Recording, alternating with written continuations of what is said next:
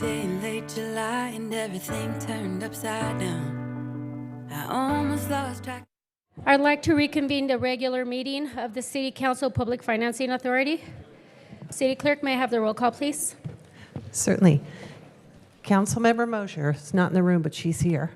Councilmember Bolton? Here. Mayor Pro Tem Burns? Mayor Pro Tem Burns? Here. Okay. Mayor Vandermark? Here. Councilmember Strickland? Here. Councilmember McKeon? Absent now, but I think he's coming. He's coming. And Councilmember Kalmick? Here. Thank you. I'd like to announce that pursuant to City Charter Section 309D, City Attorney Michael E. Gates requested permission to be absent, and attending in his place tonight is Senior Deputy City Attorney Connor Highland. Thank you. Tonight, the Pledge of Allegiance will be led by Councilmember Tony Strickland. Please rise. Hand over your heart. Ready, begin. I pledge allegiance to the flag of the United States of America and to the republic for which it stands, one nation, under God, indivisible, with liberty and justice for all. Tonight's invocation will be given by Huntington Beach Police and Fire Chaplain Roger Wing. Would you please pray with me as we begin this evening City Council meeting? Heavenly Father, you encourage us in your word to incline your ear to wisdom and apply your heart to understanding. And tonight we pray for your wisdom and understanding this evening and throughout tonight's meeting. As our City Council considers all the issues before them, Lord, may you provide your wisdom and discernment on each topic and guide them as they deliberate and make decisions. We also want to pray for your peace, unity, and harmony through all the discussions. We ask that you would provide each one with discernment, clarity, and direction as they consider and discuss the issues on the agenda this evening. We pray for those who will be speaking at the podium this evening. We know that we have people on both sides of most issues, and tensions may be a little more strained as the national election to decide the direction of our country will occur in just a few weeks. But in the midst of all of that, may you give each speaker the opportunity to share their comments uninterrupted, and may you provide all of us with a spirit of respect for everyone that shares this evening. Help us to recognize that it's okay to have different beliefs and opinions while still maintaining a respect, dignity, and love for those we may disagree with. We give you thanks, Lord, for the wonderful summer season we've had and for the many visitors that came to enjoy our city. Thank you for keeping us all safe through all the activities and events. And now that we're entering the fall and holiday season, may your peace, joy, protection, and spirit of togetherness and harmony fill us with a heart of gratitude for your many answered prayers and blessings that you've so graciously provided to our city. We ask you to bless each of our City Council members and their families, that you would keep them healthy and safe. And we pray for each and every one of our first responders and public servants as they so selflessly and faithfully serve our community. We ask your guidance and wisdom for each of our city leaders and for all of our city employees who so faithfully and diligently serve us all. Bless our meeting this evening, and may your peace and wisdom guide all that occurs tonight. And we ask this in your wonderful name, Lord. Amen.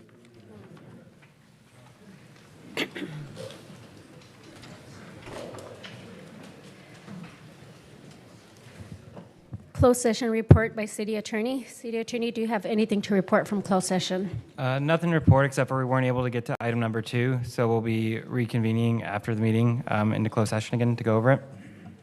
Thank you. Awards and presentations. Senator Janet Nguyen, please come forward.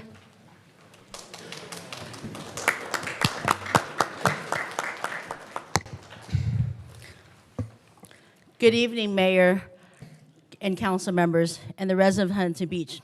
I'm Senator Janet Nguyen, and it's a pleasure to be here tonight to the City Council meeting to provide a legislative update. Thank you for giving me the opportunity and the time.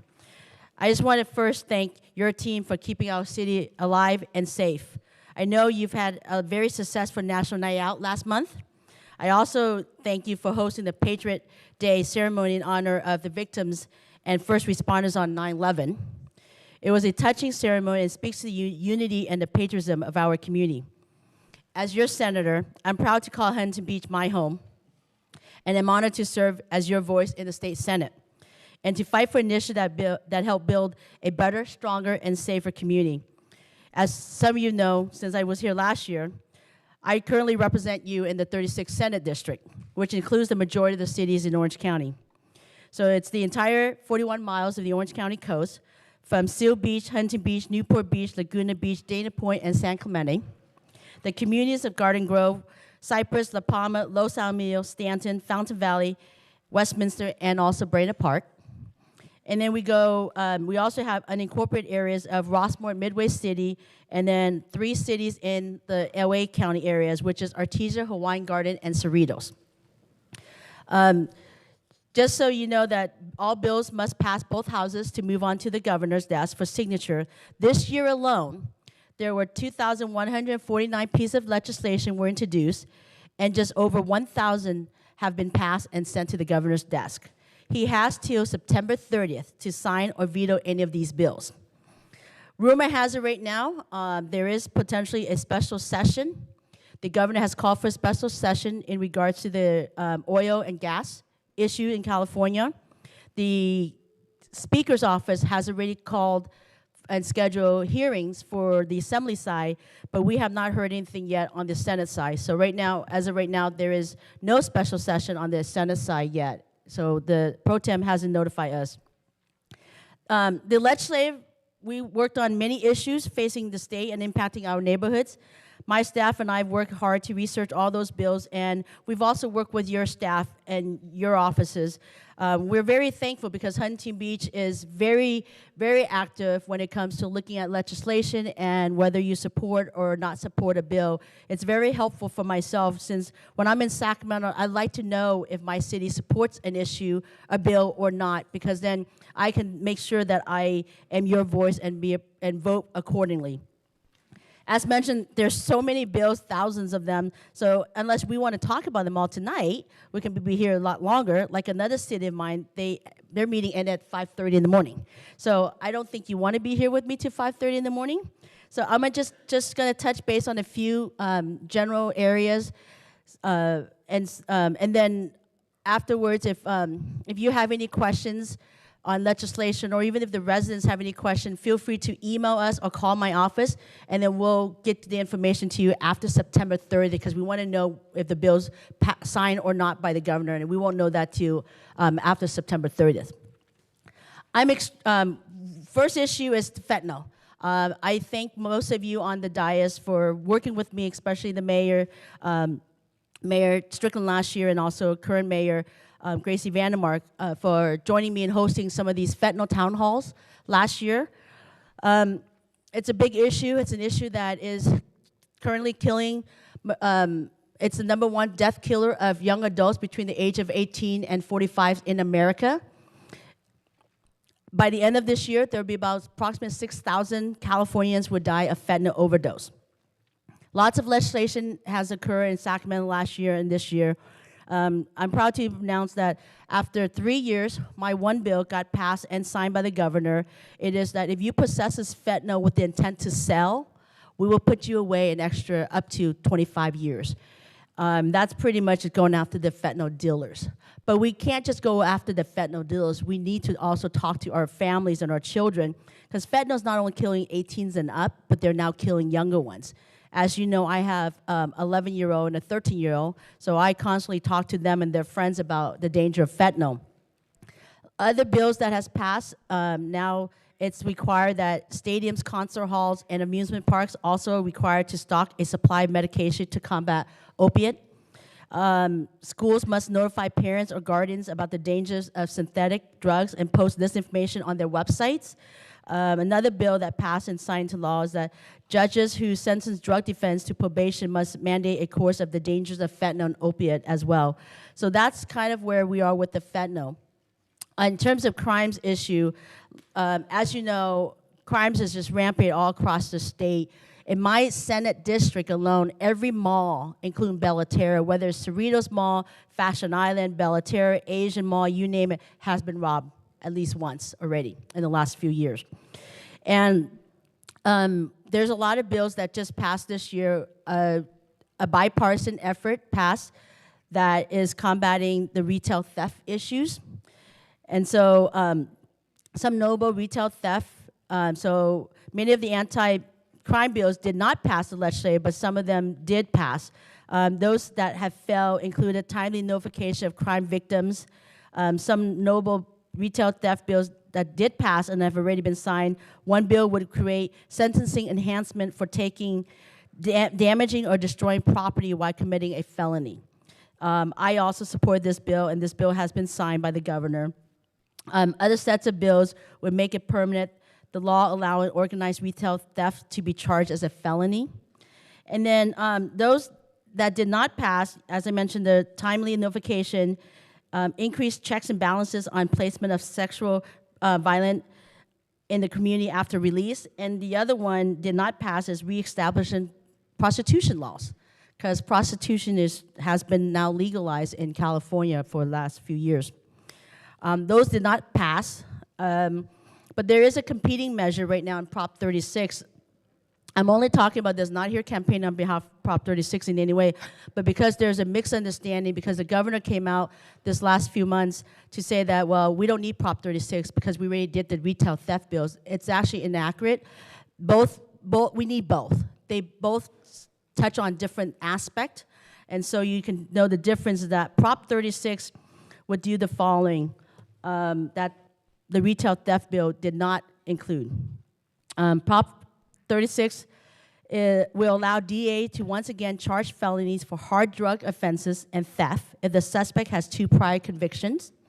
It also adds fentanyl to the list of drugs for which it is a felony to possess any amount while possessing a firearm. It also requires a judge to warn defendants charged with dealing hard drugs that they could be charged with murder if their customer dies. And it also allows prosecutors to combine multiple misdemeanor thefts committed in a recent time span or a location into a felony as well.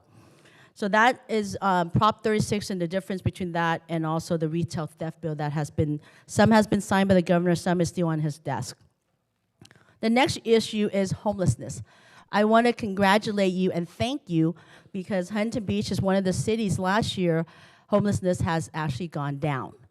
Although Orange County in general has increased 28% in homelessness, but Huntington Beach and a few of my other cities has gone down, and that's significant, and that's to thanking you, the leadership this council has, and also your staff and the police department that you have out there in place of trying to help these individuals.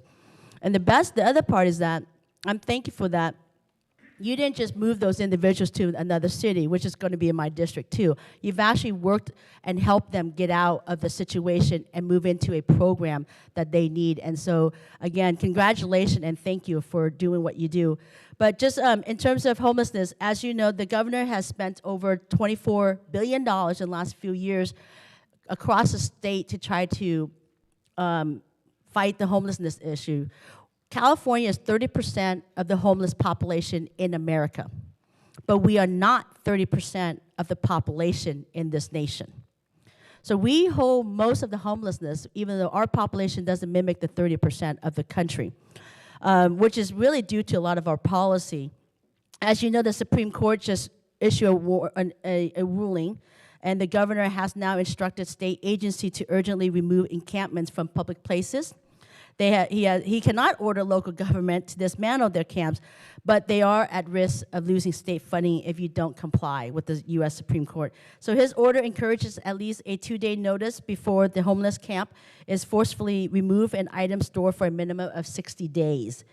So cities are encouraged to remove these encampments and also to seek for state funding, a grant from Prop 1, which provides more mental health treatment for the homeless and others.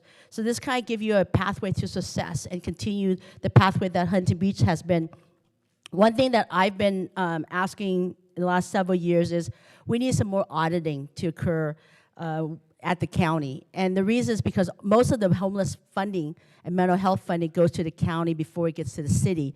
And right now, because the county overall is 28% increase in homelessness, we need to know where these fundings are. What has it been, where has it been spent? Has those programs worked? Has it not worked? If it hasn't worked, then let's maybe stop the program and move into and spend more money into a program that has been working. So that's one part. And I've also been a champion of suggesting a lot of us in Orange County, representing Orange County in the state, is that really suggesting the county to look at working with the city and giving you the funding. If you go along my district, the attitude, the personality is very different, and the culture. When I say culture, I don't mean ethnicity.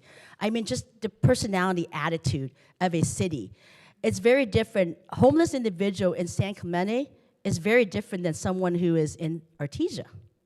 A homeless individual in Stanton is actually very different than someone in Westminster, or Huntington Beach, or Seal Beach, or Newport Beach, or Cypress, Bryna Park.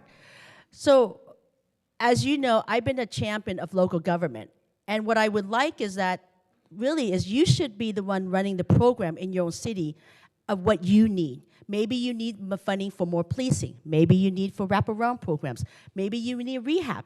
Maybe you need more housing, more affordable housing. Maybe a shelter, like your navigation.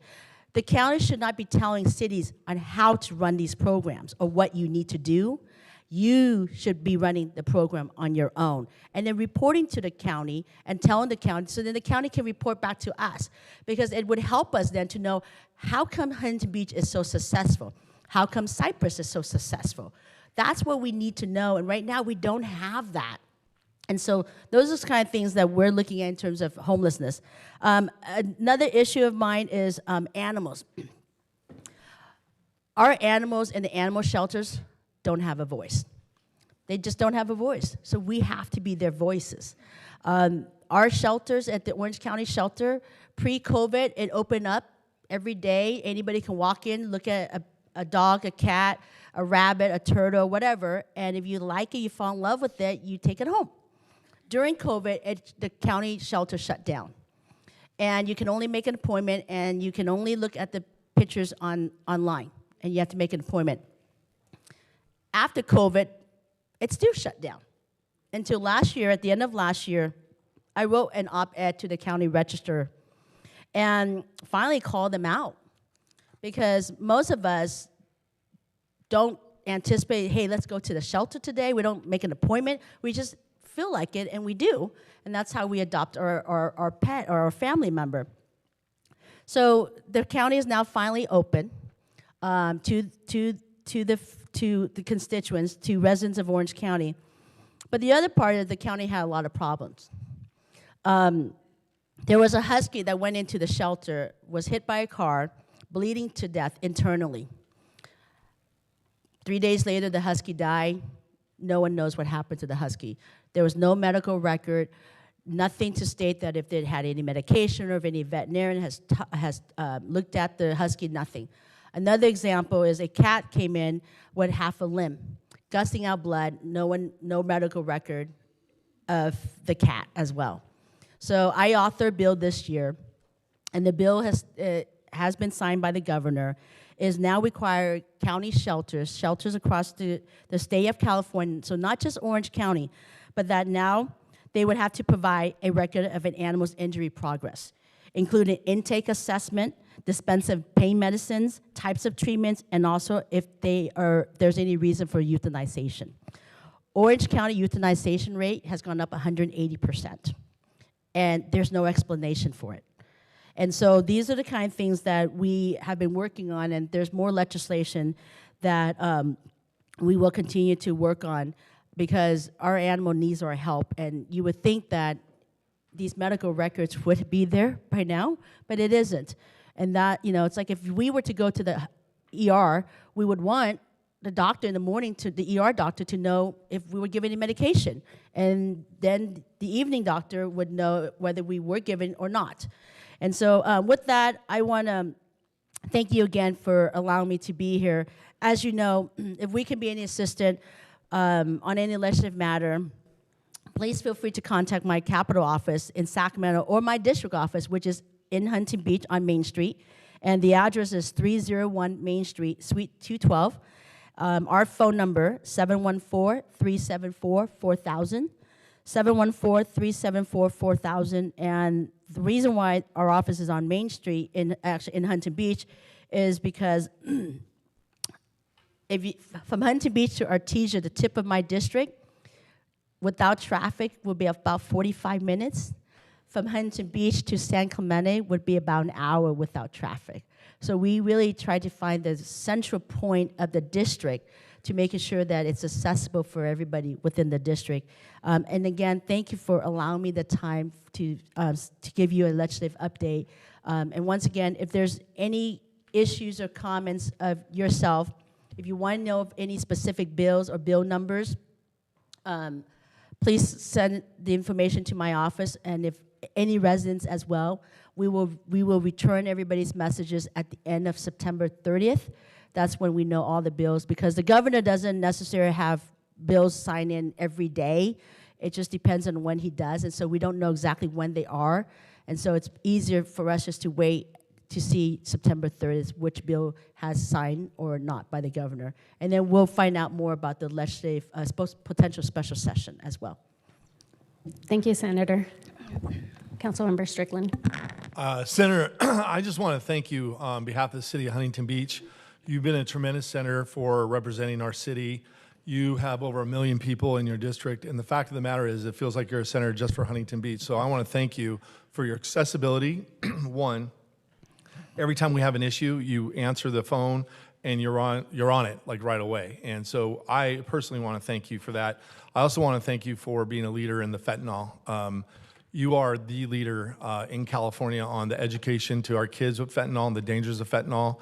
And I know you've been a bulldog on that issue, and I want to thank you on behalf of all our kids here in Huntington Beach. I also want to thank you for those animal protection issues. Those are very important to me, and I know walking door to door in Huntington Beach, a lot of you do have pets, and they do have a voice in you as a state senator. So I want to thank you for your leadership, and thank you for everything you do for Huntington Beach. Thank you. Thank you. Thank you.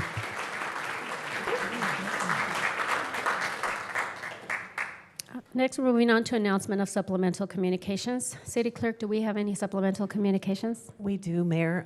Before we do that, if you don't mind, I'd just like to announce that today is National Voter Registration Day, September 17, 2024.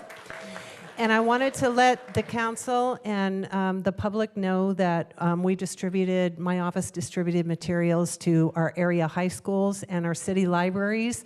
What is shown on the screen here was distributed so that people would have the opportunity to register to vote through a QR code.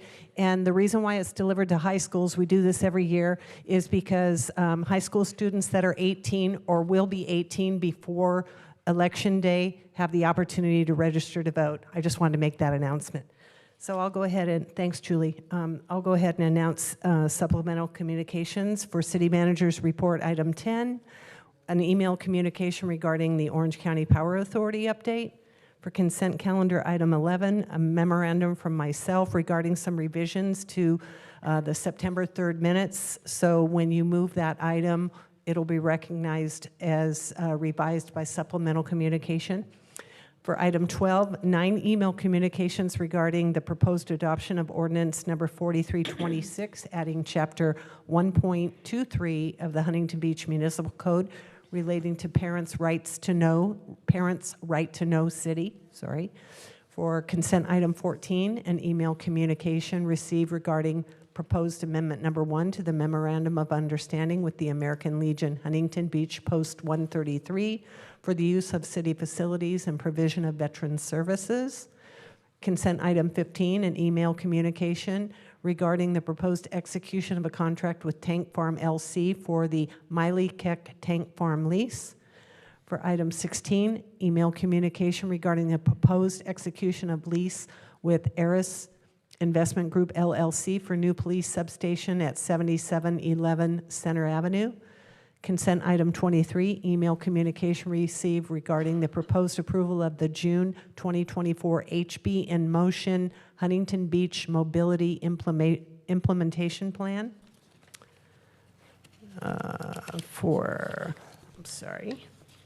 Sticky paper here.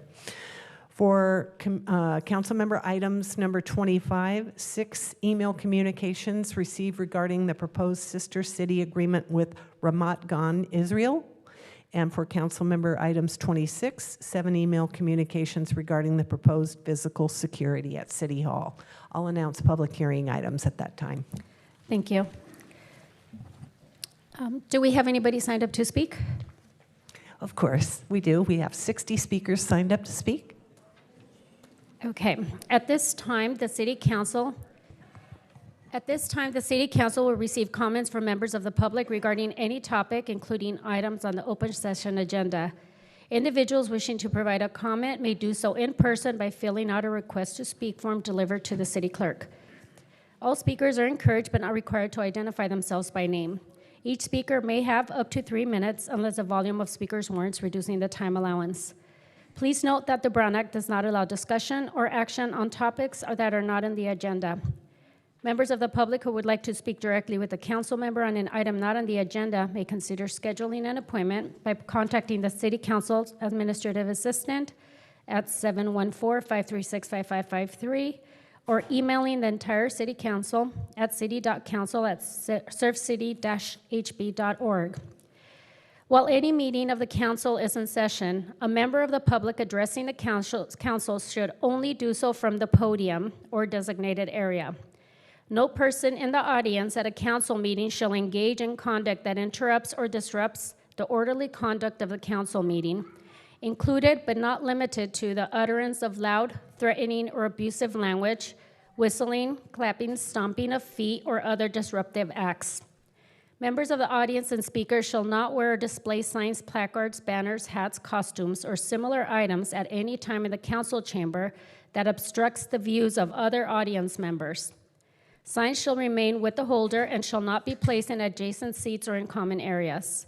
No person shall interrupt the council members or clerk during council meetings. The California Penal Code Section 403 makes it a misdemeanor to willfully disturb or break up any assembly or meeting that is not unlawful in its character.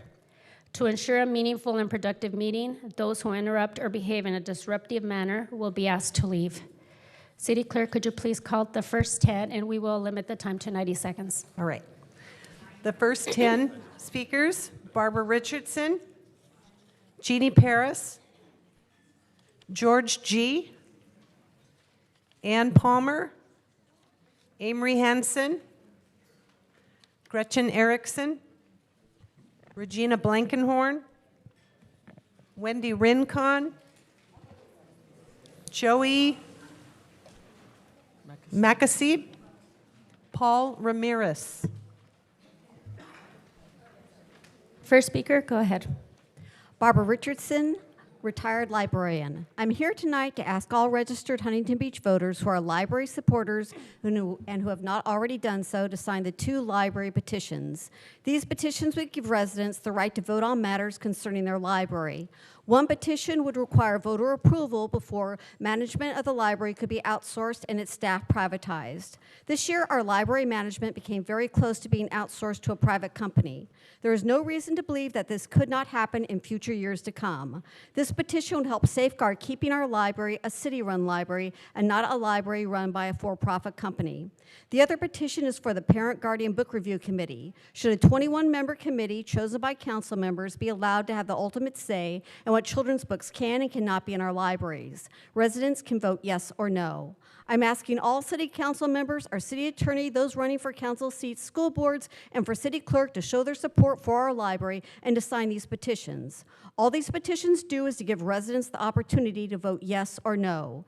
If you are a true supporter of the library and a believer in democracy and the democratic process, there is no reason not to sign the library petitions, especially if you are claiming you want to save the library on your campaign signs. Go to protecthb.org for in-person signing schedules. Your library needs your support. Sign the library petitions. And in a side note, I encourage residents to research how Measure U and various candidates plan to save. Next speaker.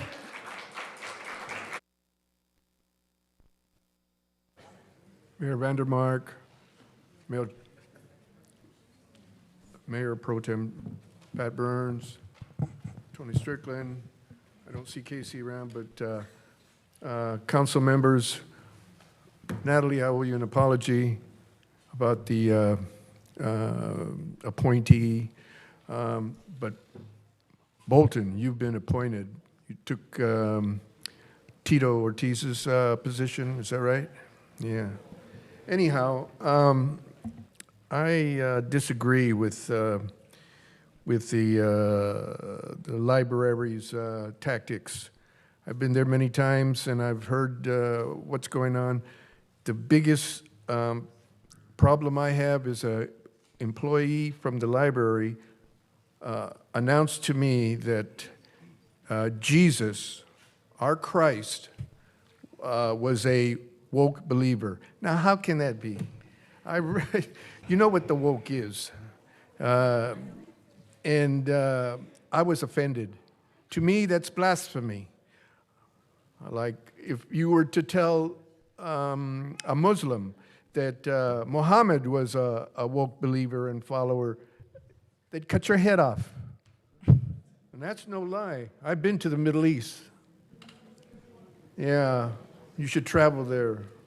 Get out of your own cocoon. Thank you. Next speaker.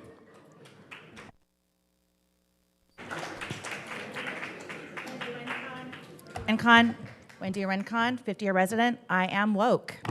I'm also the mom to a LGBTQ community member, so I will say again, I cannot believe that you have passed an ordinance that is going to allow people to snitch on kids. No one has the right to out anyone.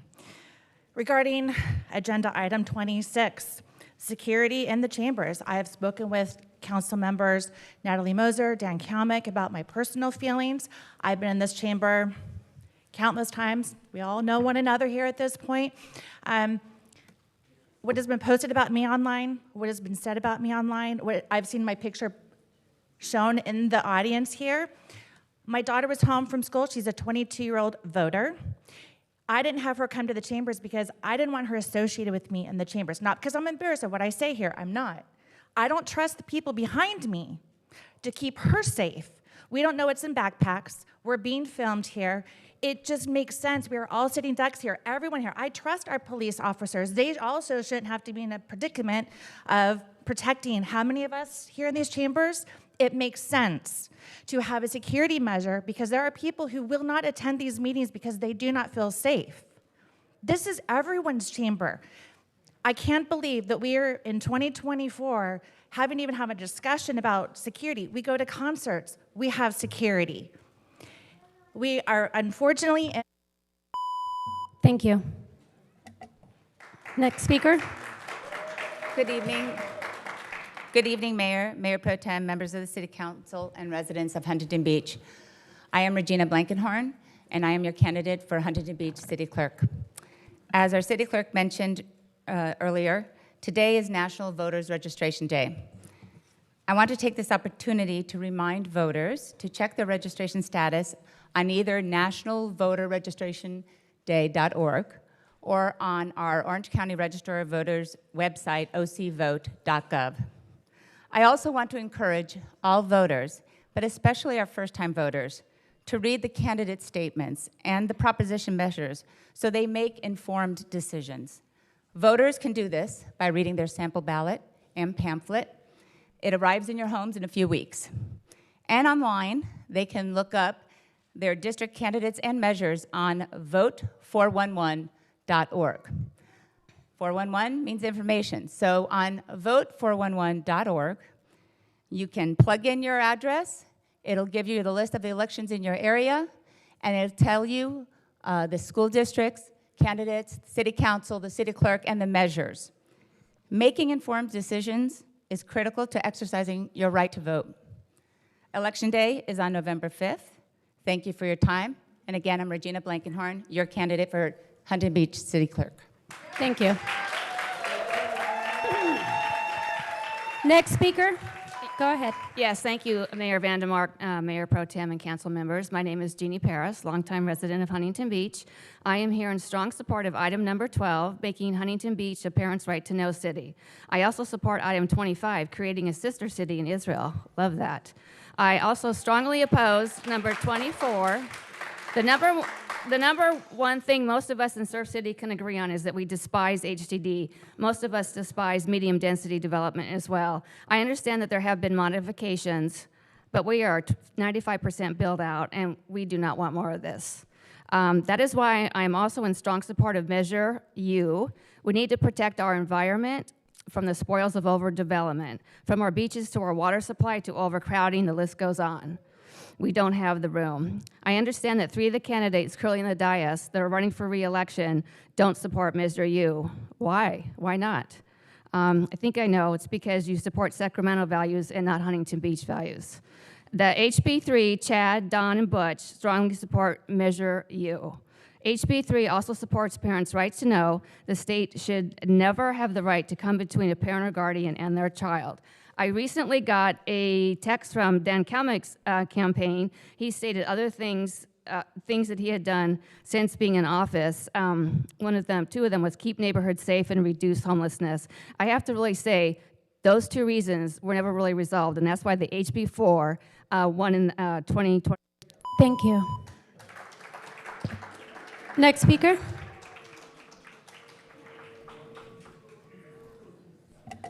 Hi, Ann Palmer.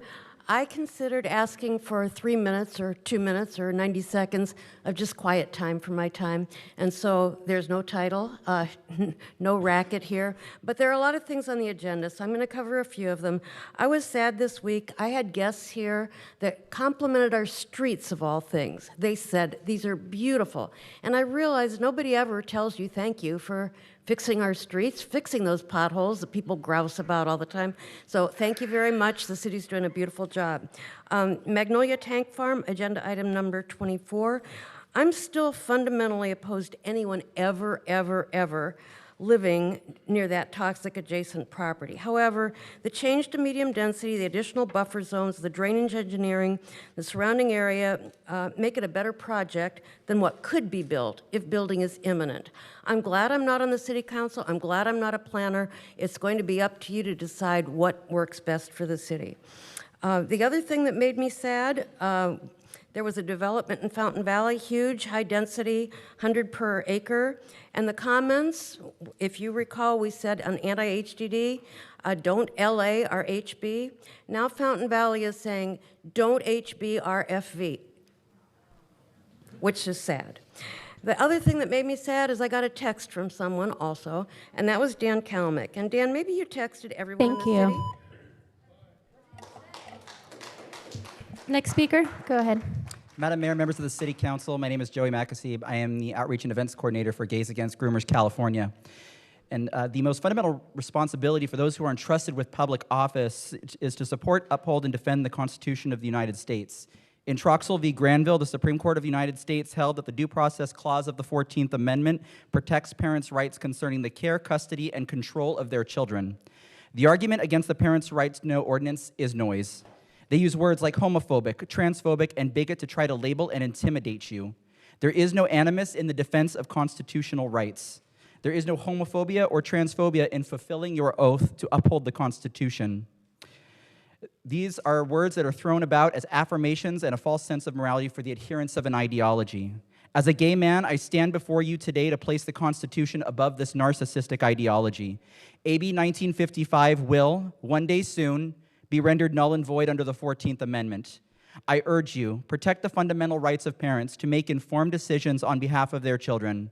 I stand with you, I stand by you, and I stand with every parent across this country to stem the tide of the assault on parents' rights. Pass this ordinance tonight. Thank you, Madam Mayor. Thank you. Next speaker.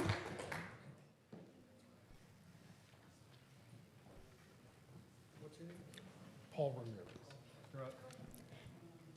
Hi, my name is Paul Ramirez. I'm a member of the LGBT community. I'm here with my husband, Richard Quirk, as well. There's a lot of passion around the parents' right to know, and California AB 1955. I'm here to tell you, as a member of the LGBT community, I stand with the city of Huntington Beach. I think it's very important that you pass this. I can tell you the fight for equality is long over. Parents have a right to know. This is basic common sense. Please pass this ordinance. Thank you. Thank you. Next speaker. Gretchen Erickson, 22-year resident, 16-year employee, and chief shop steward for the Huntington Beach Municipal Teamsters, the bargaining unit assigned to all non-safety, non-management roles within the city. When I took on the role of chief shop steward earlier this year, one of my priorities was giving back and supporting our community. With that, I'm excited to be here tonight to share some great news on behalf of the Huntington Beach Municipal Teamsters in partnership with Teamsters Local 911. Our members have nominated several worthwhile nonprofit organizations to receive donations funded by HBMT and Teamsters Local 911, and we've made our final selections for this calendar year. We've identified the following, and I'll try to be quick. The Assistance League, Captain Rolo's Kids at Sea, City of Hope at Seacliff, Colette's Children's Home, Friends of the Library, the Council on Aging, the Tree Society, the Wetlands Conservancy, Huntington Beach High School Lacrosse, Huntington Beach High School Model United Nations, the McKenna Clare Foundation, Robin's Nest, and the Therapeutic Riding Center. Whew. These organizations are making valuable contributions to our community, and we're pleased to promote and enhance the work they do. I also recognize that tonight's agenda includes some potentially sensitive items, including our closed session negotiations, Ordinance 4326, and Item 26. I welcome the opportunity to discuss how these items impact our members on a more personal level with each of you at your earliest convenience. My goal is always to keep the lines of communication open and work together for the betterment of this community. My community. Lastly, I'd like to extend my thanks to our dedicated HBMT and HBMEO members. Thank you. Thank you. Next speaker. Thank you, Madam Mayor. My name is Mr. Amory Hansen. I'm speaking tonight to express my proud support for Measure U. Measure U will allow we, the people, to consider the environmental impacts associated with various general plan amendments. It is a critical tool to protecting nature, what Mr. John Muir once called man's true home. Given Huntington Beach's long environmental legacy, I predict that Measure U will receive the most votes in favor of a measure in the history of Huntington Beach. Yes, on Measure U. Yes, on Mr. Amory Hansen. A historic choice for Huntington Beach City Council, number 2 on the ballot. Thank you. Thank you. All right. Next 10 speakers. Okay. Next 10, Richard Quirk, Samuel, Joe, Claudia Steuben, Linda Diaz, Eric Richmond Massey, Russ Neal, Ken Inouye, Bill Johns, Kristen Van Dyne. Thank you. First speaker, go ahead. Either one. Good evening, Mayor Vandermark and City Council. My name is Richard Quirk. My pronouns are he, him. I'm a member of the LGBTQ community, and I'm here with my husband, Paul Ramirez. My nephews attend Peterson Elementary, and I can tell you that their parents and grandparents not only have a right to know, but an obligation to know about anything that impacts their 2 boys. California AB 1955 is dangerous. I can't imagine a teacher who's known them for maybe a semester thinking they know better or have greater insight than my niece or her family. In fact, their grandmother and my sister is here tonight as well in support of the right to know. I support the city's right to know ordinance, and I can tell you that is not homophobic or transphobic. Thank you very much. Thank you. Next speaker. Hello, my name is Joe, and I want to speak about the Sister City issue. And I just wanted to say that about half the bombs that Israel has dropped on Gaza were unguided bombs, most of them 2,000-pound bombs. So that tells you that the human shields excuse that, you know, Hamas is hiding among civilians, that's not true. Their goal is to do the most damage, do the most harm. They want Gaza to be unlivable. Now, this is what I've been looking at for a whole year. Kids with like their brains opened up, kids cut open with their guts spilling out, heads just off kids, jaws blown open,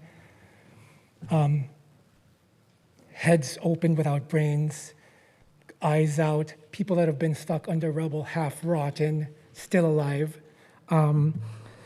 But Please do not interrupt the speakers. Thank you. 94% of Israelis think that this is appropriate or not enough force have been used. These aren't American values, these aren't Surf City values, and these aren't Jewish values. I was a Jewish studies major, and I don't think this is what I've encountered during my time. So that initiative is gonna tarnish Surf City. It's basically throwing baby brains on the whole town, surf industry, and the community. Israel is kind of radioactive. Thank you, sir. Next speaker.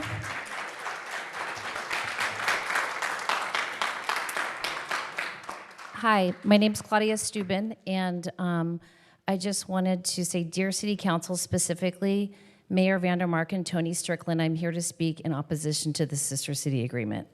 I'm a Christian wife, a mother, a longtime resident of Huntington Beach, and I have supported both of you and appreciate all the great things you've done for our city. We truly have become a sanctuary city for common sense, especially here in California.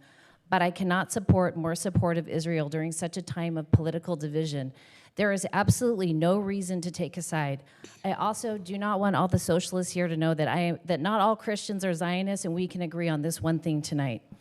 We have so much work still to do here at home in our little city, so let's focus on that and all the good work that you have already done. I feel blessed to have the fabulous four here at HB, while the rest of the country and world seems to have gone crazy. There is such a prominent Palestinian community here in Huntington Beach. These are our friends and our neighbors, Jack Surfboards and Zach's and many, many others. These families just donated hats and shorts to the Huntington Beach High School football team. These are good people, and their sons play football with my sons. I love these kids, and this is their home too, and this message is just unnecessary. Do not choose a side as representatives of our city. Go support Israel as private individuals if you must. Send them more money or whatever you want, but don't send this message as my representative. I don't care what our pastors are telling us. This is not biblical prophecy. And lastly, a quote from Next speaker, go ahead. Good evening, Madam Mayor and Council members. My name is Samuel. I'm co-chapter leader for Gays Against Groomers, California. We stand here tonight committed to safeguarding children from those who seek to undermine their innocence and exploit them for personal gain. We believe parents are generally the most qualified and have an inherent right to direct the care, custody, and control of their child's well-being. These rights are sustained by the Constitution and Supreme Court rulings, which state that these rights cannot be taken from parents unless, and keyword here, until the parent is found to be unfit. AB 1955 assumes parents guilty until proven innocent. I want to acknowledge you, Madam Mayor. Despite unfounded and reckless claims suggesting you are homophobic, transphobic, bigoted, you have shown valor where others have faltered by standing firm in your commitment to protect children and parental rights. Your actions underscore that you will not be swayed by criticism, labels, but you will uphold the law of parental rights. It isn't an easy thing to do, but it is our duty, it's our moral and ethical obligation. Thank you. Thank you. Next speaker, go ahead. Good evening, my name is Kristen Van Dyne. I am here not because I want to be here, I don't want to be speaking right now. And the reason I don't want to be speaking is because I know, not I think, I know I will not be heard. I am here on behalf of the El Hattab family who are living in a tent in the Nusrat camp in Gaza. They have spent 11 months, Rita, Ola, Bana, Dia.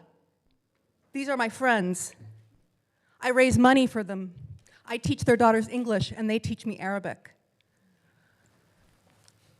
This is a humiliation. This is embarrassing. I feel like I had no choice but to come here and tell you what I can't even defend myself from living in the city anymore. I don't tell anybody that I live here because I don't want to hear it. We cannot stand with genocide. We cannot show solidarity with a genocidal entity.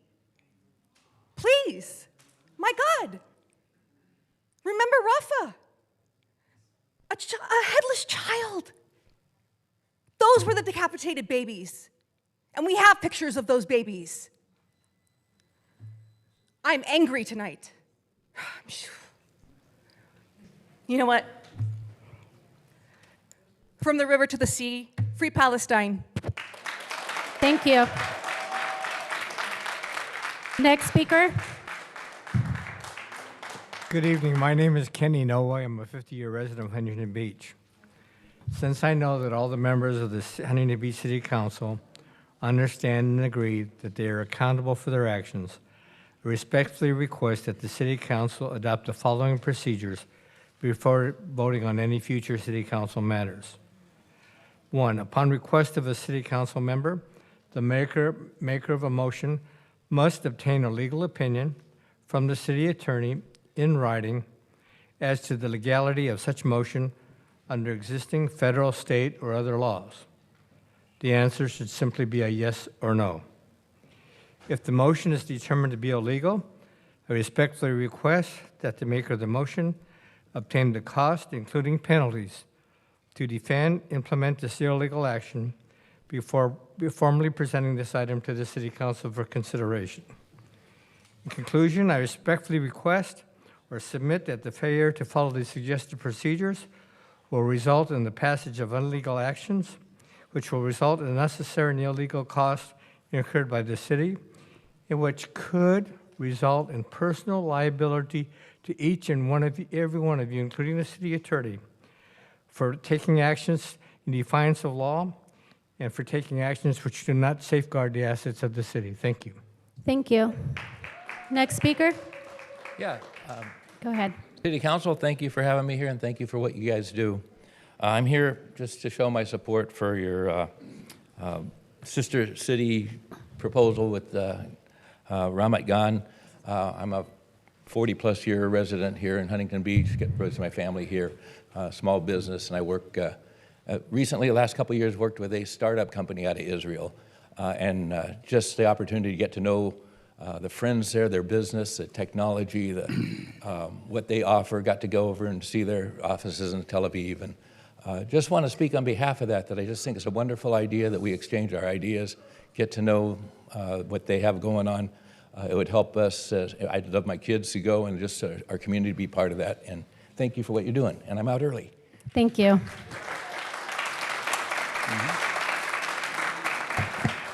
Next speaker. Good evening. My name is Russell Neal, and I live in Huntington Beach. I want to thank our council majority again for having the courage to push back against the rising tide of tyranny in our nation, especially that coming from Sacramento. The narrative against the city's Parents' Right to Know ordinance turns reality on its head. It is not the city that is involving itself in children's sexuality. It is the city that is preventing activist individuals, whether teachers, librarians, or anyone else, from sexualizing children without their parents' knowledge. It really is as simple as that. It is the opponents of this ordinance that want the government getting between parents and children and that oppose the very institution of the family. They want there to be only isolated individuals under an all-powerful state. God bless you for standing against this evil. Thank you. Thank you. Next speaker. Go ahead. Yes, good evening, City Council, Strickland, Mayor Casey. My name is Eric Rich Massey. I live on the north side of Huntington Beach. There was announcements made by the government of the United States and the state of California and also your city. The government of the United States made a comment in this area, the state of California, that I was declared a recipient by the United States government and also a national security official. Right after that statement was made, a couple of weeks after that, the state of California made an announcement that I was awarded a state. And also I was awarded a title of a state official. A few weeks after that, the city of Huntington Beach made an announcement I was awarded $13 million for being done wrong from the past, especially with Robert Handy, your police chief. Y'all know what they did to me. Eric Peterson and Stephanie Siegel, a state employee that got to watch me and do me bodily harm. Okay, this isn't something that no one wants to ever go through. I've got to be watched for the rest of my life, of everything I do. City council members that are sitting on this panel right now got the privileges to go into a room that's in this building to watch me in my home, take a shower, go to the bathroom, sleep, dress, undress. And you can tell the state of California, if they don't like my lifestyle, you can tell them they can go to hell. Okay, what I want to know is why you made this statement of $13 million that I was awarded by your city. I come 2 days later on a work day, and you won't even acknowledge me, who I am, and me being awarded the money. Thank you. Next speaker, go ahead. Hello, Honorable Mayor Grace. First of all, I'd like to thank you. Thank you so much for keeping Huntington Beach one of the most beautiful cities in California. And also, I'd like to thank you for handling the homeless issue in a compassionate and uplifting way.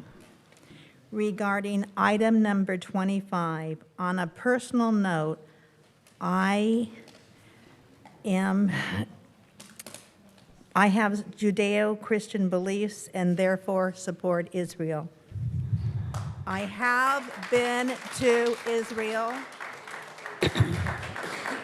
I also support the Arab people, and I support nonviolence. I do take a firm stand in bringing our hostages home. And this is what everyone should be putting on the top of their agenda. So I thank you, Mayor, for the apple of God's eye in keeping Jerusalem and Israel on the top shelf. I hope to return to Israel and to see all its people, the Arab and the Israel, the Jewish people living together in a safe state. God bless America. All right, Mayor, the next 10 speakers, Frank Nakabayashi, Carmen Erber, Maureen Anzavino, Jai Hudson, B. Chanel, Crystal Nguyen, Joyce Riley, Jeannie Gooden, Christian Mack, Monique Rangel.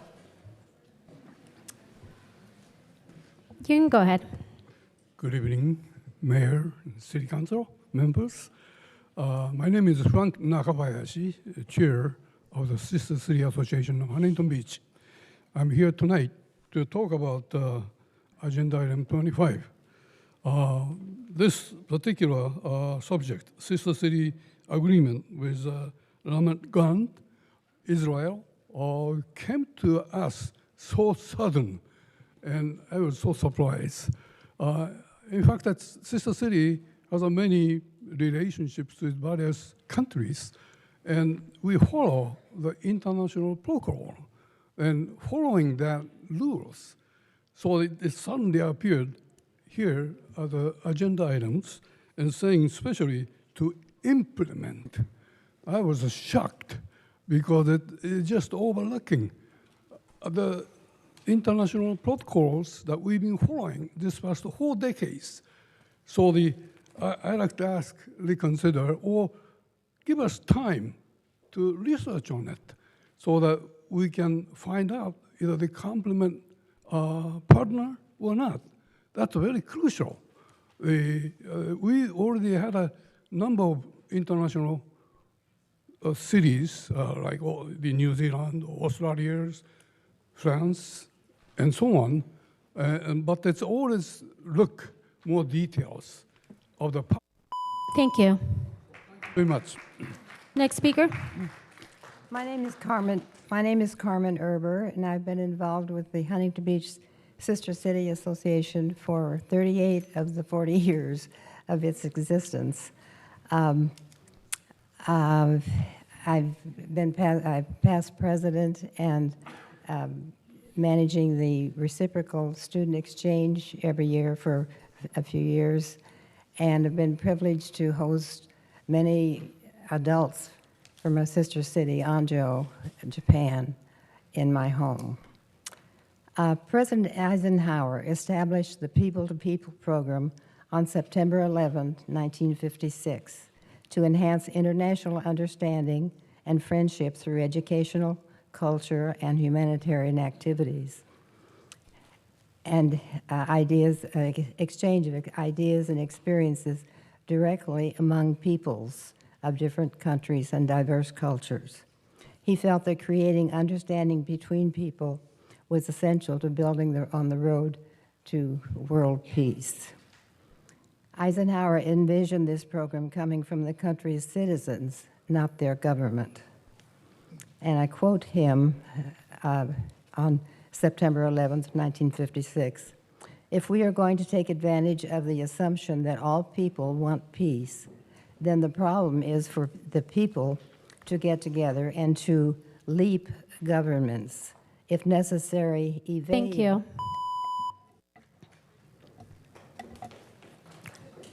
Next speaker, go ahead.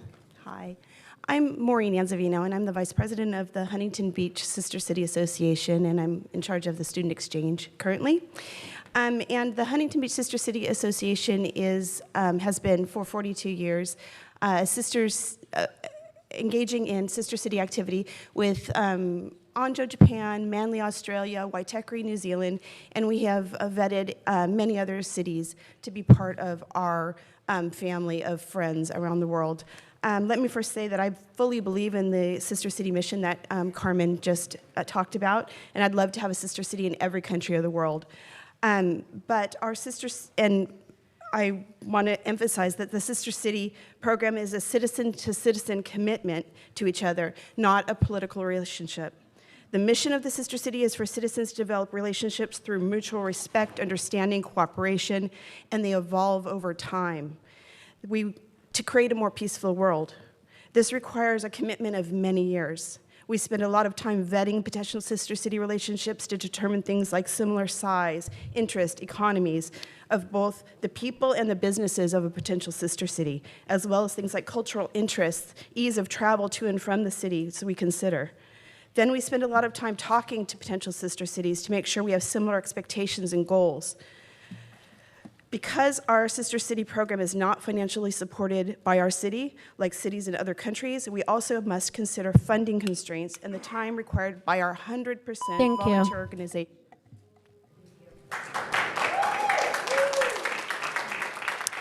Next speaker, go ahead. Hi everyone, thank you for your time and attention. My name is Crystal Nguyen and I've been a resident of Huntington Beach for 10 years. It's my first time giving a public comment, so thank you. I just had to come here to say that I strongly oppose 24-634 and 24-651, which is the parents' right to know and also in making Huntington Beach a sister city. Instead of infringing on educators' rapport with their students, it should be up to the parents to create a safe space for their children to talk to. Secondly, I and many other residents of Huntington Beach oppose the Sister City Agreement. Like other commenters have said, we should continue to focus on improving the city for residents and visitors. If we agree to a Sister City Agreement, we are siding with genocide. I also support nonviolence. What about violence being done to the Palestinian people, to the children, to the people who selflessly work to keep them going? Free Palestine. Thank you. Thank you. Next speaker. Go ahead.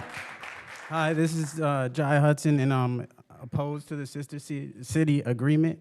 I think the trajectory of Huntington Beach has been on a racist one. And we've been fighting for a while to oppose that. So I think that going back to that type of culture out here is obviously the wrong way to go, especially when it's rooted in a live stream genocide.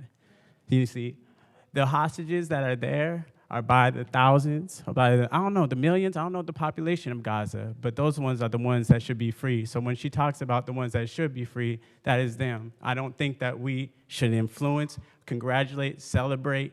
I don't think we should make that culture a genocidal culture. It's obvious. I don't know if I need to say from the river to OC, Palestine will be free. but that's what will end up happening. So thank you for your time. Thank you. Next speaker. Go ahead.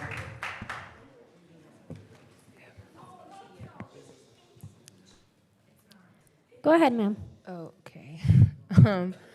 Hi, I'm Monique Regon-Wagbuzia. I am a proud member of the Party for Socialism and Liberation, and I'm here to oppose agenda items 12 and 25.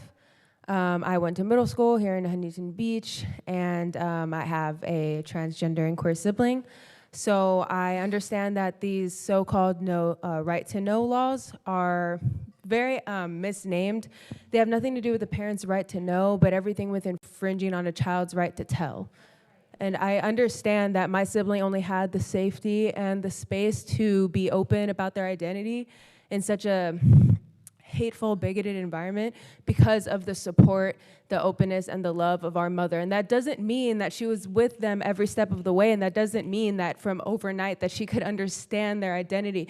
But what it meant was that the child-parent relationship was not infringed upon by the state, so that they could actually form their own bond, so that while my sibling was getting bullied at school, they didn't have to worry about coming home and being abused by their parent. But I understand that every person does not have that right. So to assume that every parent has that relationship with their child actually just puts children in danger. And the assumption that every parent has the right to know what a child is not ready to tell is unfair.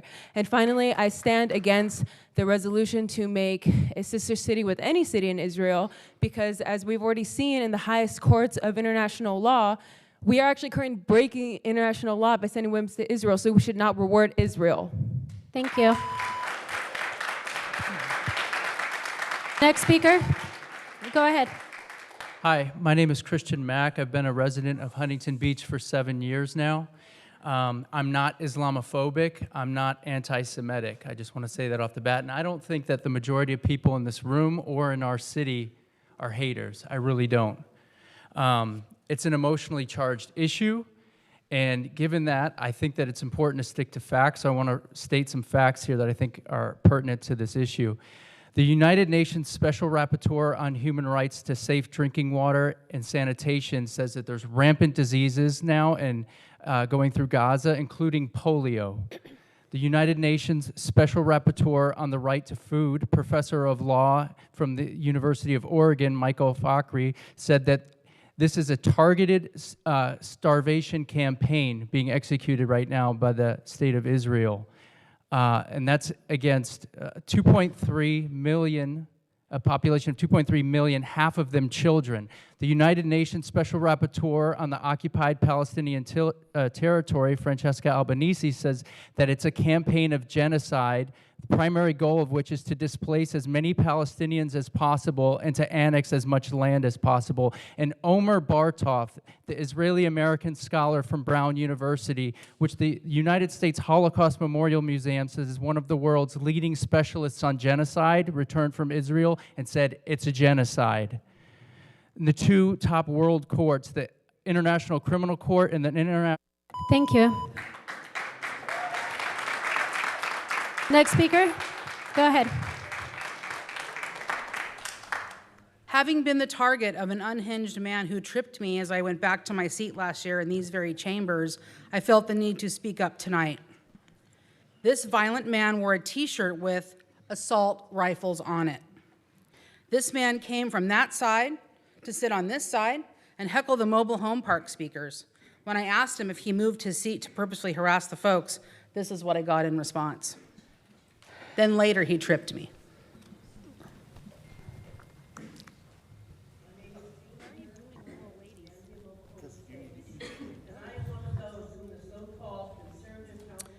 We need better safety measures, which would give the public more confidence to come speak here in these halls. Many people contacted me after this incident to tell me they don't come to the meetings because they feel threatened and intimidated. They see Proud Boys meandering the chambers carrying large sticks and backpacks with unknown contents. Last year, That's fine. Go ahead.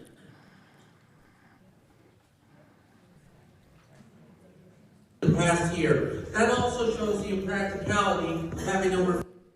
This is also what we see regularly sitting in the audience here. I guess flipping people off is the favorite way to communicate and intimidate with these men.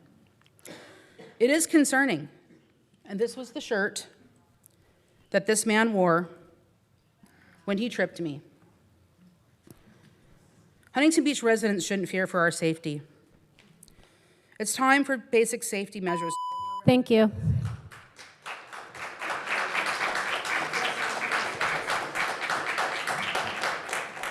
Next speaker, go ahead. Good evening, you fabulous four, also known as the Fab Four now.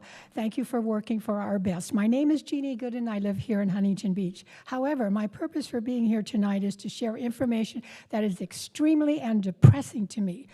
Why? Because I want to believe that when our city council members make decisions, they are honest and forthcoming in their actions and do not change their views when not in our observance. I'm referring to the resolution our city council voted last October 17 to support Israel.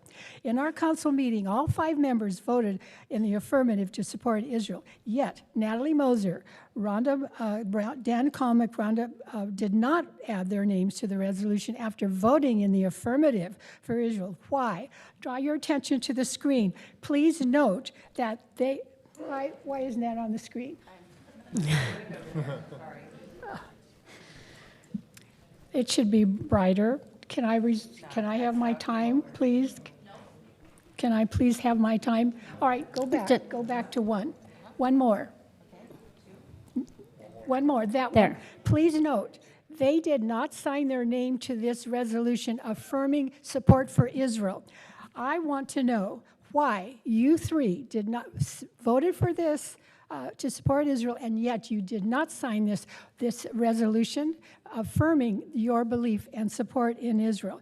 I want to believe that you 3 work for our best, but what other issues have you asserted approval, yet when we citizens are not aware, alter your votes? When my leaders on this council embraced issues just to please us and then changed their decisions to please Sacramento, I am outraged. Remember, people, elections are very soon. We must vote for leaders who truly represent our wishes and not those of Sacramento's. Thank you. Thank you. Next speaker, go ahead. Joyce Riley, a member of the Christian community. Earlier this year, the City Council agreed to a petition that their children be protected from books that are age inappropriate. This has not yet happened. The library still has books that encourage hatred, racism, ignoring God, and the 10 Commandments. These materials need to be placed in a room where children under 18 cannot access them. We don't live in an ideal world. We have always, children have always been exposed to the darker side of life. This can't always be avoided, and we can't bring up kids in a bubble. However, our library should be an oasis, a place of light where children can enjoy books that are educational, inspiring, and uplifting, as well as fun and entertaining. You profess to protect our children. Please practice what you were elected to do. Do what the parents ask. Thank you. Thank you. Okay. The next 10 speakers, Gina Tiffany, Dennis, Tim Geddes, Mary Jo Baratish,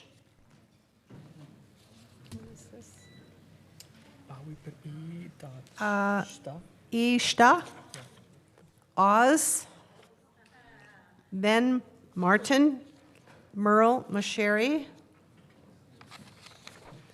Nathan. First speaker, go ahead. Hi, my name is Gina Tiffany. I'm a longtime resident of Huntington Beach, and I am here to oppose the sister city in Israel. I've heard a lot of speak about protecting our children, yet what of the Palestinian children? So far, there have been 15,000 Palestinian children that have died since October. Since we're bringing up October, I'm going to go ahead and quote that. However, many of us know this did not start in October. If you are not familiar, go ahead and Google the Nakba, 1948. Again, I am just here to oppose the sister city We need to focus on our residents here and not what kind of relationships we can create abroad for financial reasons. Thank you. The end. Thank you. Go ahead, sir. Go ahead. Good evening, Mayor Gracie, elected city council members. My name is Dennis. I'm a 41-year resident of Huntington Beach. Excuse me. Today is Constitution Day. September 17th, 1788 is the date in which we ratified the Constitution, and the U.S. had a document that gave us the structure for our government to operate. It did not address morality, because morality wasn't the question. We've gone through civil wars, world wars, economic depressions, various uprisings, and all that time our country has held together. At the 60s, the Democrats decided that the churches had too much political power. So they weaponized the IRS against the churches and said, if you don't get the hell out of politics, we're going to jerk your tax-free status. Even that didn't silence the silent majority. So they came up with the Fairness Doctrine. The Fairness Doctrine said, media, if you put a conservative on there, you have to immediately put the opposing point of view. If you don't think that still doesn't apply, look at the elections ABC conducted just recently. Now we have AB 1955. 1955 tells our elected school council, school board members that they cannot instruct the teachers to stay the hell out of the gay agenda. Apparently our failings are... Thank you. Next speaker. Go ahead. Good evening, Mayor and City Council. Tim Geddes here. A dictionary definition of the word fraud is a person who intends to deceive others, typically by unjustifiably claiming accomplishments or certain qualities, and by misrepresenting themselves as not only being competent, but capable of distinction. It is quite evident to the bulk of our community that the current City Council majority has represented itself fraudulently. However, even more egregious examples of fraud are the council majority endorsed candidates for elected office here in Surf City. Like their partisan patrons, the endorsed slate of Chad Williams, Butch Twining, and Don Kennedy have contented themselves to tear down our local government and excoriate the only leaders on the council who are trying to get constructive things done. Ditto for their conservative choice for city clerk, Lisa Lane Barnes, who has no municipal experience to qualify herself for the job. Her opponent, Regina Blankenhorn, is not only well qualified for the office, but is in no danger of becoming a partisan puppet in the position. Our incumbents here have distinguished themselves in guiding our city competently and compassionately. No destructive charter amendments, no dangerously confronting state authorities, no badgering the community. We deserve better than frauds in elected office. We deserve real leadership. Thank you. Thank you. Next speaker, go ahead. Good evening, Mayor and City Council members. My name is Mary Jo Baratich. I've lived in Huntington Beach for 41 years, and I'm speaking against item 24. People are not aware of the health and safety negatives for the development, such as this area is located within the 100-year floodplain and is subject to the sea level rise along with king tides, liquefaction, tsunamis, flooding, and potential devastating earthquakes. For your information, that several times during a year, the king tides fill the Magnolia Marsh, and during major storms, water does flow onto the tank farm, and you can't stop that. During the Santa Ana winds, toxic fumes and particles containing arsenic, cadmium, lead, tin, and lithium, etc., will blow across this land from the Ascon toxic waste dump right into the homes and hotel. There's nothing we can do to stop those fumes. When the two older AES facilities are torn down in the near future, there will be serious air quality problems from the asbestos being released and blowing towards the Magnolia Tank Farm property during a deconstruction due to the prevailing ocean winds and potentially causing mesothelioma. The tank farm is in the direct wind path. And additionally, hazardous methane gas is emitting already up through the soil from where the past oil tanks and the pipelines were located.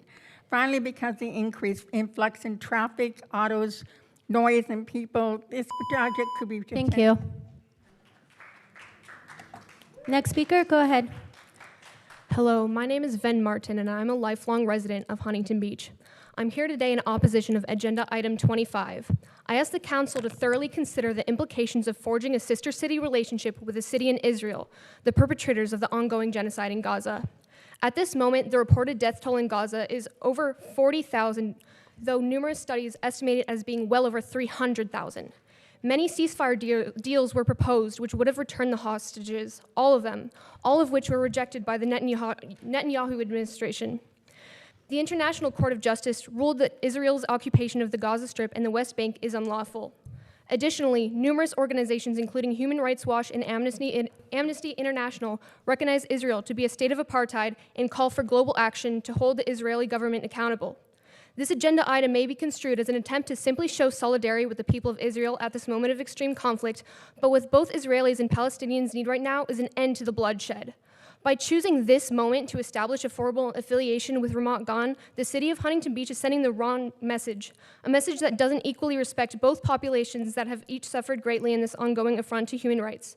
Huntington Beach should not adopt the Sister City Agreement and signal tacit approval of the ongoing slaughter of innocent civilians. I hope that as a city we can change course and explore alternative avenues for pursuing a more peaceful world for everyone. Thank you for your time. Thank you. Next speaker, go ahead. Good evening. My name is Nathan. I'm a local fisherman, educator here in Orange County, and I am a proud member of the Party of Socialism and Liberation. I'm here to express my opposition against Agenda 12 and Agenda 25. Agenda 12 is deeply irresponsible. It is not a city affair to be in the business of children's sexuality or their gender orientation. This endangers children's lives. Evidence has shown that policies like Agenda 12 has shown an increase of a chance of violence, abuse, and suicide. It is a breach of privacy amongst the children, and it's not a city council business, again, to be meddling with who a child is attracted to or what is between the legs. This is irresponsible policy. Responsible policy protects children and respects their safety and their privacy. On Agenda 12, it is an irresponsible usage of city funds to side yourself with an apartheid regime, legally recognized by the UN. If passed, the city council will stand on the side of genocide and systemic rape. There's undeniable evidence of mass civilian death and casualties and displacement and the use of systemic rape within Israeli facilities. You can look this up. You can look at all the video. There's videos of Israeli guards using batons to rape Palestinian prisoners to death.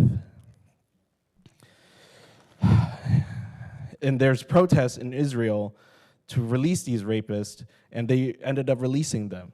So we're just gonna side with the country that's gonna legally allow this. Thank you. Go ahead.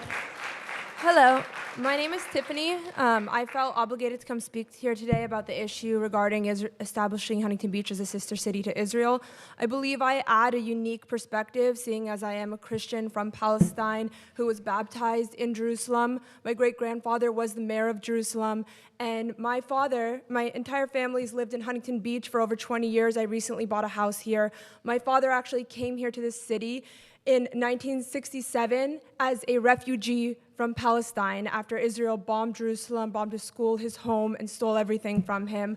It's a hurtful motion because we have so many members of this community who are Palestinian.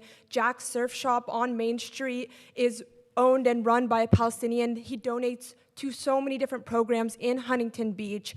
And currently, and before pre-October 7th and post-October 7th, Israel has been synonymous with ethnic cleansing, apartheid, and genocide. And that is a fact, not an opinion. Since October 7th, it's estimated that over 200,000 people have been murdered, over half being children. We don't want to make ourselves synonymous with this notion. I visit back home frequently, and I'm a firsthand witness every single Easter. As a Christian in Jerusalem, I watch IDF soldiers block the Holy Sepulchre, the gravesite of Jesus Christ, and prevent Christians from entering into that church yearly. And yet I watch and see many women standing here saying, as a Judeo-Christian, I have to stand with Israel. Thank you. Next speaker, go ahead. All right. My name is Ben Winecoop. I'm a 10-year resident of Huntington Beach, kitten rescue advocate, and former United States Marine Corps sergeant. I enlisted in the United States Marine Corps when 9/11 occurred my senior year of high school. I started paying attention more to foreign policy at that time and had the opportunity to visit Israel and Palestine with my parents' church. But now the drums of war are beating, and like a groundhog on Groundhog Day, Dick Cheney emerges from his lair to endorse a presidential candidate. And our ally right now is risking us being dragged into a regional war. But allies do not sink U.S. naval vessels. The Survivors Association of the USS Liberty views that as intentional. Our allies do not commit false flag attacks like with the Lavon affair, which caused their minister, I believe their Secretary of Defense, their equivalent, to step down. That was going to be a false flag on American assets.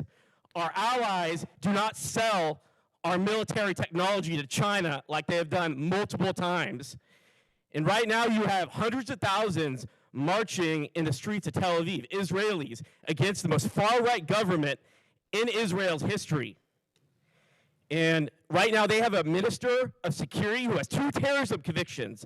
He's supporting groups that are taking settlements in the West Bank that Israel recognizes as terrorist organizations, yet the IDF is giving them arms. So I'm asking you to support our troops.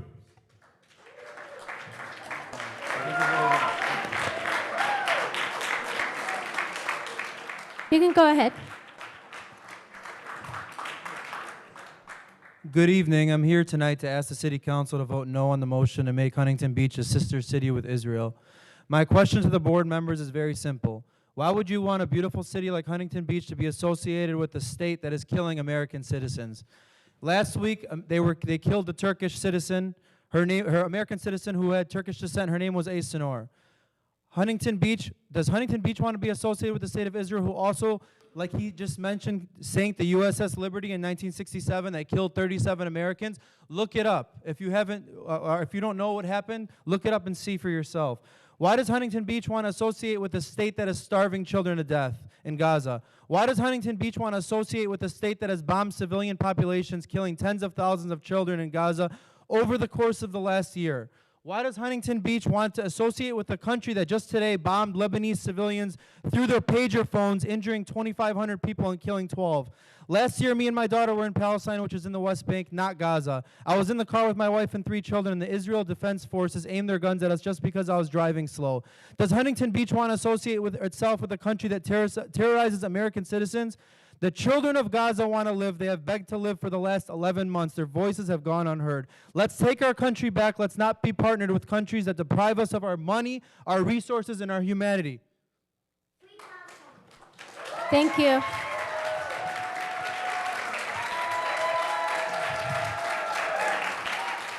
Next 10.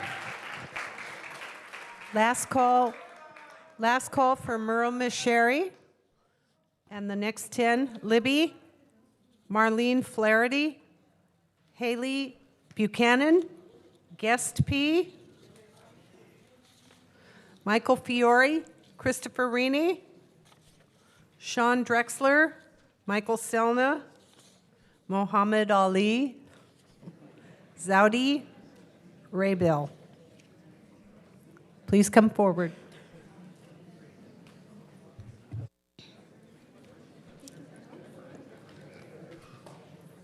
First speaker, go ahead. There are 3 candidates running for city council who claim to be conservative, law-abiding law and order, and library-loving types. However, they blatantly disregard the law and lie to your face. It is against the law to vape in these chambers, yet one of those candidates did just that. It's against the law to put campaign signs up in the medians, yet I saw several this morning. It is against the law to put up public election signs before 12:01 on September 16th, yet dozens of their signs were up hours early. Are there consequences for violating these laws? Apparently not. When your allies are in charge, all it takes is an apology and a promise with a wink not to do it again.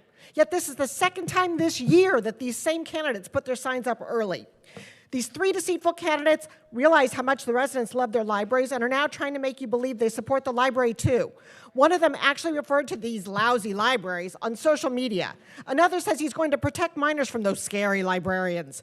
The third doesn't understand the difference between selling a library versus committing to an outside for-profit management company, which he seems to favor.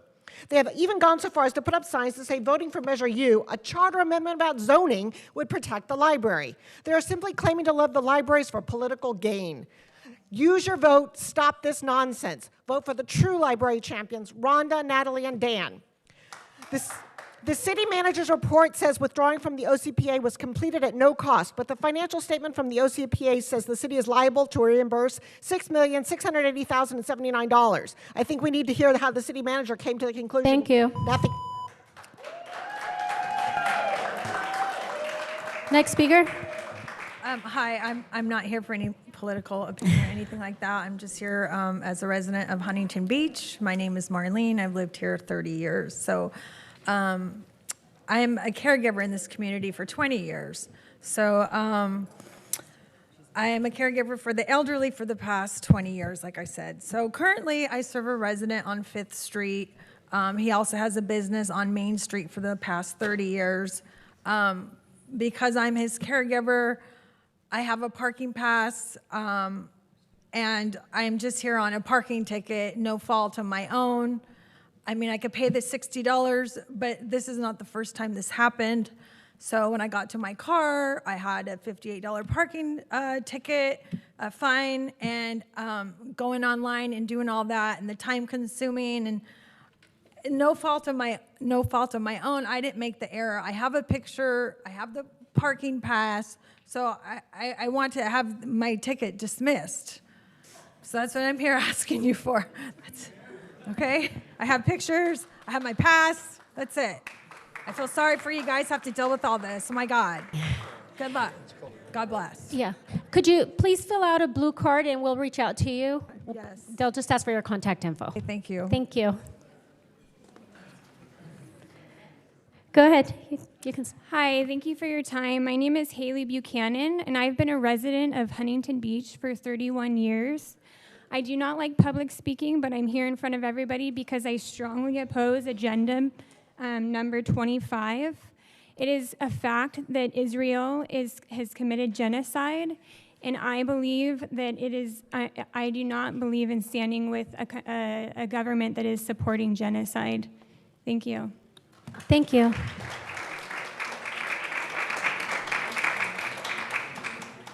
You can go ahead. Thank you, Mayor.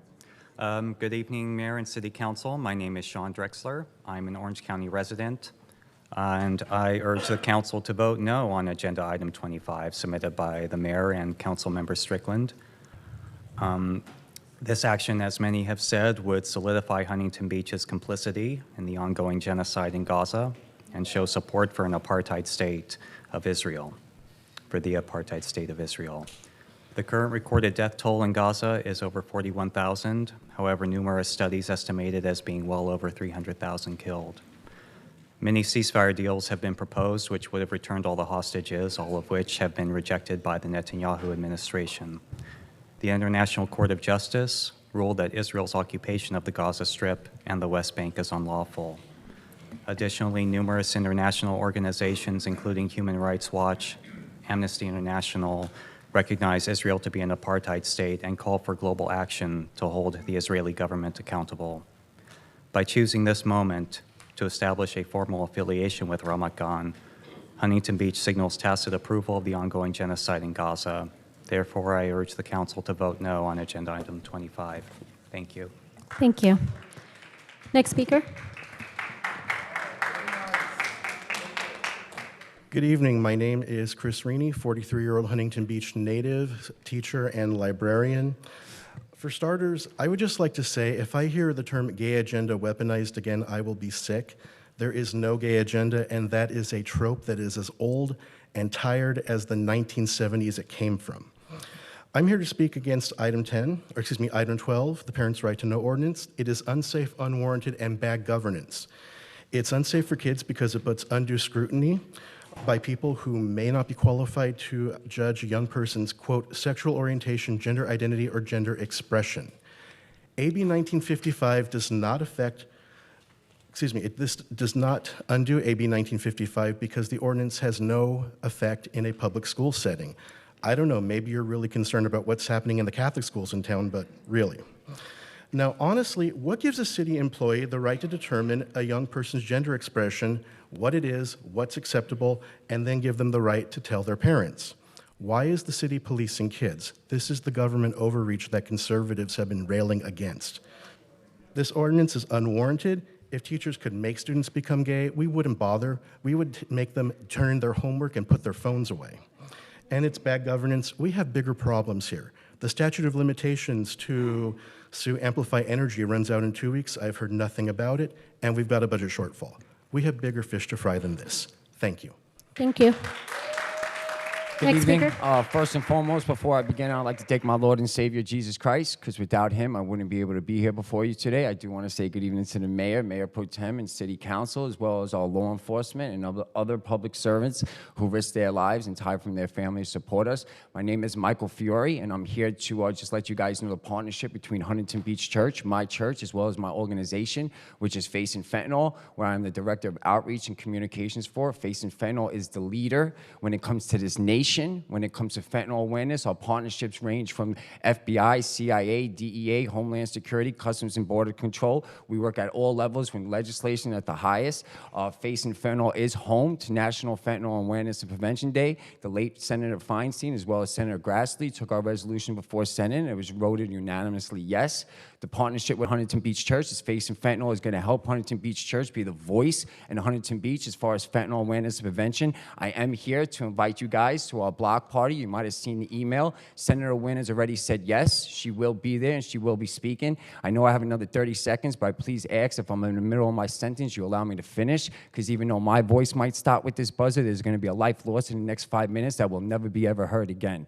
So I'm hoping that you guys take this opportunity to come, because there's people in this room right now that might not even know about fentanyl. We're using the word overdose. The word overdose means an excessive use of drugs. The leading cause of death to 18 to 45. 22 teens in this country are dying a week to fentanyl. The biggest loss right now in age group is 14 and under. This is not a drug addict's problem. Yes, I'm sir. in recovery. Time is up. I hope you guys could. Kids are Thank you, dying. sir. Thank you. Go Good ahead. evening, ladies and gentlemen. My name is Muhammad Ali. I'm a Palestinian refugee. And in fact, the conflict in the Middle East did not start on October 7. My parents and grandparents were both they were born and raised at a small village in Palestine called Salam. Until they grew oranges until 1948, when the Zionist settler came by, kicked them out, and stole their land and their homes, and established what is called now Ramat Gan. So Ramat Gan is built on a stolen land. Part of it belongs to me. I think it's a disgrace, a shame that anybody would support such an enterprise. Furthermore, I think it's unconscionable that anybody would associate themselves with a country or with a state that has been indicted for genocide by the International Court of Justice. I think the City Council and the Mayor should be calling for immediate ceasefire and end to all this senseless death in Gaza and in Palestine, instead of trying to support a state, an illegitimate city, and divide the community here. Thank you. Thank you, sir. Next speaker. You're okay. We have a video. I'm waiting for that.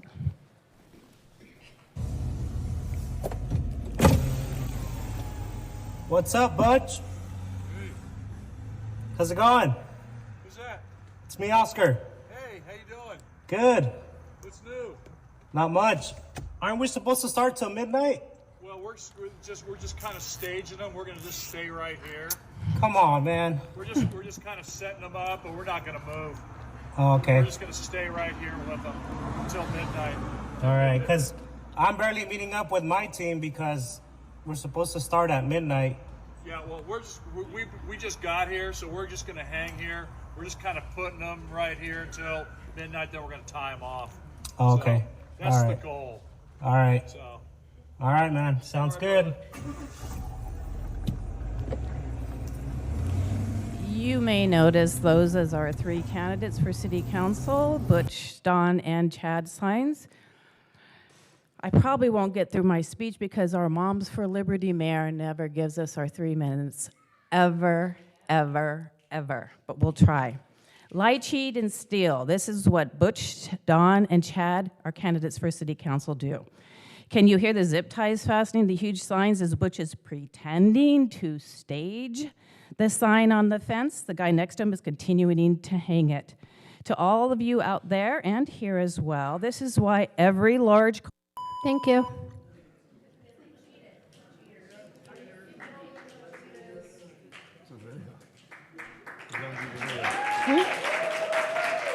Yeah. All right, the next 10. Thor Johnson. Yan Killy. Betty Chu. EJ. Noni. Naam Biatuni. Tiffany Nays. Ben Wincoop. Katrina Carney. Kayleen Kui-Kendall.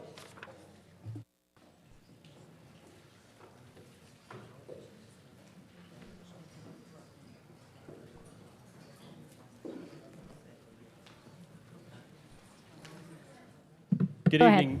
Good evening, Mayor and City Council. My name is Tomer Thor Johnson, and it is truly my honor to speak in front of you tonight. I'm here to express my sincerest support for establishing a sister city with Ramat Gan, Israel. Israel is the beacon of opportunity for everyone in the Middle East. And by establishing a sister city with Ramat Gan, Huntington Beach is sending a clear message to the world that Huntington Beach stands against terrorism.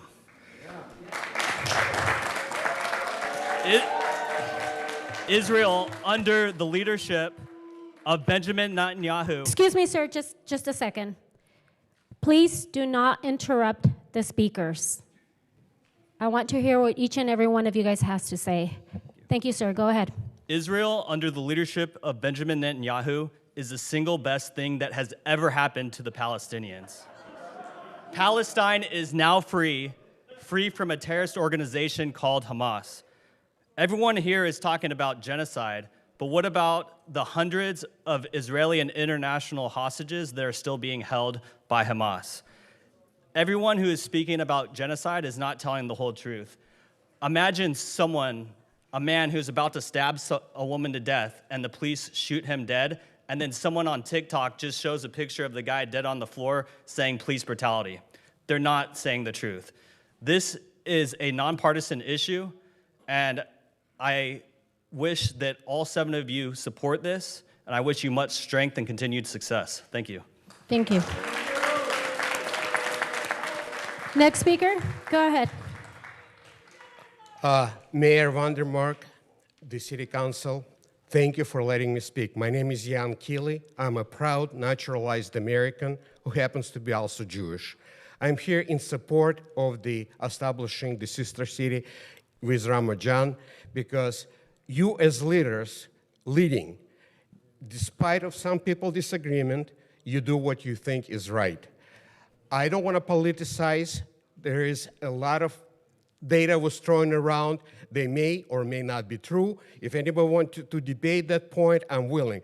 But this is not about politics. This is about establishing a sister city and establishing a tie with the country that is the only democracy in the region. And by doing that, all we're going to do is strengthen the tie between us and Israel. And I encourage you to also do with other countries, because the better we understand each other, the better it's going to be. So I thank you, and I'm in support of this 25th thing on your agenda. Thank you.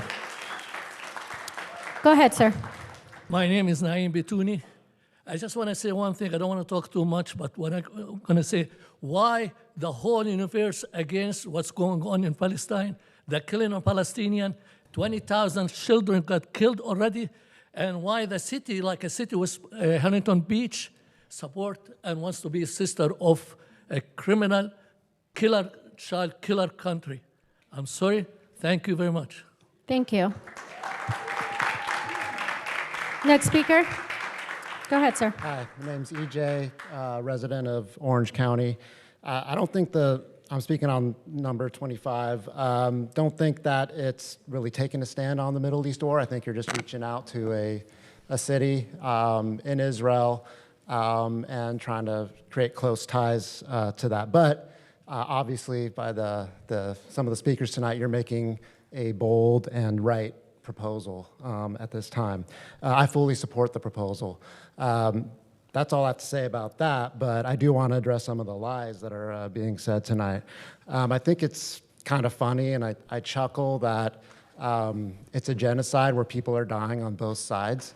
Of course, the Jews are involved with that sort of genocide, you know? The Jews just get blamed for everything.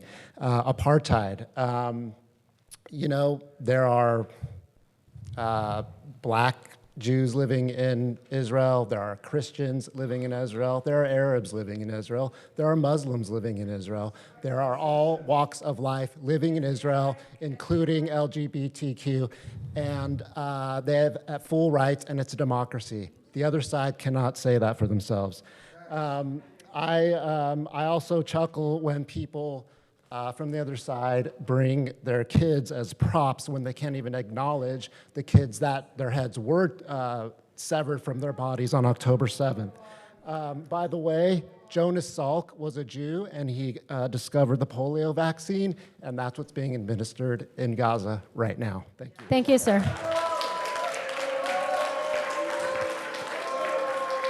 Next speaker, go ahead, ma'am. Go ahead.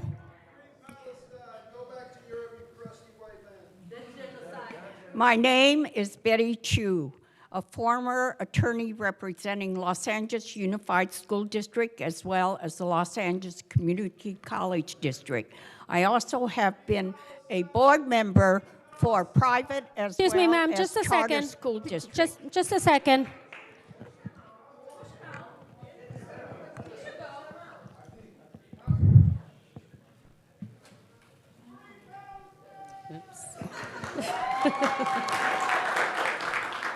Okay, ma'am, please continue.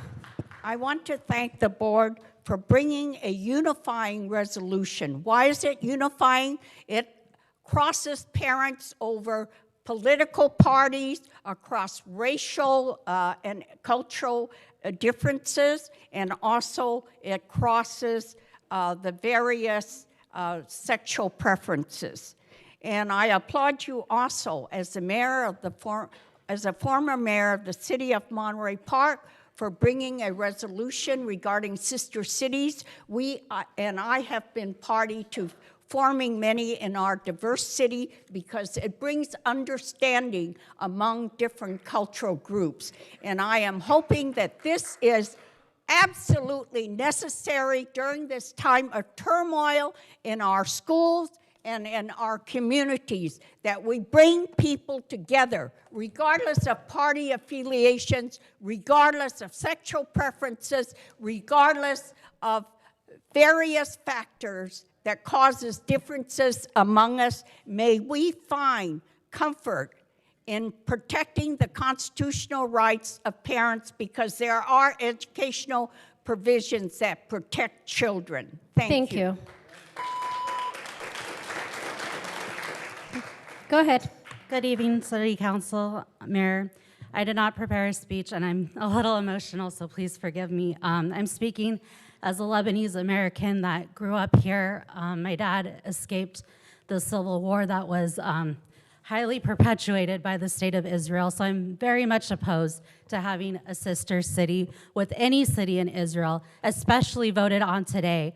Today in 1982 was a massacre in Lebanon and a refugee camp that attacked civilians. It was the first time that Israel's war crimes were televised, so much so that people en masse in the global community stood up and said that was wrong, to the point where Ronald Reagan, I think we're all fans of Reagan here, or most Huntington Beach is, made a call and said, enough is enough. So on the eve or on the day, the 2 days that it happened, you guys want to vote to have a sister city with the country that perpetuated that. And again today, they did it again to Lebanese civilians. They bombed churches. They bombed a 600-year-old monastery in Lebanon the day before Christmas. If we're truly Christians in this city, why are we voting to suppress Christians in the Holy Lands? Why are we voting for murder and sanctioning genocide and other things? This man said he doesn't know what genocide is, and we're using it wrong. We're using the legal term, sir.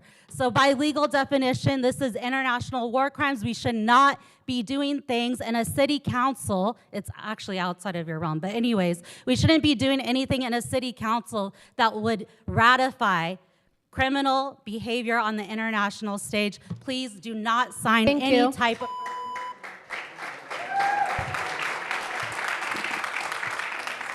Go ahead. Good evening. My name is Katrina Carney, and I'm here to speak in opposition to item 25 with the sister city. And you know why. It is well documented. It is well publicized. This information is easy to find. And the list of war crimes and crimes against humanity that Israel has committed is extensive, more than I can memorize for this speech, and I don't care to carry around notes. But you know that there is second-class citizenship in Israel. Citizenship is determined along ethnic lines, what kind of citizenship you can get, which determines where you can move, where you can work, what kind of life you live. This is before the acts of before we account for the acts of outrageous violence that have been committed. It is well established that Israel is an apartheid state, that it is at risk of, if not already, committing genocide. Would you have asked for a sister city in apartheid South Africa? Would you have asked for one in Nazi Germany? What values do you think you are transmitting by creating a sister city in Israel? The right for life? When the deaths of Palestinians is so deeply and desperately disproportionate in this war. The right for freedom of any kind, freedom of religion, with the state of how Israel conducts itself, freedom of movement. Thank you.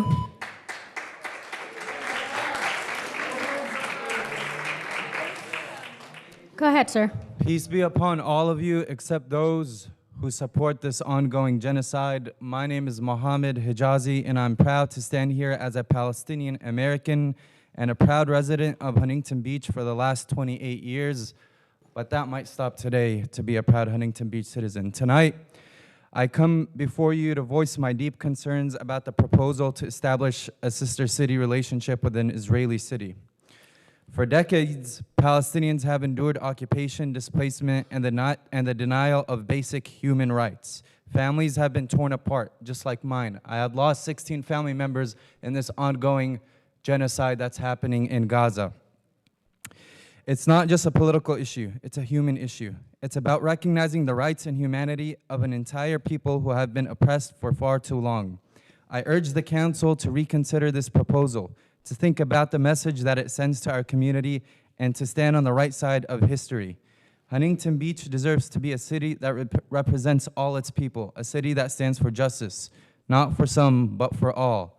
And please, to think about freeing the hostages, think about freeing the 2 million hostages right now in Gaza. From the river to OC, Palestine will be free.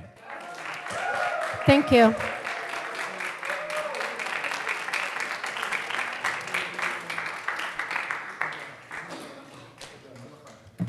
Hi, My name is Kayleen Kuykendall, and I am here to speak against item 12 and item 25 on the agenda. I'm going to talk really fast because I only have a minute and 30 seconds.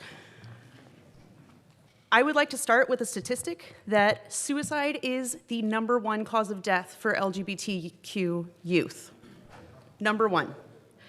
When you look at LGBT youth with an unsupported family, high levels of family rejection, that risk of suicide goes up by 8 times. I want you to think about that. Teenagers, 8 times more likely to kill themselves if they have high rates of family rejection. Now ask yourself, if these children did not feel comfortable coming out at home, why the hell do you think that might be? I oppose item 12 so that you can come home to your children and not have to bury them. Moving on.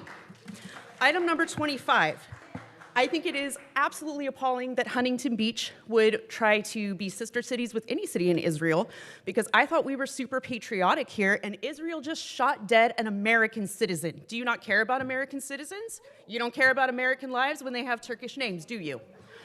So, Huntington Beach also has a long history of white supremacy, which is why, the only reason why I'm outnumbered by the Zionists behind me, because this city has been so hostile to BIPOC people that they don't feel comfortable speaking out here. Why is that? I hear a lot of people talking about bringing home the hostages. Why do those less than 200 hostages' lives matter more than the... Thank you.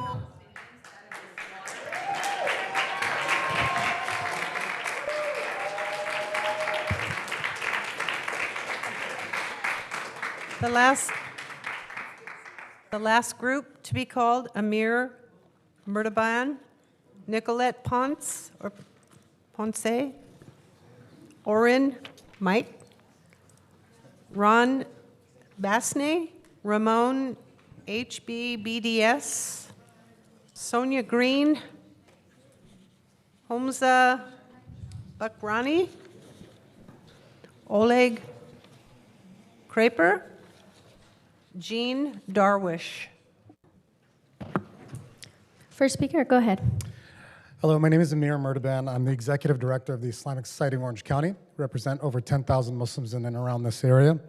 Unlike many of you, I was actually in Ramat Gan, August of last year.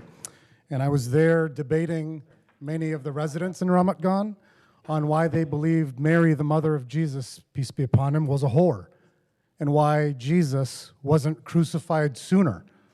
The city that you are considering to be a sister city was full of racists and incredibly hateful people. This is when I was there just last year, not long ago. They pointed and laughed at me when I was there because my country was subsidizing their citizens with $200 billion in military and foreign aid over the past 60 years. They pointed and laughed at me. Of the 10,000 cities worldwide, we couldn't pick one other city that was not currently involved in slaughtering innocent civilians. You can debate how many, you can debate innocent or Hamas. You cannot debate that there are innocent civilians being slaughtered, Palestinians, by Israel. Why would you pick such a contentious city, such a polarizing city? You have members in your community in which 150 members of their families have been killed by Israeli airstrikes. I urge this city and Mayor Vandermark, who's probably getting paid lots of money by the Zionist lobby, to reconsider this appointment, and Tony Strickland, council member, Thank is you. probably getting...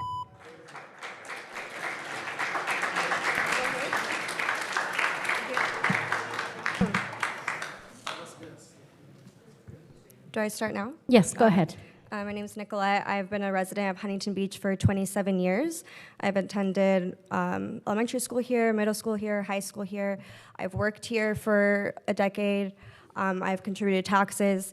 And I am really appalled that my city, that's my hometown, is doing this. Discussing this at this exact moment is extremely tone deaf. The bare minimum as a city you should be doing would be calling for a ceasefire. Do I need to show you the videos and images of children blown to smithereens and being carried in grocery bags? And you want to go ahead and say, hey, our city should create a lasting friendship with the guys that are murdering these babies? What's wrong with you? And Like other people have mentioned before me, this is pretty on par as the city is deep-rooted in neo-Nazi white supremacy. And there are many store owners actually in this city that contribute to a lot of our tourism, and they are Palestinian. Jack's surfboard shop downtown, Zach's, Ziggy's on Main, those are all Palestinian owned. What a slap in the face to them. Yesterday, the IDF, or better fitting ITF, Israeli terrorist forces, committed a terrorist attack in Lebanon, killing 9 and injuring 3,000 people. And you want to say, let's go hold hands with them? Disgusting, appalling, absolutely shameful, and these are just a few words the city will be remembered as if you decide to carry this out. Thank you. Next speaker, go ahead. Hello, City Council. My name is Oren. I'm speaking in favor of the Sister City proposal. As a resident of HB, I am proud our city has the resolve to reach out to Israel with an offer to encourage greater friendship and cooperation. Israel is fighting on multiple fronts to subdue terrorists that seek to destroy it, and every civilian casualty in that fight is a tragedy. These truths are not mutually exclusive. Likewise, encouraging cultural exchange between our two cities is not synonymous with an endorsement of every decision of the Israeli administration. I want to thank Mayor Gracie Vandermark and Councilman Strickland for putting forward the proposal to establish the new Sister City Agreement. Thank you. Thank you. Go ahead, sir. My name is Rahman. I'm a little bit appalled by the resolution. There should be a ceasefire resolution instead. Every minute there is a child dying. Every time you open social media, there is a kid blown into pieces. And it's shameful that you guys don't have any shame, any remorse, or any sympathy for these people who are dying over there. The other funny thing is, all you people, you have cell phones. I read a report today that Mossad has been spying on our own people. And FBI uncovered that, and there are about 170 to 180 Mossad agents all over US who are spying on our own people. We shouldn't be surprised if our own phones start blowing up and our people start dying. They're already killing our American citizens, and this should stop, and they should stop killing these innocent Palestinians, and there should be a ceasefire resolution instead. This is totally waste of our resources. We pay taxes in this city. I run a company here. I hire people here. I pay a lot of taxes, and this is shameful that the salaries that we pay you guys are taking that time out, and you're creating sister cities in Israel, of all the places. Israel is a terrorist state. It should be declared as such. We are sick of Zionists. It's a root cause of evil in the whole world. Wherever there is something happening, whether it's Congo, whether it's Iran, whether it's any country in the world, Israel is behind that. This needs to stop, and it needs to start from our cities. Thank you. Thank you. Go ahead, sir.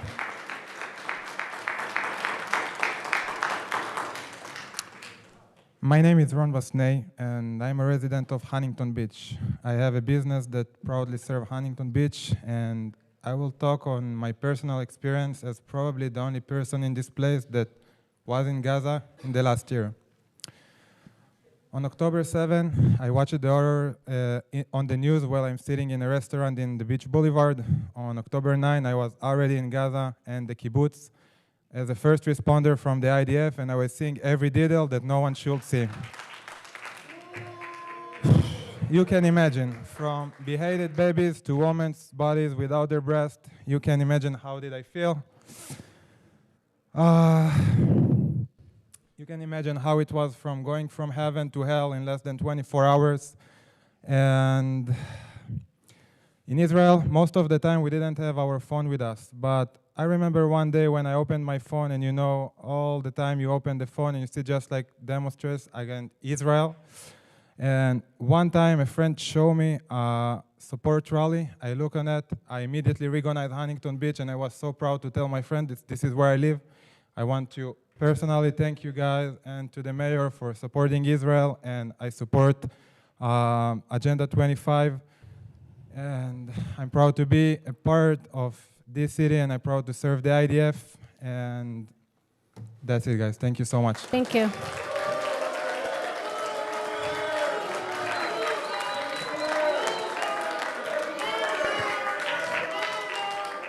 Next speaker, go ahead. Good evening. My name is Oleg Kreper. Thank you for considering sisterhood with the beautiful city of Ramat Gan in Israel, the only democratic state in the Middle East, especially at a time of such a hostility towards Israel and Jews. I've heard today a lot of lies about the Israel from the opposition to this item, but I believe that it is ignorance that drives most of the speakers. Just a couple of comments. First, slogan that we've heard over here a couple times, from the river to the sea. This slogan actually calls for destruction of the entire state of Israel and killing Jews. People before me spoke about occupation and colonization of Palestine. How is it possible when Jewish people lived there and Israel was established way before Palestinian people were ever mentioned? Thank you. Thank you. Next speaker, go ahead.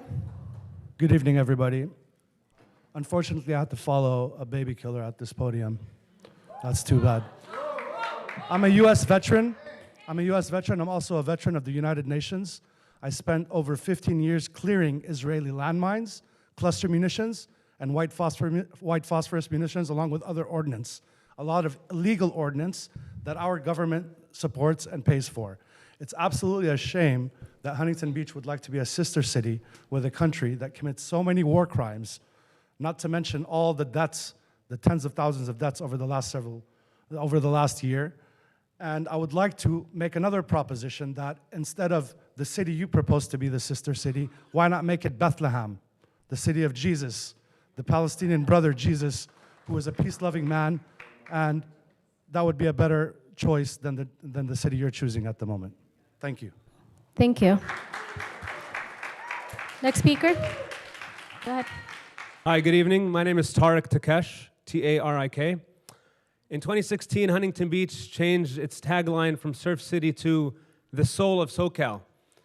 What kind of soul would recognize a city in Israel which is committing a genocide against thousands of Palestinians? Over 45,000 human beings have been innocently massacred, mutilated, injured, murdered, killed, with no sin to their name. If Huntington Beach follows through on this proposal of theirs, it again is an abomination to the soul of SoCal, to SoCal, and to the United States of America. The only thing we should be focusing on is calling for humanitarian aid to stop the murder, a ceasefire immediately, and recognizing that Huntington Beach is a leader in humanitarian issues and not calling for genocide. Thank you. Thank you. Next speaker, go ahead. Hi, I'm Rabbi Sroli. I'm a rabbi here. I've been here for 17 years in Huntington Beach. By the way, for the record, there was a ceasefire on October 6th. And this notion that the Jewish people are occupying a land that in the Bible, God said that he's giving it to us, and we have a history there for thousands of years, is preposterous. I want to mention, walking the streets here in Huntington Beach, I've never found a more friendly and open group of people. People whisper to me or out loud in Ralph's and Trader Joe's, we're praying for you guys. The police department, we have one of the most amazing cities in California and in the United States, and I'd like to applaud you guys for that. I want to thank the city for clearly being on the right side of history. And I've never really been to one of these types of events. I've seen these videos of all the disruptions, and I just have a simple question. I've been dying to ask all those people, don't you realize what side of history you're on? Is that not obvious, what role you're playing in this movie? Thank you guys, and God bless you, and I have no doubt. I've been to Ramat Gan. It's a wonderful city. It means garden, and I do believe this world is God's garden, and every single person here has something unbelievably beautiful to contribute. I have no doubt that partnering with that city and sending us a strong message will bring abundant blessings and abundant great things to the city of Huntington Beach. Thank you, and God bless. Thank you.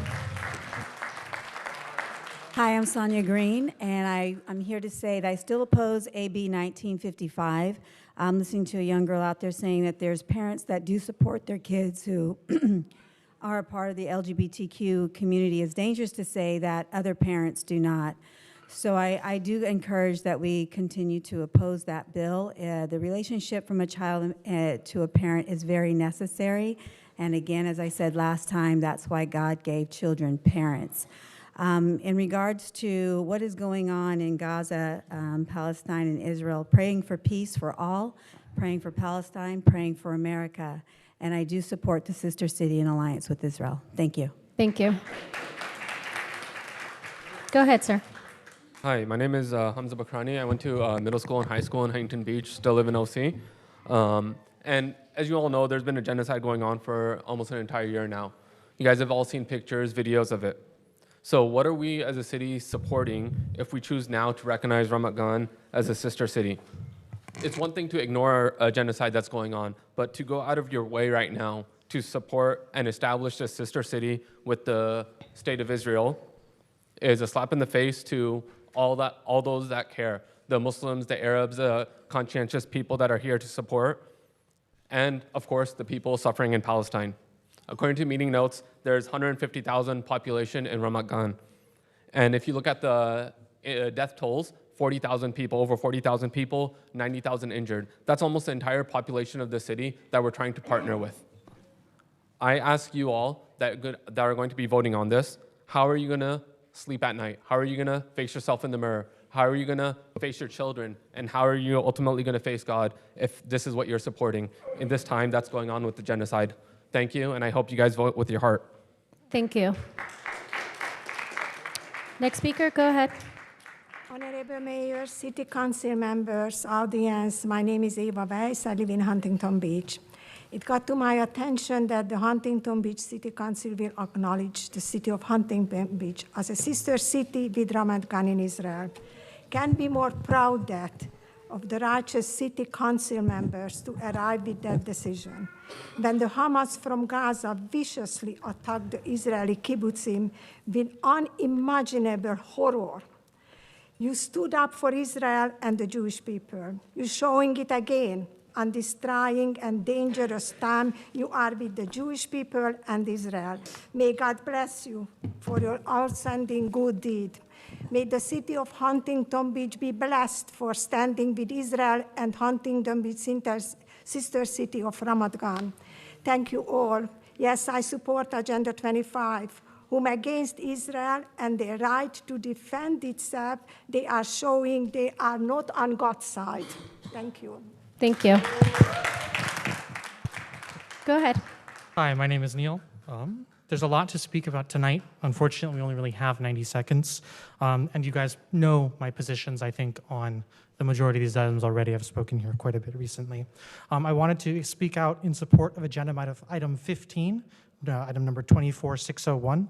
I think this project represents a significant investment in our community, and with respect for an active community member who is always out here speaking her mind, if a development project has the begrudging approval of Ann Palmer, I think that's a very high bar to clear. So I think you guys should maybe take that into consideration. Similarly, the revised plan has received approval from the Coastal Commission, which, while not quite as high as the Ann Palmer bar, is pretty high for a coastal development project. So I believe this project is consistent with the values and goals of Huntington Beach, and I urge you guys to approve it to move forward tonight. Thank you. Thank you. Next speaker, go ahead. Good evening. My name is Catherine, and I come to you as a resident of Huntington Beach. I'm here tonight to express my strong opposition to the proposal to establish a sister city partnership in Israel. The International Court of Human Rights has identified that Israel is actively committing a genocide against the Palestinian people. Genocide is considered one of the most severe crimes under international law and aims at eradicating an entire group of people. While many of your children are enjoying the back-to-school season, and you yourselves, the children of Palestine have no schools to go to. Not a single one. They have all been destroyed. Many of these children, if they've survived this long, have witnessed their families blown to pieces. They've witnessed deaths by starvation, by preventable disease. By aligning ourselves with Israel in this moment, we are endorsing these actions. It sends a statement about who we are and what we stand for. Do we stand with the oppressed or the oppressor? Do we align ourselves with peace and human rights, or do we turn a blind eye to the suffering of innocent people? Establishing a sister city partnership with an Israeli city at this time is not a neutral act. It would be seen as an endorsement of the Israeli government's actions, which have resulted in the loss of over 40,000 lives, the displacement of families, and the destruction of communities. Our city should not lend its name, its resources, or its reputation to this partnership while these atrocities continue. I ask you to vote against this sister city partnership and instead use your platform to advocate for peace, justice, and human dignity. Thank you. Thank you. Go ahead, sir. Good evening, ladies and gentlemen. I am Aaron David Berkowitz. I am a rabbi here in Huntington Beach. I've been here for some 40 years, and one of the very respectful and respected members of our congregation was Al Cohen, who was the mayor of the city many years back, who stood valiantly to lead the city and protect the city. He was a dear friend of ours. As a Jewish person and as a rabbi, just make a few comments. First of all, I want to thank this wonderful city. I am very honored to live in the city. We have a city that believes in law and order, and if you need to do something or accomplish something, you do it in a legal way, without shouting and violence and so on. And I love the police department here because I think they're keeping law and order. And I think they are doing what our founding fathers have envisioned for a beautiful country like ours. As a rabbi, there are many things that, first of all, I will repeat that we believe, and this country was founded by religious people, not necessarily the country doesn't have a stated religion, but Judeo-Christian tradition has always been part of this country, part of this country. And many of the founding fathers believed in the Bible, and they quoted the Bible all the time. Thank you, sir. The time is up. My time's up? Yes. Thank you. So my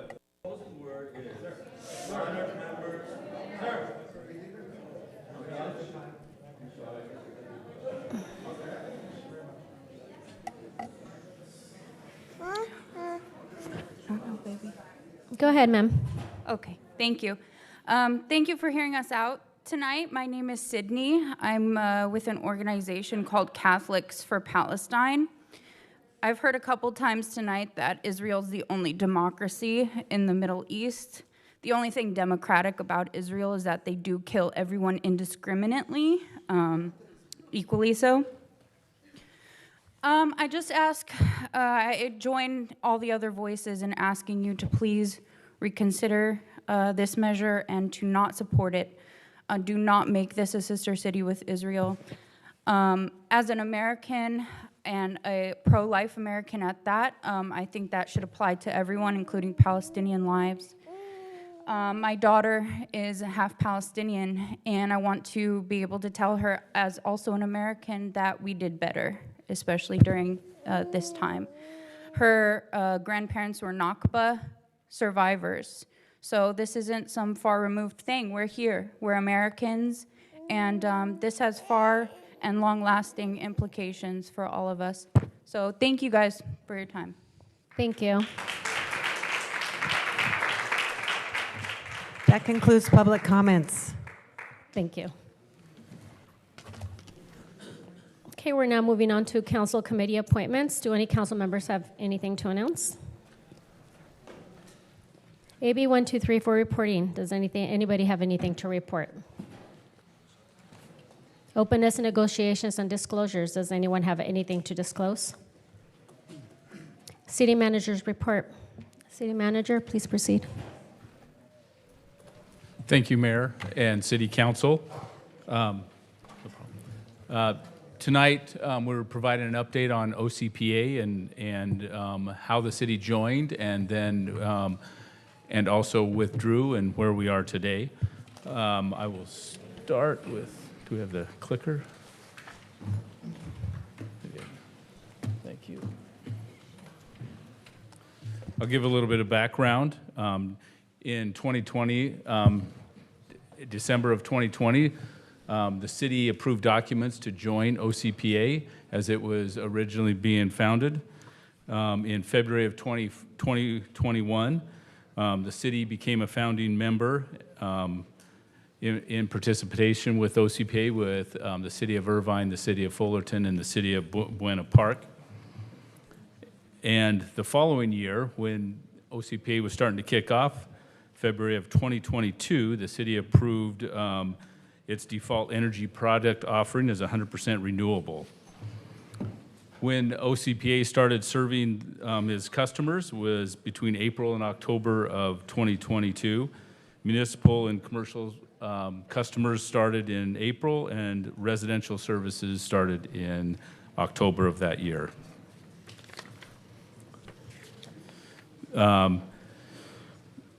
Starting in December of 2022, the City Council requested that the city review the default rate for new and city customers, and then also requested options for a path to remove the city or withdraw from OCPA.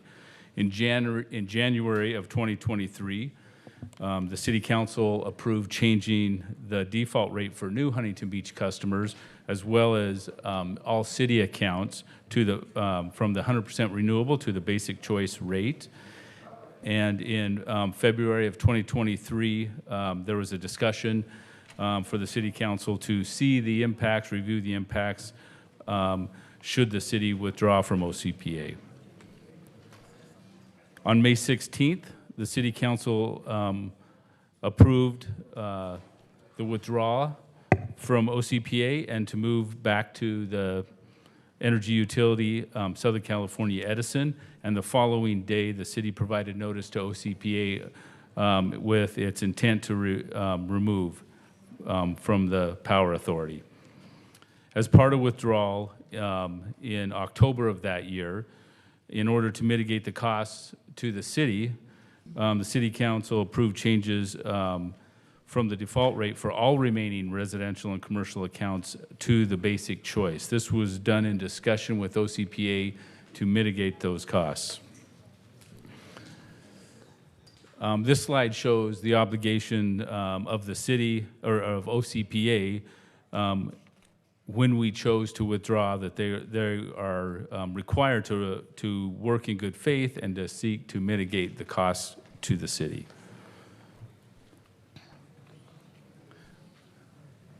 Oh, I see that. All right. And so during the withdrawal, the city worked with the OCPA as well with SCE on the timing and how to withdraw and to mitigate those costs incurred. In January of 2024, as mentioned before, all the commercial and residential accounts switched to basic choice in order to mitigate those costs. And then in February and May, all new customers' accounts would be enrolled in SCE, both the net energy metering, which are typically solar accounts, as well as the non-NEM, which are all typical accounts. And then in April and June, all the existing NEM and non-NEM were enrolled in SCE. So on July 1st of this year, the withdrawal was complete. The city had been working with OCPA to determine the costs, and on September 3rd, we have received a letter from OCPA that there are no further liability of the city for withdrawal from OCPA. I would note, I've been asked several questions by council members. I would note that there was a cost that the city did hire a firm to help us withdraw. Those costs were just under $89,000 for us to do that work. And with that, I'm available for any questions or comments the City Council may have. Councilmember McKeon. Thank you, Mayor. As the former OCPA board member, I just wanted to provide a little color for the residents. I know many people have been inquiring as to the status of our withdrawal from the OCPA, and I appreciate their patience. And I wanted to let the community know that as of September 3rd, as Travis just mentioned, we are officially out of the Orange County Power Authority, and I am happy to report that we have zero cost liability attributed to the city's withdrawal from the OCPA. Not the $6.7 million that someone mentioned earlier. That was an initial liability figure that was due, but zero cost liability. And this was achieved through excellent business acumen over several months of very high level and complicated negotiations that again resulted in zero cost liability to the city and its taxpayers. If you recall, during our very first meeting as sworn-in council members back in December of 22, there were many in the community that were demanding that we withdraw from the OCPA to meet the December 31st deadline. Myself and my colleagues did not feel that would be a prudent decision for our ratepayers. Instead of rushing that decision, we decided to take our time to allow me to be installed on the board in order to do the requisite research into a possible withdrawal. At the May 16, 2023 meeting, I presented an update on my research and laid out reasons why I felt it was prudent to withdraw from the Orange County Power Authority. Those same community members that urged us back in December to withdraw were now saying this decision was reckless and will cost us millions. Councilmember Kalmick at that meeting claimed it would cost our ratepayers $6,000 per customer to come back to Edison and put them on the hook for an enormous amount of money. He even stated it could cost the city $50 to $80 million to unwind our power purchase contracts with the Orange County Power Authority. Our decision to exercise prudence and perform our proper due diligence prevented us from potentially being exposed to millions of dollars in liability, and instead, with our business acumen, we were able to negotiate an exit from the Orange County Power Authority that again resulted in $0. I repeat, zero. This is a massive win for our city and its taxpayers. To further refresh your memory, the previous city council, after being elected and sworn in December of 2020, could not even wait for the first full meeting on December 21st, 2020, and instead called a special meeting on December 10th, 2020 to hastily join the Orange County Power Authority, which is a community choice energy program. If you guys all remember that.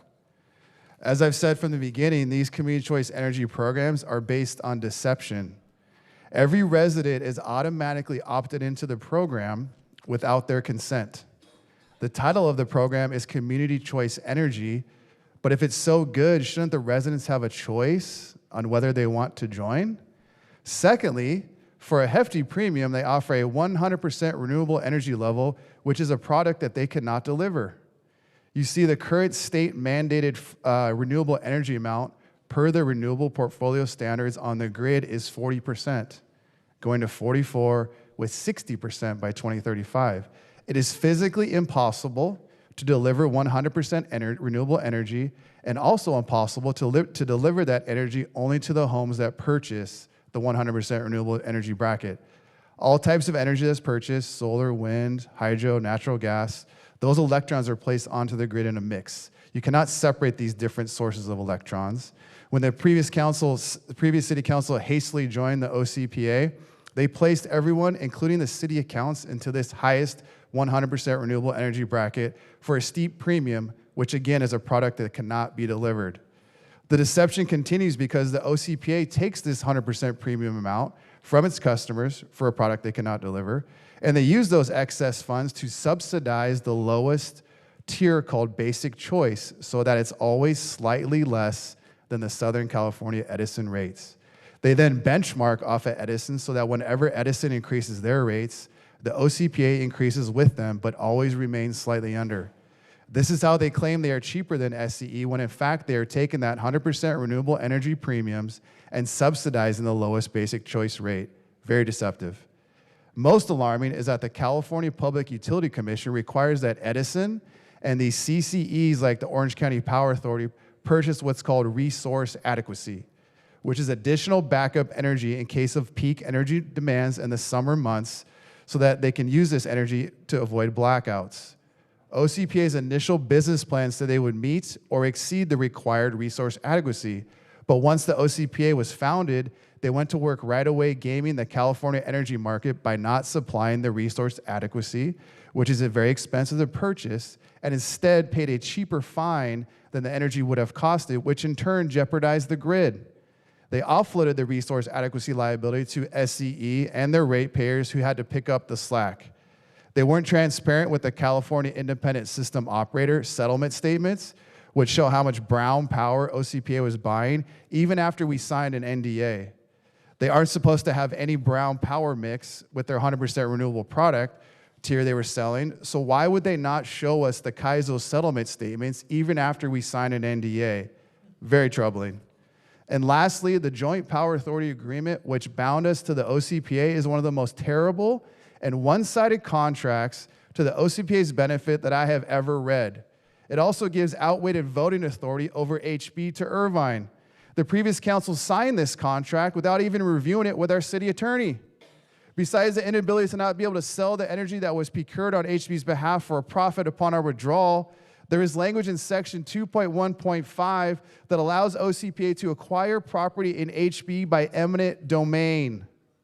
Not to mention the dumpster fire OCPA was when launched that led to multiple audits and the CEO being replaced. In conclusion, entering our city into the Orange County Power Authority was deceptive, poorly researched, horribly negotiated from a contractual standpoint, and government should never get into the very complex and volatile energy business. I'm very proud and happy that we were able to remove Huntington Beach for zero cost liability to the taxpayers. Thank you.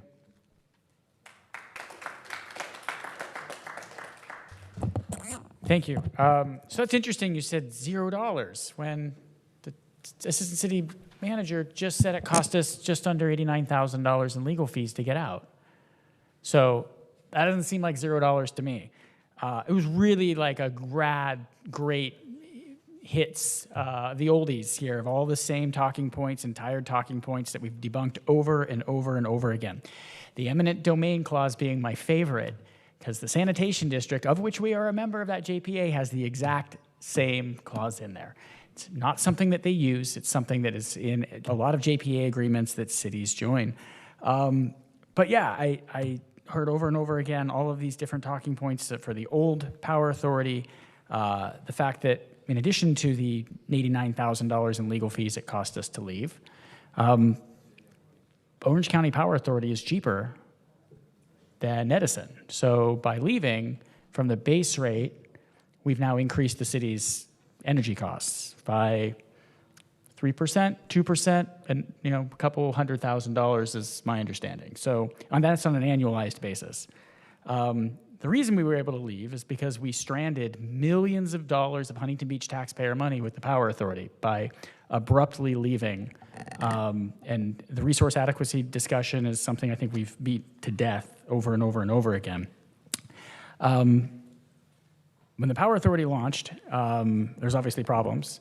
I think it was in more of a startup mentality piece. I don't think there's been any wrongdoing associated with the Power Authority. I think that they were able to adjust and complete all of the tasks, unfortunately necessitated by a bunch of different audits and grand jury reports and a bunch of different things that were really interesting to read and go through. When I joined the board, we were in the process of trying to rectify a lot of that. And now I think Power Authority is thriving, as far as I understand it. Other cities are looking to join to be able to benefit from that discounted power. And Huntington Beach now no longer has that ability, and it cost us $90,000 in legal fees, a few $100,000 annually in energy costs, and no choice for our residents to choose an energy contract for energy production. The discussion of 100% renewal is the same boring talking point of, well, you can't deliver those electrons to your house. No one ever said that. It's just the consistent gaslighting for this entire program that I just find incredible. It adds and creates price signals on the network, on the grid, that says that there's a city that wants 100% renewable power, and therefore folks should start building that because there's demand for it. But no one's ever said that it generates and delivers electrons. Just like when we buy water, we don't buy water out of that well. We buy water from the State Water Project, and those water molecules come from all over the place. It was, I think, the same conversation that was had with Poseidon, that water actually wasn't coming to Huntington Beach. It was for South County. It would just increase the mix on the on the water grid, we'll say, for lack of a better term. So to hear the narrative again was kind of a walk down memory lane of I think, misdirection for a political ideology that that just didn't like that something had happened. The rush at the beginning of this was to join the Power Authority because we had a time frame to join as a founding member to get better voting rights. The contract was definitely approved to form by the city attorney. We had multiple meetings on the contract. There were changes to it that I helped support and make so that it was more equitable and made more sense. But as I said, I think that other cities are looking at joining. I've heard that the county may come back, among other things. So I'm disappointed that it did cost us at least just under $89,000 in legal fees, $88,722.50 for those that are counting at home, roughly a 3% annual increase in our local energy bills, and the loss of choice for our residents to choose the power mix they want. For those of you that probably got the email from the Power Authority that shows the label effectively for what's going on with that, you can see that there is a discount. While small, is still a discount, and especially for those large energy producers and industrial users in this city, that discount I think would have been functional. So thank you for the update, staff. We had a lot of folks that were asking for this. Thank you for all the work that I think was unnecessary. For those folks that didn't want to be a member of the Power Authority, you had the option to opt out. A lot of folks did, and I think we had the highest opt-out in the county. But the fact that it was free was that we dropped our energy from 100% down to the base rate, and Power Authority was able to sell our 100% renewable contracts at a profit and pocket all that money. We asked, hey, will you pay our legal fees? And they said no, so we're stuck with the legal fees to unwind this. So disappointing that we kind of took a step that, as far as I see, we didn't have any local exposure on. No, the other ones that went bankrupt, the cities didn't seem to have local exposure, and is now a functioning operation that would have been able to provide a discounted power for those that needed it and a 100% renewable option for those that wanted. So we are where we are. Well, there you go again. Bottom line is I'm in disbelief that I hear this from my colleague on the hyperbole here. First of all, $89,000, you can round up to $89,000, but it's certainly not the multi-millions of dollars that you projected and send out to the whole people of Huntington Beach. And even just here tonight, you're saying other cities are looking at joining, but no city has went in and joined since we've exited. And this is the Power Authority. When we were campaigning, the narrative doesn't fit what you were saying as a councilman. Everywhere we went, they were showing us our energy bills, how they were going up, they're going up, they're going up. And at that time, we had someone who ran this Power Authority that didn't even know what a kilowatt hour was. He was asked at a public forum, the guy who was running the energy for Huntington Beach, and he didn't know what a kilowatt hour was. So not only did we get out of this for $89,000, it's not zero, $89,000, we'll give them the $89,000, but now we actually have professionals who are going to run the energy. And I think that's what the people of Huntington Beach need to know. We have now professionals that are going to run our energy. We're not going to give it to people who don't even know what a kilowatt hour is. And we're not going to falsify people to the community saying you're going to 100% renewable for a cheaper price, which is impossible to do. So I commend Councilman McKeon for working tirelessly on moving forward. Only $89,000, not the multi-millions of dollars that some of the people on this dais said it would cost us to get out of OCPA. And again, just tonight, other cities are going to join. They're going to join. No city, no county, nobody else has joined since we've left. And my guess is that's not going to happen. Just to clarify, I said zero cost liability. We have no liability to the Power Authority. Unfortunately, like many contracts, there's always attorney fees, and especially when you get the city involved in a very technical, complicated, and volatile energy industry with a contract that I verified with the city attorney you guys never showed. So you have to hire specialists to unwind this debacle you wrapped us up in. So to Tony's point, to spend $89,000 to save multi-millions of dollars, I'll take that ROI any day of the week. Thank you. Anyone else? Okay, moving on to the consent calendar, items 11 through 23. Does anyone have anything they'd like to pull? 12. I'd like to move the remainder of the consent calendar. Second.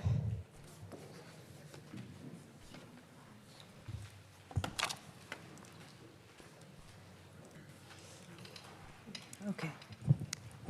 Natalie's out of the room. Should we just go ahead and vote? Here she comes. Okay. So we're voting on consent items 11 as amended by supplemental communication and 13 through 23. Councilmember Mosier. Did you want to pull any? I'm sorry, you were out of the room. No. All right. So we're going to call for the vote. Will you go back to council member? Oh, okay. She said she didn't have anything to pull. All right. So, I was asking if you voted aye on the consent calendar. oh yeah, consent. We're voting on the consent I just calendar. need to give her time to look at it if you need to, sure. but if Thank not, you for verifying. sorry. No, that's fine. Okay. So we're going to go ahead and vote. Councilmember Mosier. Aye. Bolton. Aye. Burns. Aye. Vandermark. Yes. Strickland. Aye. McKeon. Yes. Kalmick. Aye. Okay, those items pass 7-0. Thank you. Councilmember Kalmick, number 12. Thank you. So at the last meeting, we had a number of questions with regard to some of the technicalities in this ordinance. Now, awkwardly, I received an email from the city attorney on Friday the 13th, marked confidential, do not talk to anybody about this, attorney-client communication.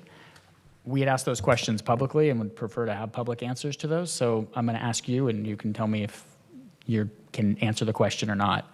One of the big ones was... I'm council member. Any information the city attorney revealed to you that was confidential attorney work-client product, you guys can waive that as a council, but you can't try to get around that by asking me what the information he's already told you and gone over with you.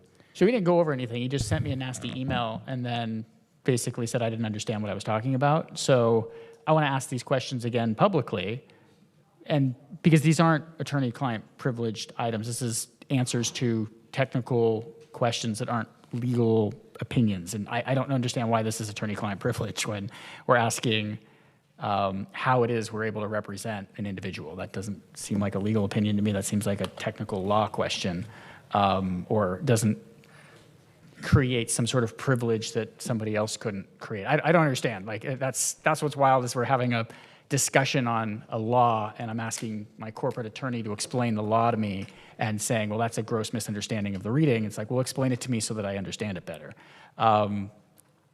We asked, how is it that the city attorney's office would represent a private individual? And we had asked for examples to be brought forward of all the times that the city has represented a private individual who had no relations to the city, either a former council member, current council member, former employee, former a contractor, or somebody who had a nexus with the city, and how this, as this ordinance was written, how it was going to be able to just pick somebody out of the blue and represent them as a client, even though they're our corporate attorney. So are you able to answer that now? That have we in the past ever represented someone who didn't have an existing relationship with the city?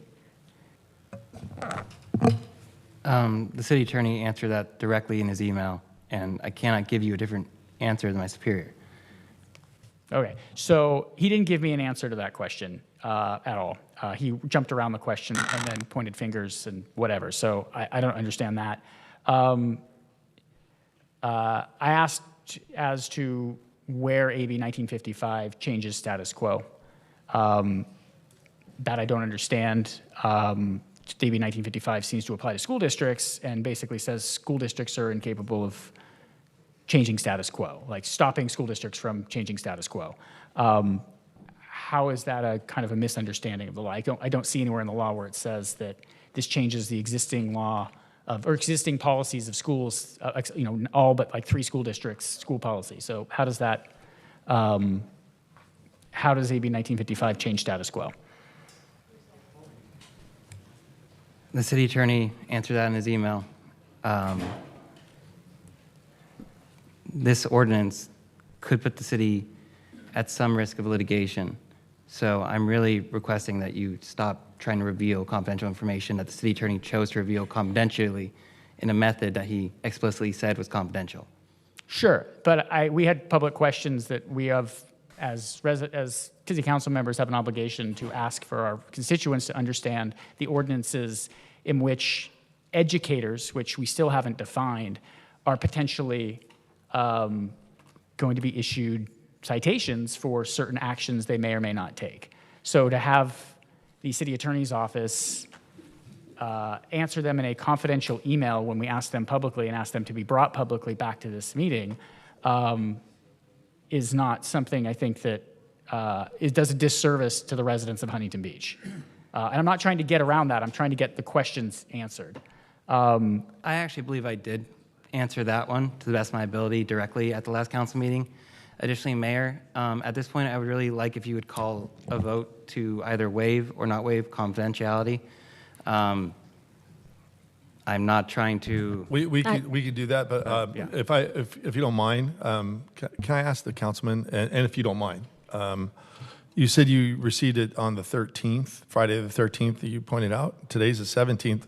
Did you try to request a follow-up meeting with the city attorney and just sit down with him and figure out why it's attorney-client privilege? So I sent a follow-up email to that email and then got an email back that was effectively, I would say, unprofessional and challenged my ability to understand, I think, basic. Well, I'll just, concepts. and again, maybe we have different, but there was another issue I don't want to go into here because it's not on the agenda where the city attorney and I were looking at things differently, and he responded to me by, I believe, an email or text, and I asked to sit down with him, and I went to his office, and then we actually got together for a cup of coffee to talk about that issue that's not on the agenda. But did you try to reach out to him and just Councilmember sit down Strickland? with him? I'm just asking the question. I understand the question and where you're trying to get with this. Because I had a similar. Let me back up a second. You and the city attorney have a much different relationship. The city attorney hasn't threatened to sue you 3 times. That's true. That is so. On advice of my counsel, it has been advised to not necessarily meet with the city attorney one-on-one. And to get advice in the emails that myself and my other council members receive from him, make it very difficult to, I think, to do my job here. And he would probably say, I don't understand the attorney-client attorney-client privilege either. The same thing. I don't understand the attorney-client privilege either, but I do respect the city attorney's office about exposure, and that's why Sure, that's why I asked if you did a follow-up from the 13th.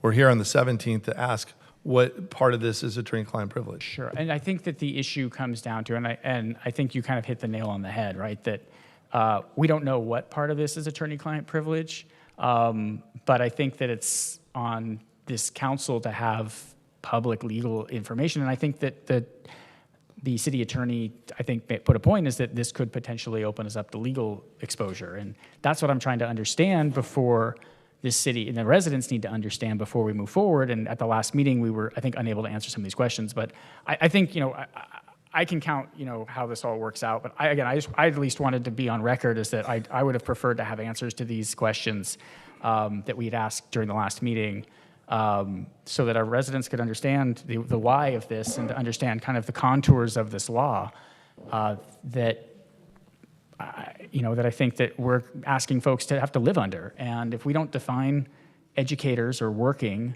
in this community, I think ambiguous laws get scary. And I think that they're open to interpretation by everybody. Instead of, we're here sitting on the dais making laws, I would assume that we'd want to try to make the most concrete and definitive law that makes sense to folks without having to litigate everything. That's been kind of my understanding on the best laws are the ones that have very, very defined contours and are easy to understand. So again, it sounds like we're not going to get the answers tonight, and without having an understanding of the explanation of why any of this was confidential. And I'm assuming I'm going to get an email this evening explaining why they were. Again, I'm not going to be supporting this ordinance for I think the reasons that we stated ad nauseum at the last meeting. But I'm very disappointed that this is going to create likely more lawsuits. The fact that the Chino Valley case under AB 1955 did not go well for Chino Valley. It's just going to end up with more litigation instead of being able to pave streets. So that's all I have for today. Well, if I might add on my time, thank you, Mayor. As was stated by my colleague on Friday the 13th, and today's the 17th, I respect the fact that I have a different relationship with the city attorney than others, but I don't think it's healthy for this dais to have a feeling that they can't talk to the city attorney. And I want to know from other council members, if you feel like you can't talk to him, has he ever refused a meeting that you've been requested? I would like to know that. If you've ever requested a meeting with the city attorney, then he refused, I would like to know that. But if not, I mean, I think we need to work, and look, we don't always get along, but we should always try to at least have a communication back and forth. We're all, I've had meetings with, the clerk, and I authored the voter ID. She didn't agree, but I still have respect, and I've met with the clerk, and she's had respect for me. There's things you could agree to disagree without being disagreeable, but you should be able to talk to any department head here in the city. I don't disagree that you should be able to. Okay, anybody else? And on that note, has he ever refused a meeting with you? I don't recall, but I don't think he has ever refused a meeting with someone. I honestly don't recall. Okay. Anyone else? Yeah, so I just want to clarify with Mr. Highland. So with respect to the question about whether the city has ever represented an individual who has no relationship with the city, is the answer that information is privileged, or it's a yes or no question? So I want to make sure I understand what the city attorney's response is to that. The city attorney's office position is that it can. I cannot cite any other names than I cited last time, but my superiors, which there are multiple, have cited or have told me that it is possible. So that is the city attorney's office position. My question wasn't whether it was possible, though. My question was, had that ever occurred? Not to my knowledge. Okay, thank you. This whole question about whether these communications, these email communications were privileged or not, I think is just irrelevant. We had questions that we asked at the last meeting and asked that those questions be answered. Another question that I have is whether there was any change in the text of the ordinance between then and now, because it's on consent, and I infer from that that there were no changes to the ordinance. Is that right? To the text? I am not aware of any changes. Okay, so this is the same thing that we got before. So one of the questions the last time we met and discussed this was there were no definitions for key terms in the ordinance, such as who an educator was, which is the only way that someone would determine whether or not this ordinance applies to them. And I think it's reasonable for us to be able to tell the public, give them some idea of whether this applies to them, if they are a volunteer, if they work for the city. I don't think it's reasonable for people to leave this room without knowing who this applies to. So that's my point. And if we can't get an answer to that with respect to an ordinance that we're about to adopt, that's just ridiculous. It's just ridiculous. I've never seen anyone attempt to adopt an ordinance where the most fundamental question, to whom does this apply, we don't have an answer to. I also want to point out for the record that a scheme like this, adopted by the Chino Valley School District, was ruled unconstitutional last week by a Superior Court in San Bernardino. And so for that reason, I will reiterate my concern that we have no business doing this.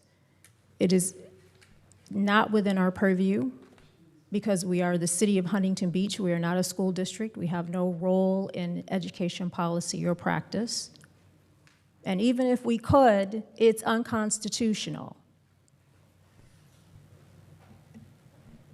So that's all I have to say about it, and I appreciate your answers, Mr. Highland. Thank you. Okay. Move the item. I have one more. I make a motion to move the item. I had another Strickland. comment. It's short, because I think my fellow council members pretty much mentioned everything. I would first really like to say, though, that it is unfortunate that your superior is not here and wasn't here last time to discuss this publicly, because I think it's very important that he should be the one here. I appreciate you answering the questions as you could, but I think that there were questions, especially answered in that email, that could most certainly have been answered publicly, and I would have preferred that he would be the one to answer them, so that's disappointing.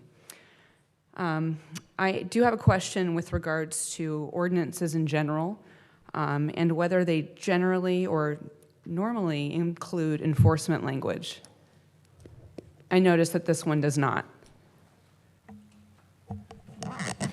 They don't always, but they tend to, yes. Do you have an example of one that does not? Off the top of my head, no. In the future, if I'm given a few hours warning, I can do some research and come up with that. But off the top of my head, no, I can't just pull it out. Well, we did bring it up at the last meeting as well. But Okay. I appreciate Then I apologize. It's my mistake. Thank you. And then finally, I just think that this is leading us down a path to unnecessary litigation that is hoped to be entered into by your superior, and it's the last thing that we need to be focusing on right now when we have a lot of important business that is under our jurisdiction. Thank you. Okay, we're ready to vote. Okay, let's go ahead and vote. Councilmember Mosier? No. Bolton? No. Burns? Aye. Vandermark? Yes. Strickland? Aye. McKeon? Yes. Kalmick? No. The item passes 4-3 with Mosier, Bolton, and Kalmick voting no. Thank you. Moving on to the public hearing, item number 24. Staff, please introduce your report. Thank you, Mayor. Ricky Ramos, Planning Manager, will give the presentation.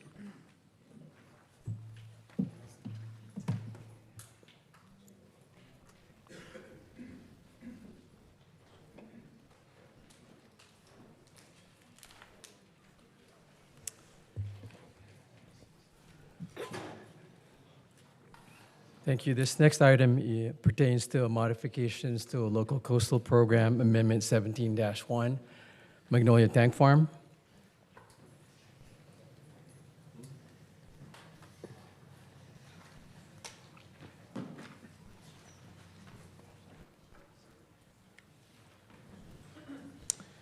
In 2021, the City Council approved several entitlements for this project, including an environmental impact report, a general plan amendment, zoning map amendment, zoning text amendment, the local coastal program amendment, and a development agreement. These approvals basically establish the general plan land use designations, as well as the Magnolia Tank Farm specific plan to allow a hotel with up to 215 rooms, up to 250 for sale dwelling units, and open space. This past July, the California Coastal Commission approved the LCP amendment with modifications to the coastal element as well as the specific plan.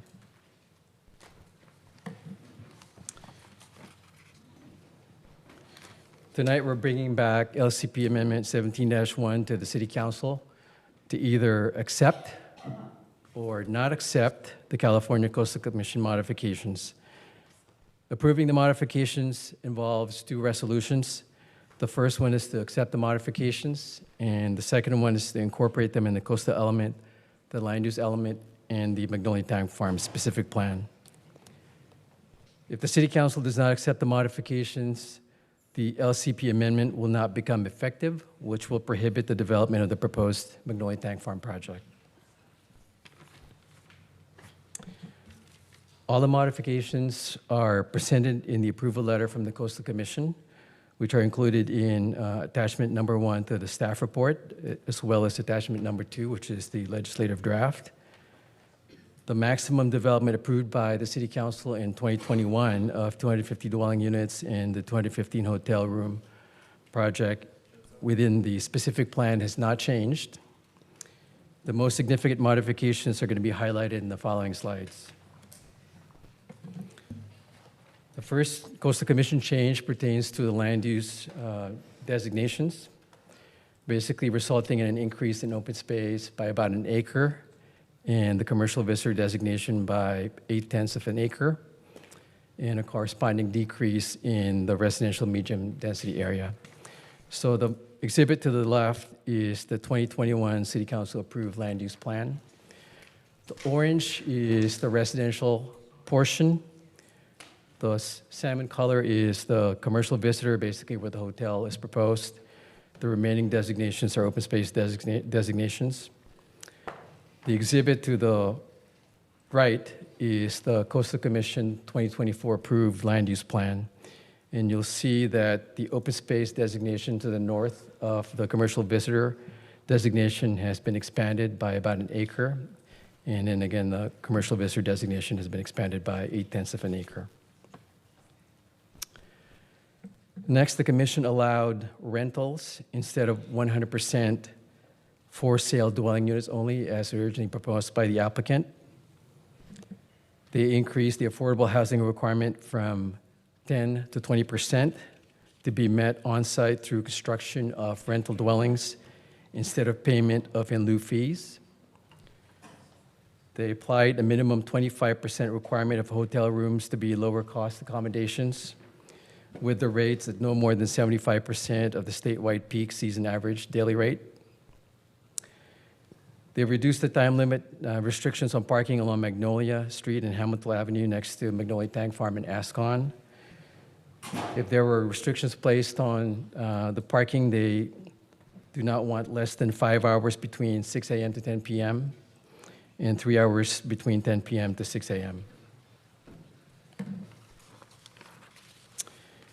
The commission applied additional restrictions due to proximity to Ascon. They placed a requirement requiring confirmation that there's no Ascon contaminants above residential standards at the MTF site prior to construction and occupancy of the residential component. They also required that the construction of housing within 50 feet of Ascon cannot be started until Ascon is remediated. They applied additional sea level rise restrictions, including adaptation measures and a requirement for an assessment district or an equivalent to basically fund the property's fair share of costs to implement the adaptation measures. And finally, they increased the setbacks for the commercial visitor area from 0 to 10 feet all around, and for the residential portion next to Ascon from 10 feet to 15 feet. The council may adopt Resolution 24-47 accepting the Coastal Commission modifications and Resolution 24-46 amending the coastal and land use elements as well as the specific plan. And that ends my summary. Thank you. Council members, do any council members have any questions? I have one real quick one, Ricky. If you can. On number 4, I believe in the attachment 1, it's like a 205-page document, but it says a minimum 25% of the hotel rooms to be lower cost accommodation, parentheses, rates at no more than 75% of statewide peak season average daily rates. But I believe in that document it says, attachment 1, it says that as just before or the year before the completion of the lodge. Correct. How are they going to, is that in perpetuity? And how are they going to determine whether, I'm just wondering, somebody's eligible for that lodge stay? Are you asking how they determine the average daily rate? Well, the average daily rate as of a year before the completion of the lodge. Correct. But is that forever? Is that rate going to be forever? The affordable room requirement is a requirement in perpetuity, but there is a provision, if I recall correctly, that allows an adjustment based on a certain duration. I don't know if it's an annual adjustment. Okay, like if it's for $100 average, then they can rent it for $75. Correct. So there might be an adjustment where next year it's 80, Correct. year after that 85. Okay. Yeah, there's language along those lines. All right, that's cool. Ricky, real quick, how many stories is the hotel? If I recall correctly, I want to say it's 40 or 50 feet in height. Okay. I don't know that we've ever talked about the stories, if I can recall. Okay. So probably maybe four stories, Okay. perhaps. Thank you. Anyone else? Okay, I'd now like to open the public hearing. Do we have anyone signed up to speak? Yes, Mayor, we have 29 speakers signed up to speak. And I also have some supplemental communication I want to announce. We received a memorandum from our Community Development Director, Jennifer Villaseñor, regarding the proposed adoption of resolution numbers 2024-46 and 47 regarding the Magnolia Tank Farm. And I believe that was some information. Would that make our motion to approve this project, including supplemental communication, Jennifer? Yeah, so any motions would include as amended by the supplemental. Okay, very good. We have an email communication from our former mayor, Eric Peterson, regarding proposed adoption of those resolutions as well regarding the Magnolia Tank Farm. A letter received from David Revel, PhD, Principal Coastline Climate Risk and Resilience with Orange County Coastkeeper regarding the proposed adoption of resolution numbers 46 and 47 regarding the Magnolia Tank Farm. Letter received from Ray Heimstra, Associate Director of Policy and Projects, Orange County Coastkeeper, regarding this project, and 84 email communications received regarding this item. We also received additional communications that were not included in these numbers, but everything that we received on this public hearing will be uploaded into the record and corrected in the coming days. Okay. So would you like me to go ahead and call the first 10 speakers? Yes. All right. 3 minutes. Okay. We're going to go ahead.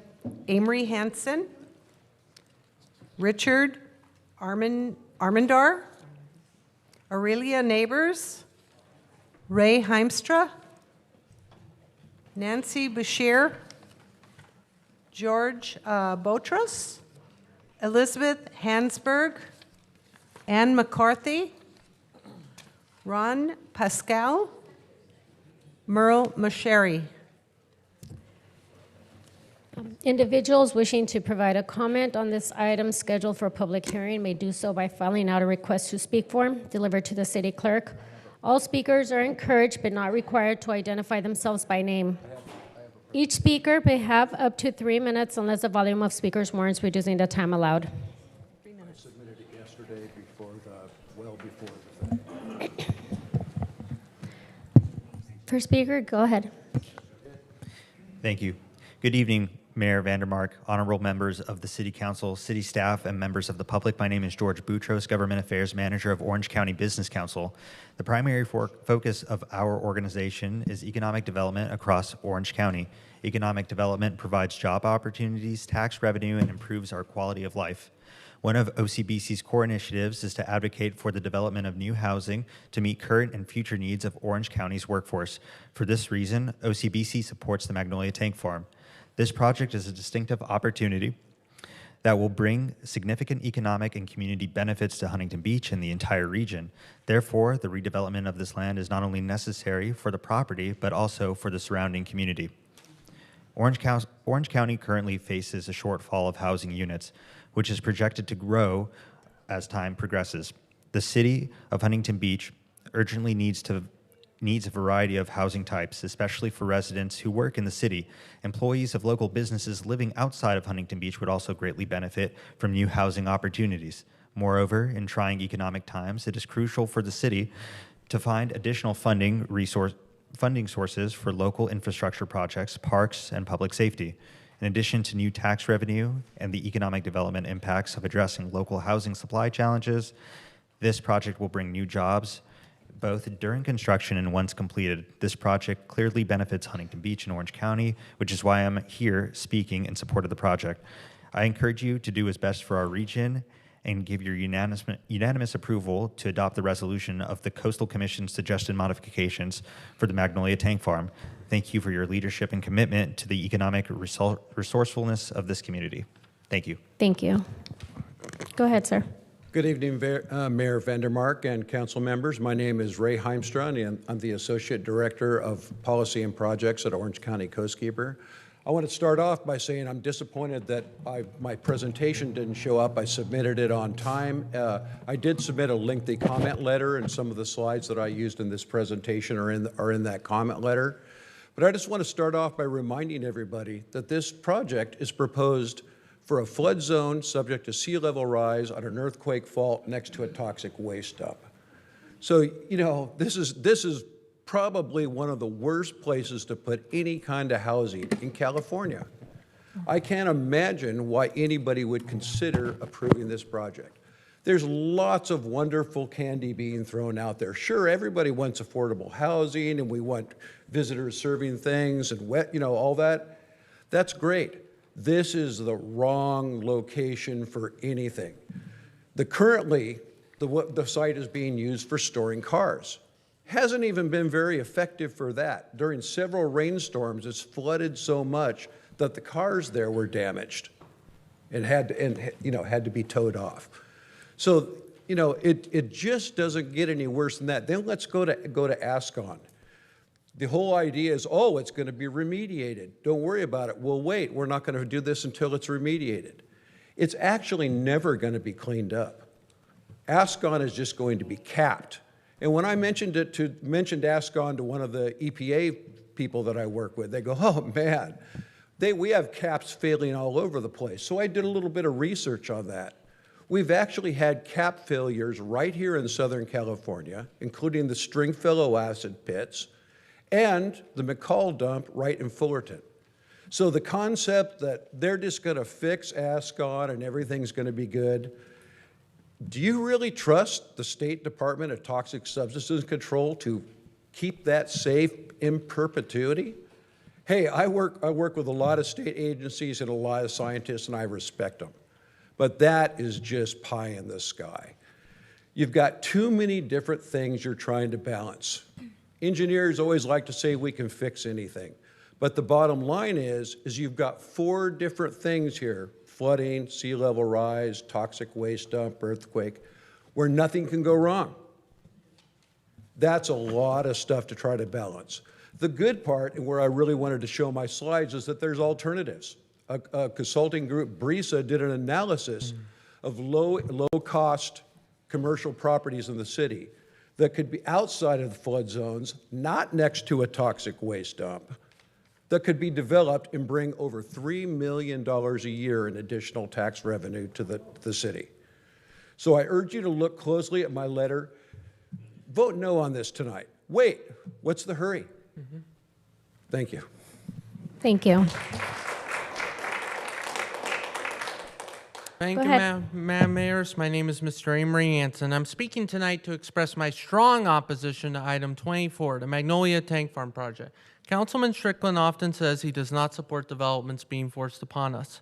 I agree and believe this project is an example of why rubber stamping developments is not a good idea. This project will have significant environmental impacts. In fact, the tank farm project is more toxic than putting Mr. Matthew Damon on the Mr. Kimmel show. I strongly urge the council to reject the tank farm project once and for all. Once again, I urge a no vote on item 24. Thank you. Thank you. Next speaker, go ahead. Hi, my name is Ann McCarthy. I've lived in Huntington Beach for over 30 years, and I live right off of Magnolia and Banning. I currently sit on the boards of the Huntington Beach Wetlands Conservancy, the Wetlands and Wildlife Care Center, and AYSO Region 56. Huntington Beach Wetlands Conservancy has written in support of the tank farm project for several reasons, and our executive director will be speaking on their behalf. I wanted to speak as a resident in favor of the project. In its current state, the property does not positively affect our property values or provide any amenities.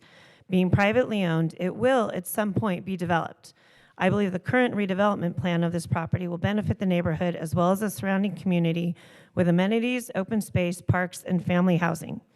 Huntington Beach has historically provided a great place for families with local schools and volunteer-based youth sports programs, including AYSO, Little League, flag football, and others, with many families living in the community for multiple generations. We have heard from both the City Council and the school district that Huntington Beach is aging and enrollment in our schools is decreasing. Huntington Beach City School Districts recently sold Geisler School site and closed Perry Elementary School. The bulk of our youth sports fields Specifically, soccer and football fields in Southeast Huntington Beach are all located on school sites. While being considered, there are no lined fields at Edison Park and no other city fields in Southeast Huntington Beach with these types of fields. With the closure of the schools, Southeast Huntington Beach is losing not only schools, but fields. With the sale of Geisler, we lost 2 full-size soccer fields that had been used year-round. I believe that the proposed housing and the tax base it will provide will help keep Southeast Huntington Beach as a viable neighborhood for families with local schools and fields available for youth sports. I appreciate the risk that the developer has taken with this property and the effort that they have taken to create something special, unique, and complementary to our neighborhood and to the adjacent wetlands.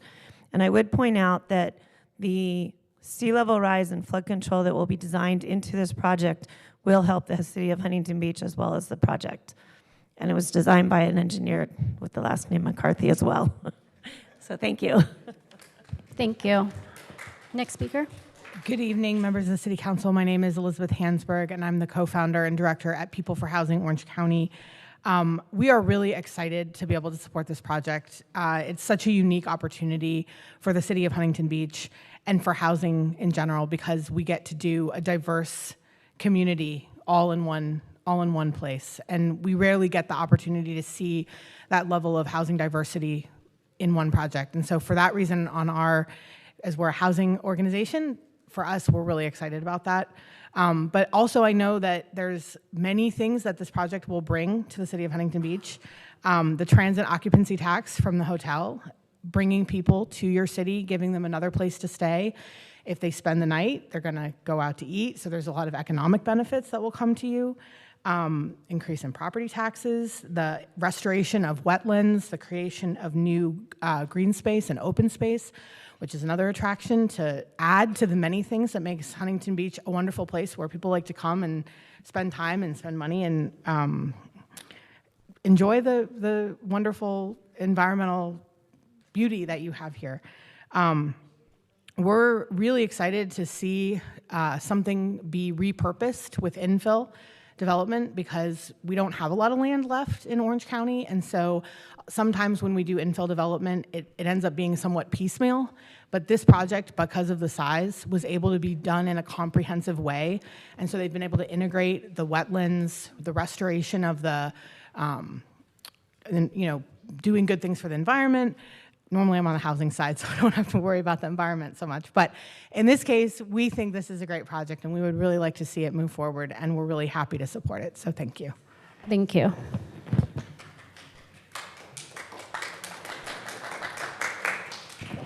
Is that it? I don't know what happened to the people that signed up. Anyways, okay, I'll just go to the next. Should I just go to the next? Yeah, I guess so. I'll go to the next group. Scott San Filippo, I'm sorry. Stephen Logan, Bill Shophoff, Tim Geddes, Ed Shka, Mark Wershing, Allison Goldenberg, Dennis Lorton, John Villa, Mauricio Escobar. Go ahead, sir. You can start. My name is Scott Sanfilippo, and I've been a resident of Huntington Beach for many years, living about a mile from the Magnolia Tank Farm site. The Magnolia Tank Farm project presents a unique opportunity for Huntington Beach. Converting a former industrial site into a vibrant mixed-use development addresses critical issues like housing, jobs, and public spaces. With 250 residential units, including 20% designated as affordable housing, it helps meet the housing demand for people who work in our community but can't afford to live here. This project also generates jobs in the hotel and retail sectors and creates new economic opportunities for local businesses. I know the council faces pressure from multiple sides, balancing environmental concerns with the needs of the local economy and community.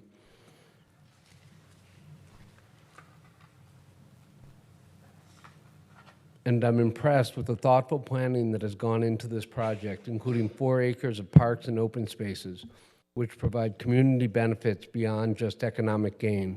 The careful measures to address environmental risks, along with the approval of the Coastal Commission, show that this development can move forward responsibly, and I urge the council to support it for the benefit of Huntington Beach. Thank you. Thank you. Go ahead. Good evening, Mayor and council members. My name is Stephen Logan with Shop Off Realty. We are the applicant, and we really appreciate you hearing the modifications tonight on a land use plan that was adopted back in 2021. We completely support the staff report and the presentation you've heard tonight. Our team is here to answer any questions you may have regarding ASCON with Mauricio Escobar with RU. We have Alexa Washburn with National Core, who's our affordable housing partner, and John Oliver with Fusco Engineering, should you have any engineering questions regarding the site or the surrounding site. We do have a quick PowerPoint we want to walk through and talk to you about some of the economic benefits and what this is going to bring to the community of Huntington Beach. And so the first slide, the specific plan benefits are 250 homes into the housing stock within Huntington Beach, 250 room hotels serving the community, up to 50 affordable rental units of workforce housing on site, 4 acres of open space parks and trails, and we're providing a wetland education program to the public.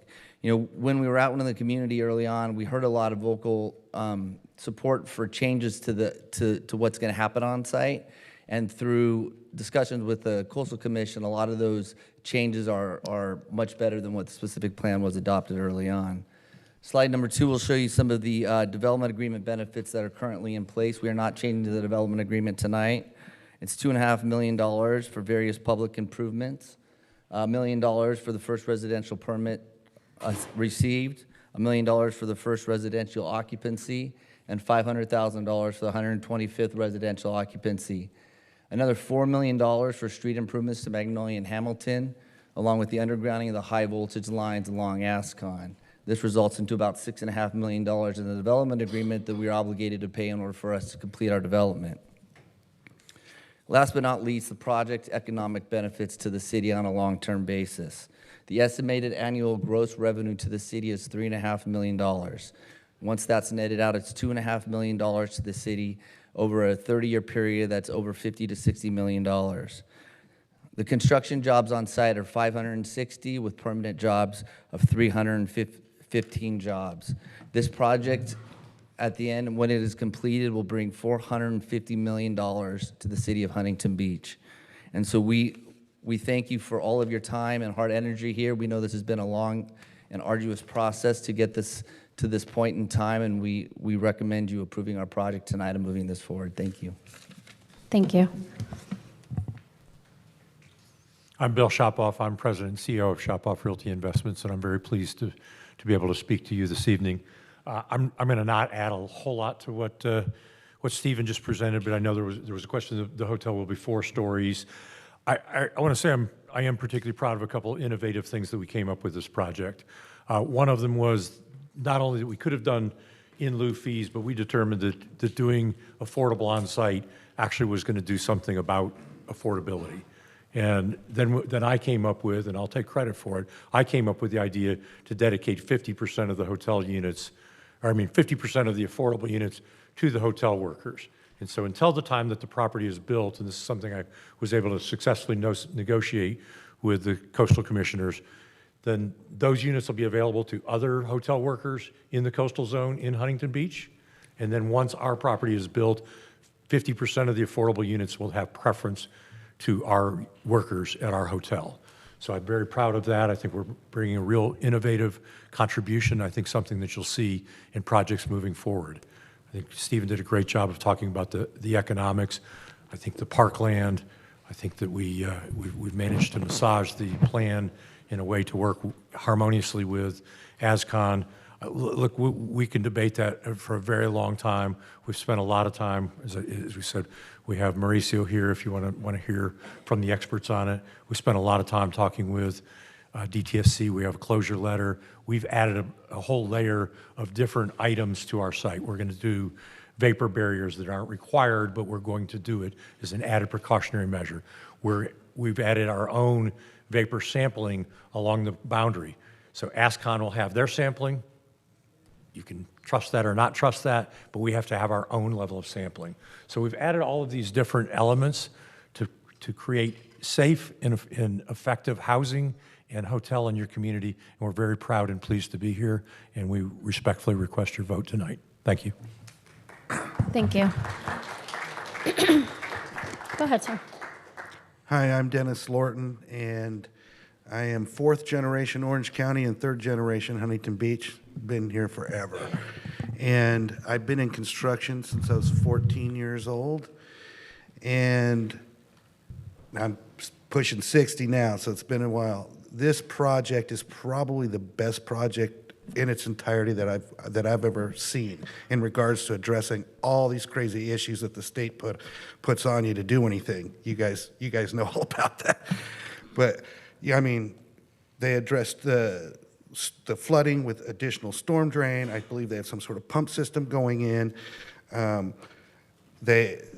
The fact that they've included a low-income housing component in worker housing, I mean, I can't believe all the different people that have come together in support of a project. You still have the usual people that are against it, but that's every single construction project that ever happens in this state, trust me.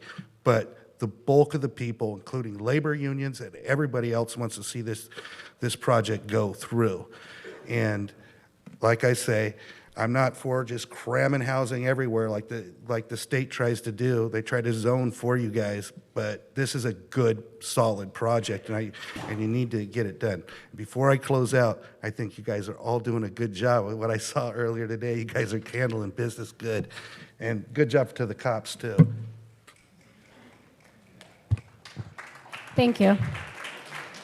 Go ahead. Before I start, I'm very disappointed that several residents and opponents of this couldn't stay past the 9 o'clock hour, so a lot of the speakers who signed up simply aren't here anymore. Hello again, Mayor and City Council, Tim Geddes here. For over 40 years, I've lived in Southeast Huntington Beach, within a couple miles of the ASCON Superfund site and the Magnolia Tank Farm property. My two children attended at nearby Edison's High School.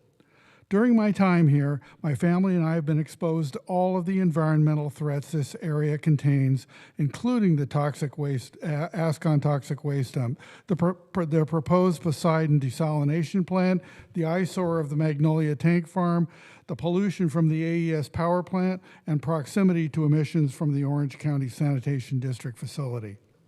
This is in addition to the concerns about earthquake faults, Santa Ana River, and low-lying flooding issues and tsunamis. For years, the Magnolia Tank Farm property has been considered unfit for residential development. Just its location and access issues promise to snarl traffic and create gridlock, and not to mention the negative impacts on the residential neighborhoods across from Magnolia. And what about the infrastructure costs and the city services and other things that are going to impact the city budget that won't be offset by the developers? As far as housing and development housing and tourism issues go, do we really want another Cuesta Verde, California development that will turn sour on us eventually? Yes, the movie Poltergeist was still in theaters when I decided to move to Huntington Beach all those years ago. Do we really want to build another model development like Love Canal, New York, constructed on contaminated property in Niagara Falls? Remember, that environmental disaster occurred less than 60 years ago. For certain members of the City Council, it's time to put your money where your mouth is, or is it your mouth where your money is, thanks to developer interests? Do we really want to see a shop-off Superfund site here? Where's Steven Spielberg when you need him? Please vote no on the project. Thank you. Next speaker. Hi, my name is John Villa. I'm the Executive Director for the Huntington Beach Wetlands Conservancy, and I'm here speaking on behalf of not just my board of directors, but also myself. We definitely want this particular project to go through. We are in support of it.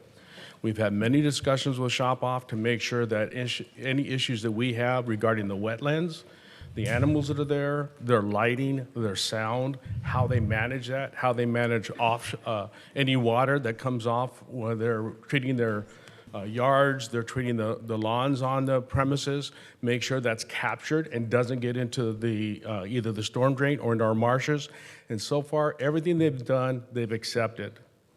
We have it as a contractual commitment, so that means it goes forward with the property. It can't be changed. The Coastal Commission went through 2 iterations of looking at this project and trying to decide if this was something that in the Coastal Commission's position, is this something that is safe, it is something that we can do, and if they could put their okay behind it. First time around, and went back to the staff and said, we need you to look at these things. Rising sea level. They wanted to make sure there was no issues with the contaminants of Ascot.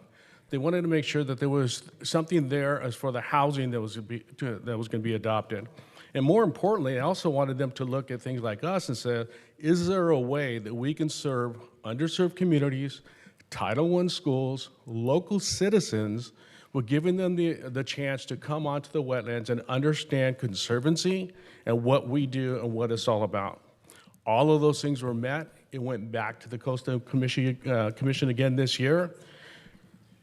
All the points that had gotten to that July meeting, I'm assuming went through the city council, or at least the city, for approval. So that went through, and then they came back with 8 more little things to change.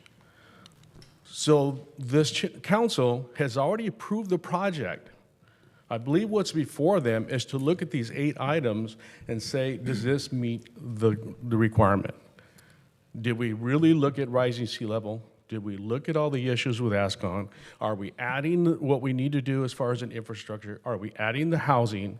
Because that's what the Coastal Commission came back with, and your staff came back to the city, looked at it, came forward with a recommendation, I'm assuming went through the city, and was approved by the State Coastal Commission with just those amendments.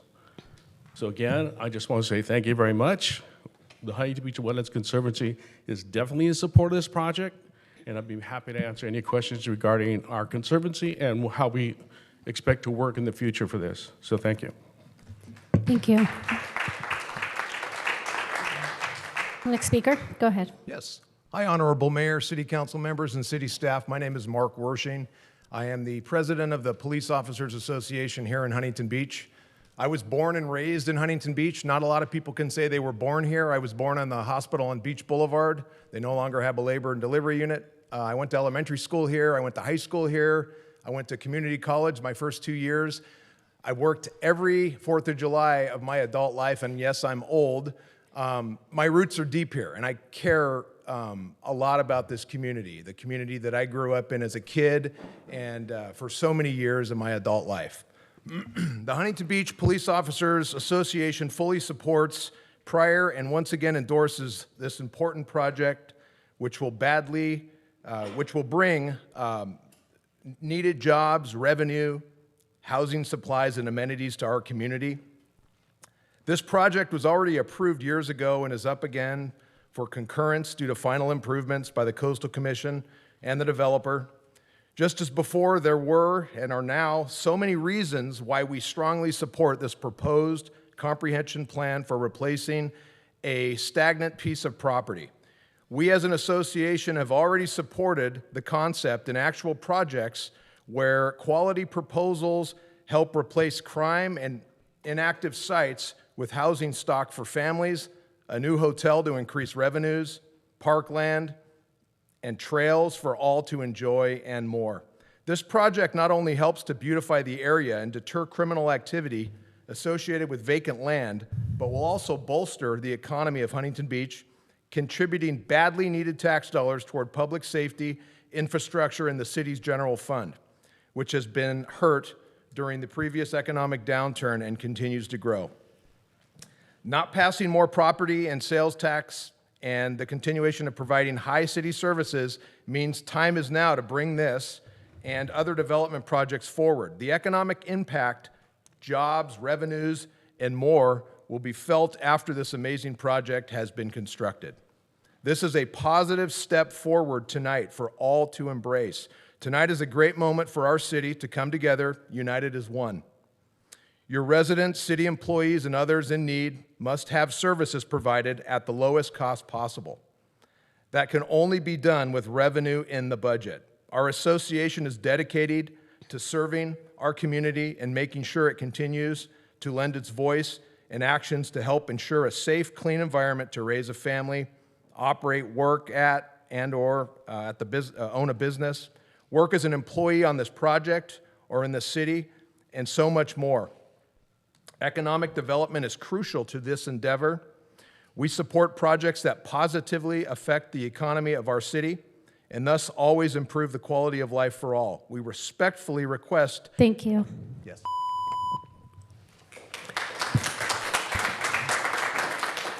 Do we have any more speakers?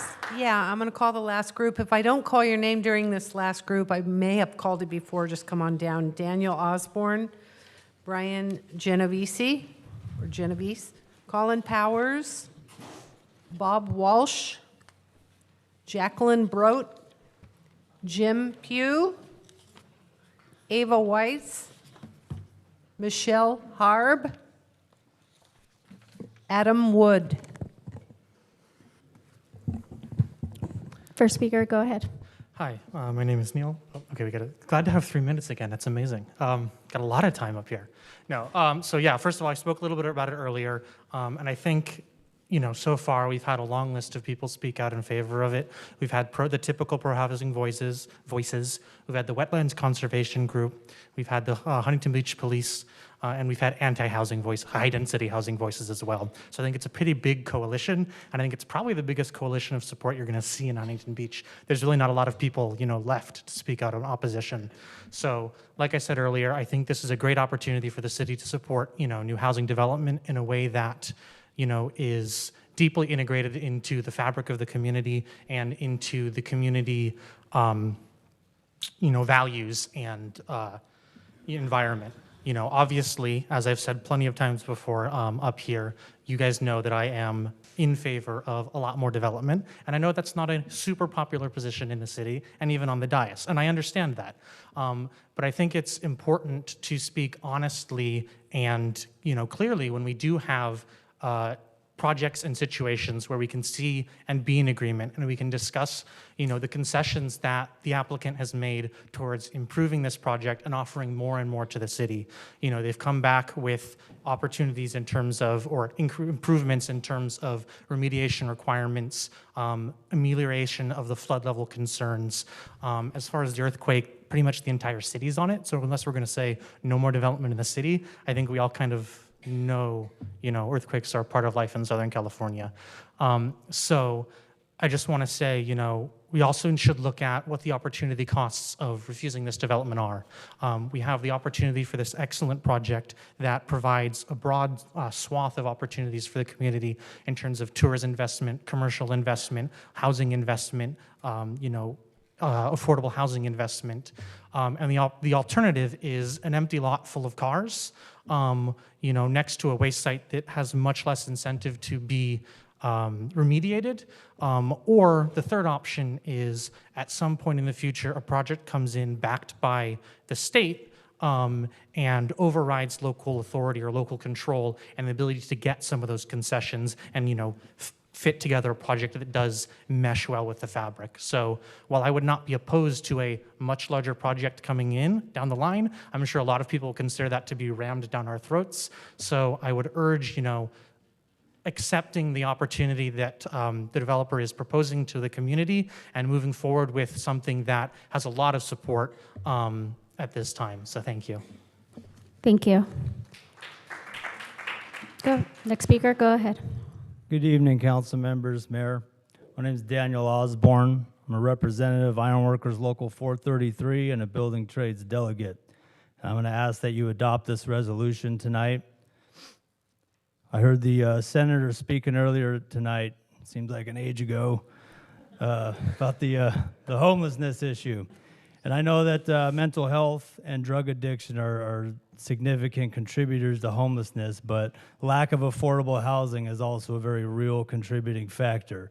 And that's something this project is specifically trying to address. Additionally, and more to my interest, is we have a developer on this project that's committed to building responsibly. That means they're committed to using a skilled and trained workforce. What does that mean? It means that building's going to be built right the first time. It's going to be built swiftly and safely and up to code. You'll be able to trust that thing to remain standing after it's complete.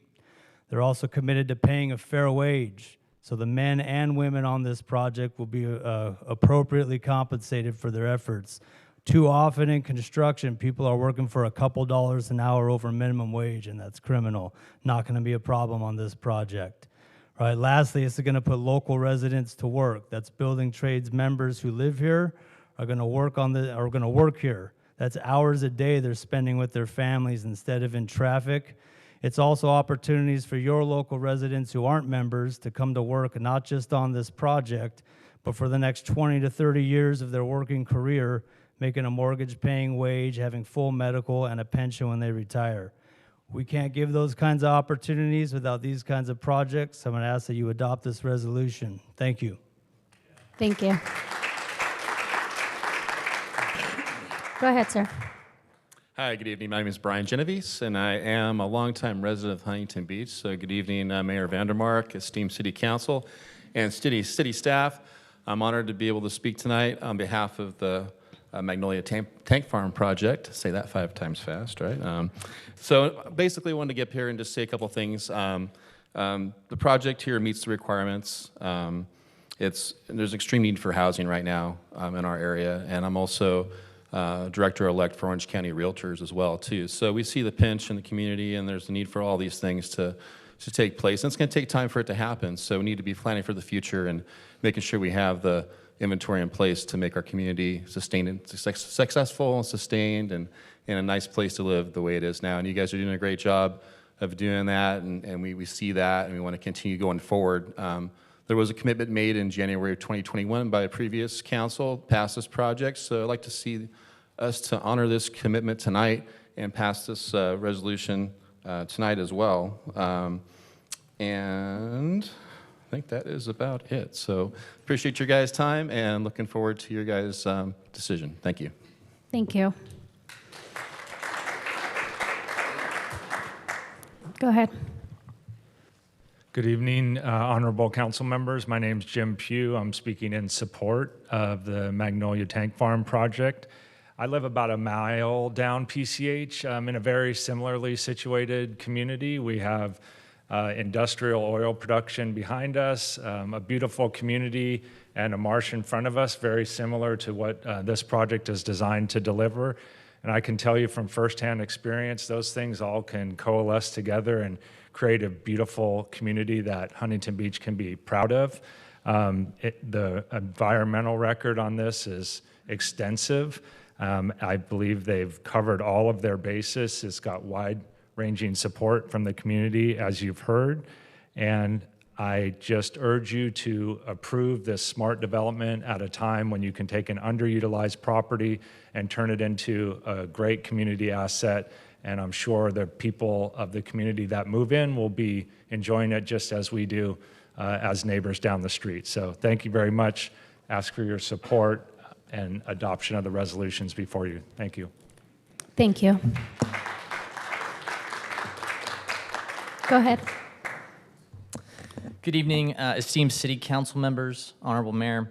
My name is Colin Powers, and I am the Government Affairs Director for the Orange County Realtors, the local real estate association that represents roughly 16,000 members and promotes homeownership, property rights, and responsible government.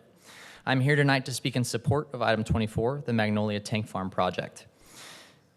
California's real estate market is out of balance and out of reach for more than 3/4 of residents, as the median home price continues to hit a new peak due to limited inventory and an overall decline in supply. We support responsible development that fits a community's vision and needs, and the Magnolia Tank Farm project is a great example of this. This project will add much-needed housing to help alleviate the strain felt by California's ongoing housing crisis, with the added benefit that construction will create more jobs in the area.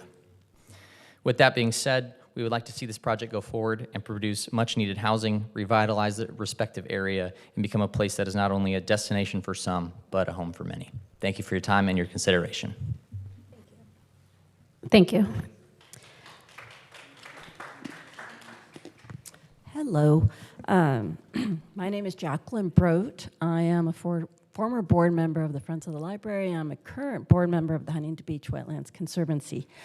I do live in South Huntington Beach. I do back up to Banning, and then I can see straight down Banning to the Magnolia Tank Farm. And with that being said, I do support this project. I think it would be wonderful for our community. And I'll keep it short and sweet because a lot has already been said. That's super positive. One, it will improve and beautify the property and the surrounding areas. Two, it will increase the comps of the existing homes near the tank farm. And three, it will provide much needed housing in Huntington Beach. So I thank you for your time, and please vote yes. Thanks. Thank you. Go ahead, sir. Hey, good evening. I'll keep this brief since we're running late on time here. My name is Bob Walsh. I'm a Huntington Beach resident. I'm also involved in hospitality development. I've been doing that for almost 30 years now for companies like Disney, Marriott, and now Wyndham Hotels and Resorts. I've carefully studied these plans. Anything that goes through the California Coastal Commission is heavily scrutinized, and this is a very well thought out development that I support. Key benefits to the community are benefits to the local economy through construction jobs and permanent jobs that will be for the staff members at the hotel. It protects natural resources. It provides coastal conservation space and a 4-acre park.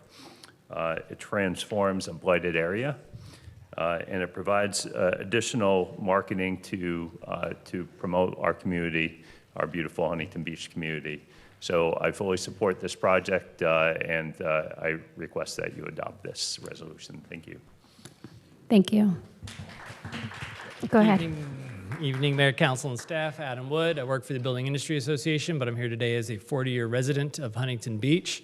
Appreciate the opportunity to comment. A lot of great points have been raised already, so I don't want to be too repetitive. But I think taking a step back and looking at the larger picture, we talk about why is housing so expensive in California. My God, look at the gauntlet they have had to run to get to just this moment today. And now we have to go through this vote and see what happens next. The process of getting any housing improved in California is absurd. There's no other way to say it. There are so many hurdles that you have to jump through. There are so many things that have to be approved. And it's everything what everyone has talked about. This project has been vetted through and through. If you can get through the Coastal Commission, man, that is the gold star because they let nothing through. So I am very impressed to see that it's gotten to this point.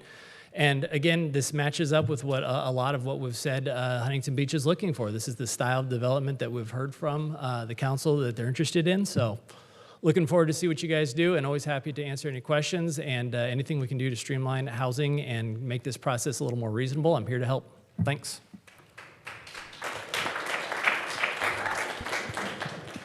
We have no one left to speak, so you can close the public hearing. Thank you. We will now close the public hearing. Councilmember Strickland? So are we now? Yes. So I want to concur with the gentleman said from the Building Industry Association. You know, you want to look at why housing is so expensive here in California, and just look at the process that this developer had to go through in order to get to us here tonight. I will say one of the members of the community said, this is not a rubber stamp. No, this is not a rubber stamp. This has been going on for, I believe, 7-8 years, and a lot of people have been working very diligently with the community to come up with a project that we can be proud of here in Huntington Beach. I do believe we can be proud of this project here in Huntington Beach. We have some of the most strictest environmental safety laws in the world here in California. I know firsthand. I served in Sacramento. I served on the Environmental Quality Committee, and I will tell you, if this passed state muster, you could be assured that it is safe in terms of toxic and chemicals. And I will tell you, this passed the Coastal Commission, as was mentioned by one of the speakers. I will tell you that's not an easy feat. I will tell you, it's one of the hardest things to do is go before the Coastal Commission and get a project approved. And so I commend those who worked with the community, those who worked with the Coastal Commission, come back to us with a project that we could be proud of here in Huntington Beach. This project fits within our suburban coastal community feel of Huntington Beach. I have been a critic of what's been mandated by the state of California, and every time I've been pushing back on some of the mandates coming, I believe in local control. I believe less government is better government. Government closest to the people is best for the people. And these folks did it right. They knew we wanted to keep our suburban coastal community here in Huntington Beach. They did not want to urbanize. And this project fits exactly the kind of project that I could get behind. And, you know, the economic impact report, you know, we're talking about our budgets.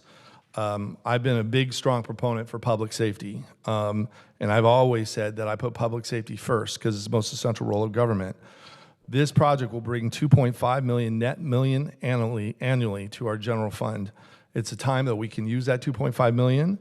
This allows us to invest and support our police, our firefighters, and other public safety officials. In terms of some of the community's input in terms of sea level rise, they're doing a self-assessment of the new people who are going to live in this project, and they're going to pay for much of the infrastructure that will relieve from our general fund, and this will be paid for by the residents who are going to move into this area. And so at the end of the day, leaders lead. There's always going to be someone that says, this is not good, and they move the ball, and they move that line over and over again. As someone here who's fought back on the mandates coming from Sacramento, I will say this is exactly the kind of project that I can get behind, and this is exactly the kind of project that would be great for Huntington Beach. And I hope there's more projects like this that come forward that fit our coastal community feel and provide much needed housing. It'll probably be a little bit more expensive than it should because it takes 7 and 8 years to get here. But at the same time, we need to look at ways to streamline the process. We need to look at ways to lower those housing costs. And I think a lot of those ways will be solved up in Sacramento, not here in Huntington Beach. But in terms of Huntington Beach, this is a great project, and I'm proud to move this item. I'll second. Does anybody else have anything to say? Questions?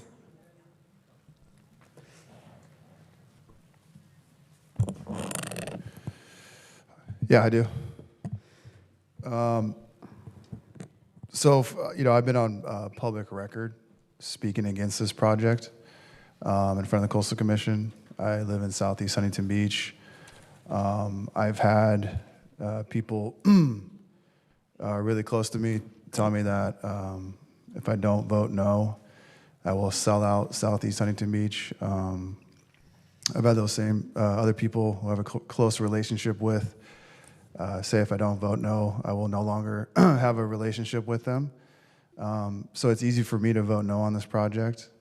But when I look at it and realize that people elected me to look at every project with open eyes and with fairness, and elected me to do research into each project and you know, weigh the benefits and cost analysis to the overall community. And so I committed to doing that, and I have done that over the last 6 days. I think I've spent over 30 plus hours of research and homework on this project. That's the most homework I've ever done since I think being back in college, actually. I talked to Jennifer Villasenor, our planning director, I don't know, 30 times. I mean, we talk probably every like 20 minutes.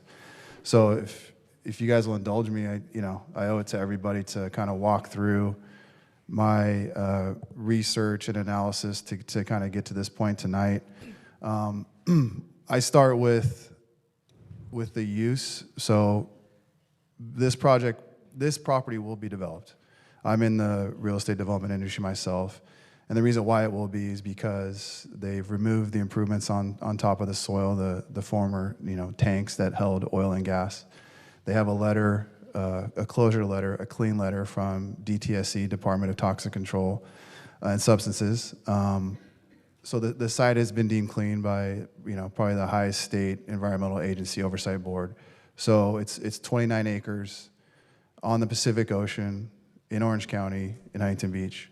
So this property will be developed eventually, for sure. So right now, under the current zoning of public, semi-public district zoning, you could roughly build about 1 million square foot convalescence assisted living facility on these 29 acres. And by comparison, I'm sure everyone knows about the proposed assisted living facility at Bolsa Chica and Warner. That one is proposed to be about 215,000 square feet, and that's on 3 acres. So this could be up to 1 million on this property, as opposed to that one that's 215,000. Now, I've talked to a lot of residents about compatibility with this project, with the neighborhood, and I counter with, is the assisted living facility compatible with the residential neighborhood in Southeast? And I don't have a consistent or consensus answers on that. So then I look at this project and I go, okay, there's 250 for sale homes, which is what we always want, right? Like people invested in our community that live here. The Coastal Commission's tweaked it. This is one of my main issues I'll get to later. They sliced off 50 of those to make it, affordable housing apartments, half of which have to go to first offer to the hotel workers that work there. If they pass on that, then they go to the rest of the hotel workers in our coastal zone in Huntington Beach. If they pass on that, then it goes to the general public based on their income levels on the area median income, they would qualify. So we were left with 250 for sale homes, okay? Now I look at density. So this project is 15 units per acre in terms of density. A normal single family neighborhood is 7 units per acre. So twice as much, but it's not high density, which we, and myself personally, am adamantly against and have campaigned on and fought against with the fiber of my being, like I always say. High density is 35, 40, 50 plus units per acre. This is 15. So it's medium density, right? The homes along Magnolia will be 2 stories. The rest in the interior of the property will be, the 3-story height potentially. Hotel, I get it. I hear the comments. It's not a hotel district. Ricky answered my question. It's probably going to be 4 stories. It is closest to, PCH side. It's tucked in there. This has 2 access points. It has the main one right when you come off of PCH at Banning, where people will obviously be entering for the hotel. It won't always be 100% occupied. So I look at, less of a dense use than potentially the 1 million square foot assisted living facility in that neighborhood. It's not a hotel district, I get it, but it's not too far away from the Hyatt, which is kind of out of the zone of like Main Street. Again, it's not gonna really stand out.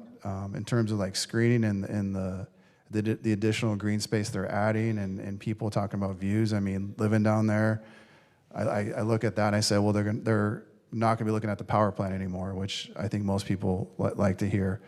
So that's why I'm looking at like the use component.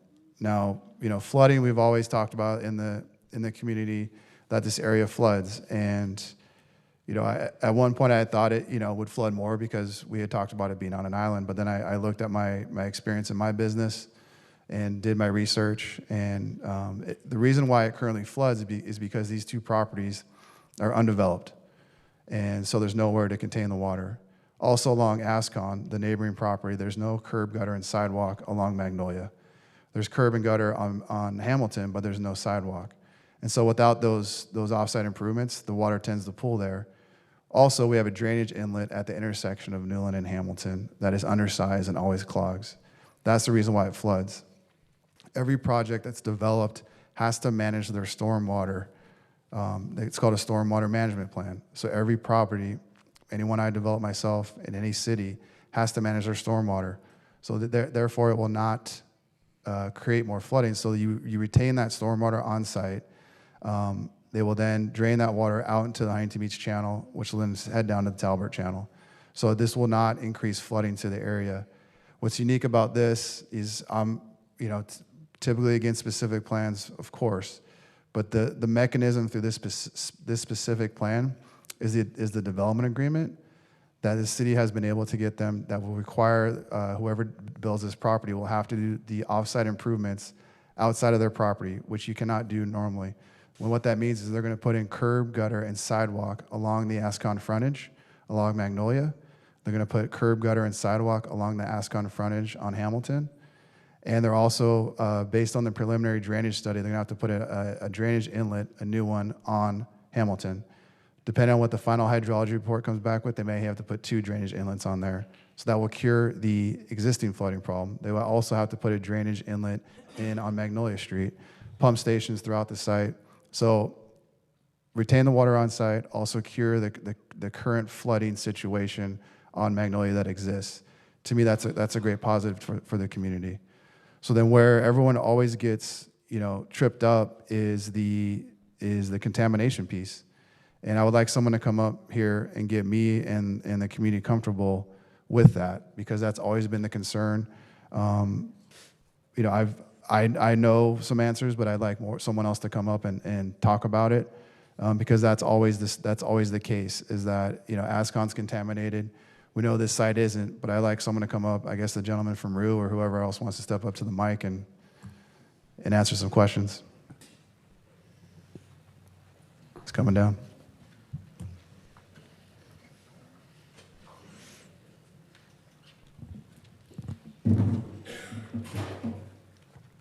My name is Mauricio Escobar. I'm a geologist. I'm with Rue. I've been working on the project since 2019. So walk me through your company, what you guys do, what you were hired for. Sure. Yeah. Sure.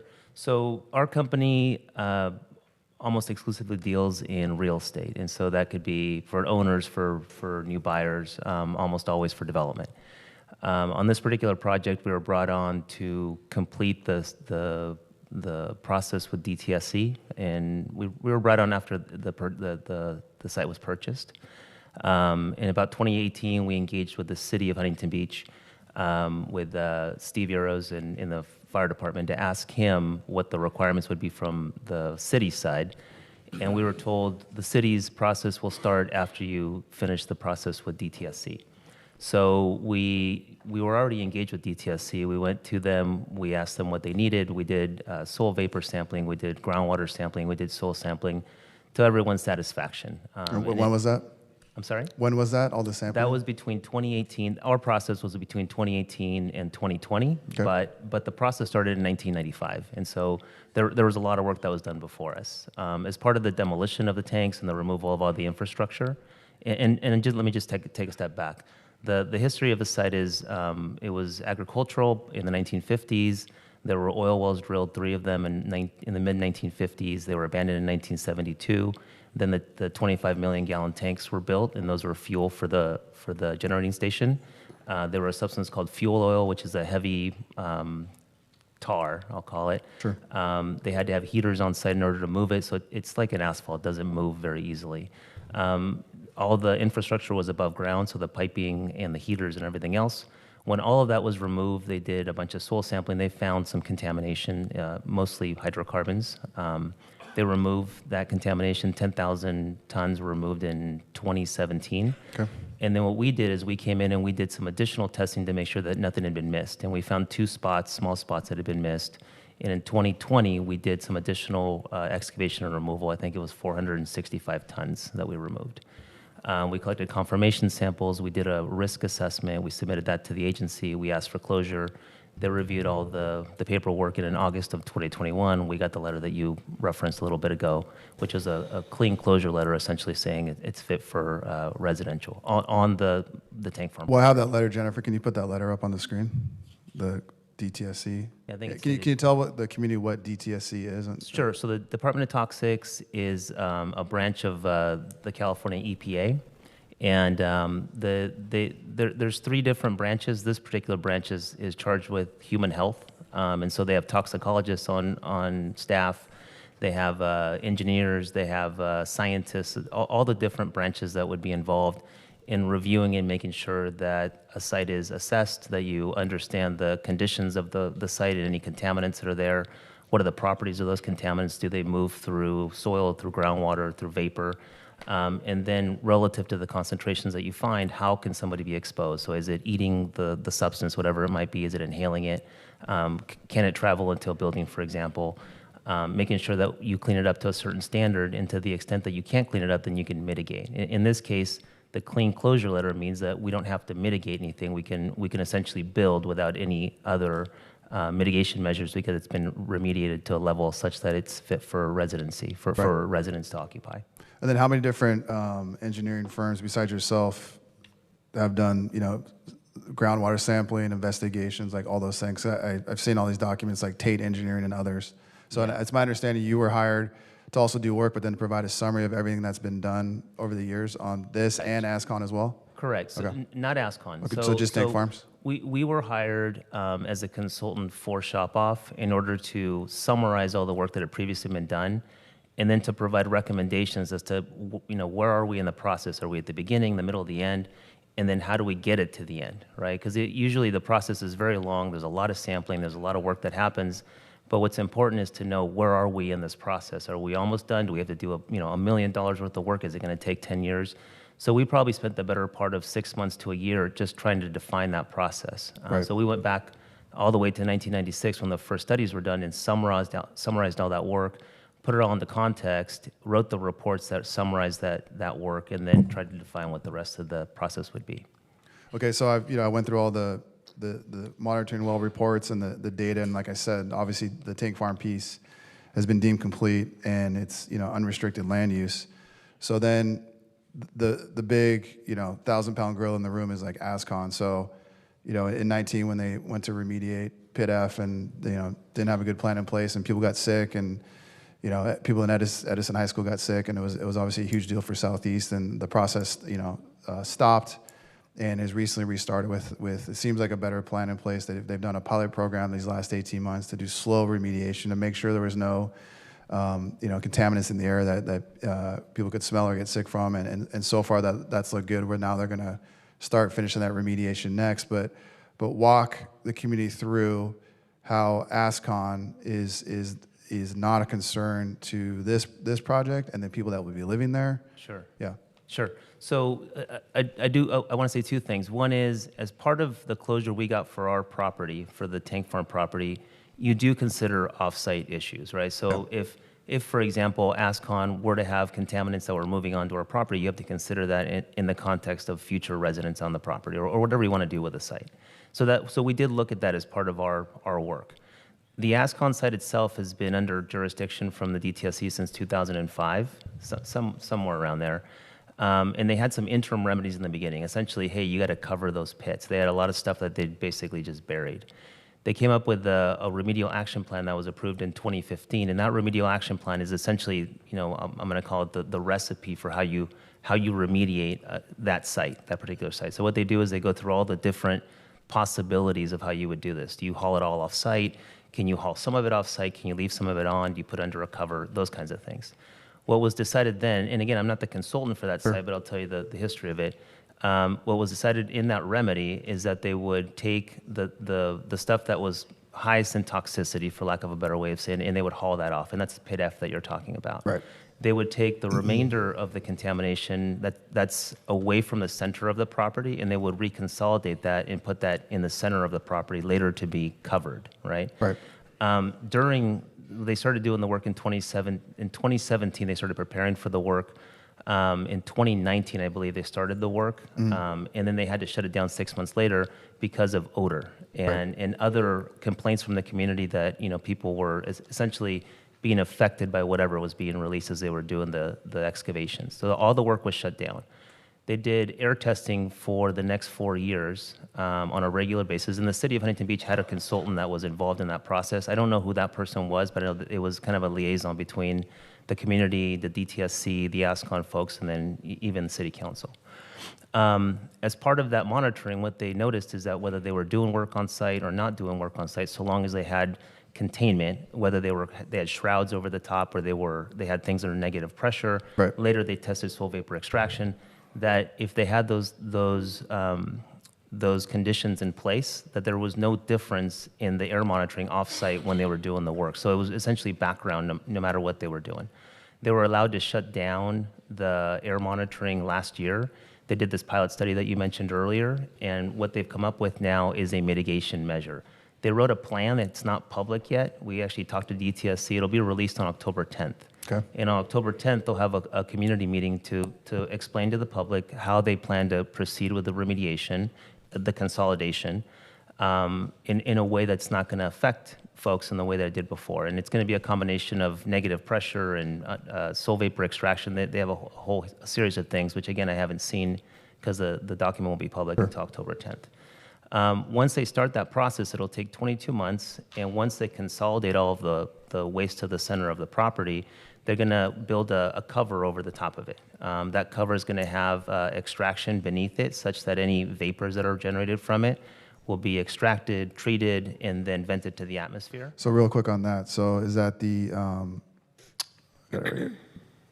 so basically it's they have the engineered cap, but then they have the, was like the was like a barrier, right? Like underneath, essentially of the waste that they're gonna compile in one spot. They don't have a barrier underneath. What they have is they're putting all the waste in the center of the property or towards the center of the property, Right. and they have a very low permeability layer at a certain depth, and they're going to put everything above that, And then- which is above groundwater. 'Cause Right. what's important is that groundwater isn't sweeping stuff away. But they're saying from there they're gonna then vapor release like that, or how does that work? Above that, they're going to put a cover, and Okay. it's going to be a vegetated cover, so it'll look like a grass berm. Right. And the whole point is that you won't have infiltration, and to the extent that you're generating gases, because when you cover waste, you do generate gases. They'll have piping in there, and they'll have a system that's going to capture those gases and then treat it. Okay. And then around the entire perimeter of the site, they're going to have vapor monitoring points, and they're going to have groundwater monitoring points. And right now, there's no migration off-site of either groundwater contaminants or vapor contaminants. And what the reason they're going to continue to monitor is to make sure those conditions don't change. And if they do change, they have to have a plan in place such that they can then, go to a different operational system in order to be able to prevent those things from happening. Well, that's always been the fear, is that the contamination can migrate. And so looking at the tank farm reports on the monitoring wells, the groundwater is clean. Looking at ASCON, I mean, I think the last hit elevated was VOCs or COCs, where it was back in 2016. And the recent one of March of last year was the groundwater was clean as well. So can you give further explanation to the community how the groundwater is not contaminated and the contamination on site is not going to migrate? And then, like, more importantly, with the cap, it's going to contain the I guess the aerosols from releasing on the site, like the odors, et cetera, like the particulates in the air that was the problem before. Sure. So two things. One is the groundwater flow direction through the site is to the northeast. East, yeah. The directions aren't quite up and down, but it's from the ocean side towards the inland. Right. And it's been consistently in that way since they've been measuring it. It's been a couple of decades. It's not going to change. One of the questions Coastal Commission had was, hey, what about if there's sea level rise? And the answer is pretty simple. If you have higher head on the sea level side, you're just going to get a steeper gradient going inland. The direction isn't going to change. You might have a change in velocity. But what I also told the commission is that when the consultant for ASCON did a velocity study on ASCON, I think it's 5 to 20 feet per year that the groundwater moves. It doesn't move very much, which is pretty typical because you have a very flat gradient near the ocean. The contaminants that are in the ground or in the groundwater on the ASCON site are mostly related to petroleum, heavy tars and petroleums, which don't move very well. They tend to stick to the soil particles. And so that's why they haven't detected them off-site, whether it's in the vapor phase or in the groundwater phase. Now that they're going to consolidate all of the waste to the center of the property, they're going to put it above the groundwater level, and they're going to cover it with a cap. And essentially, there's going to be no infiltration.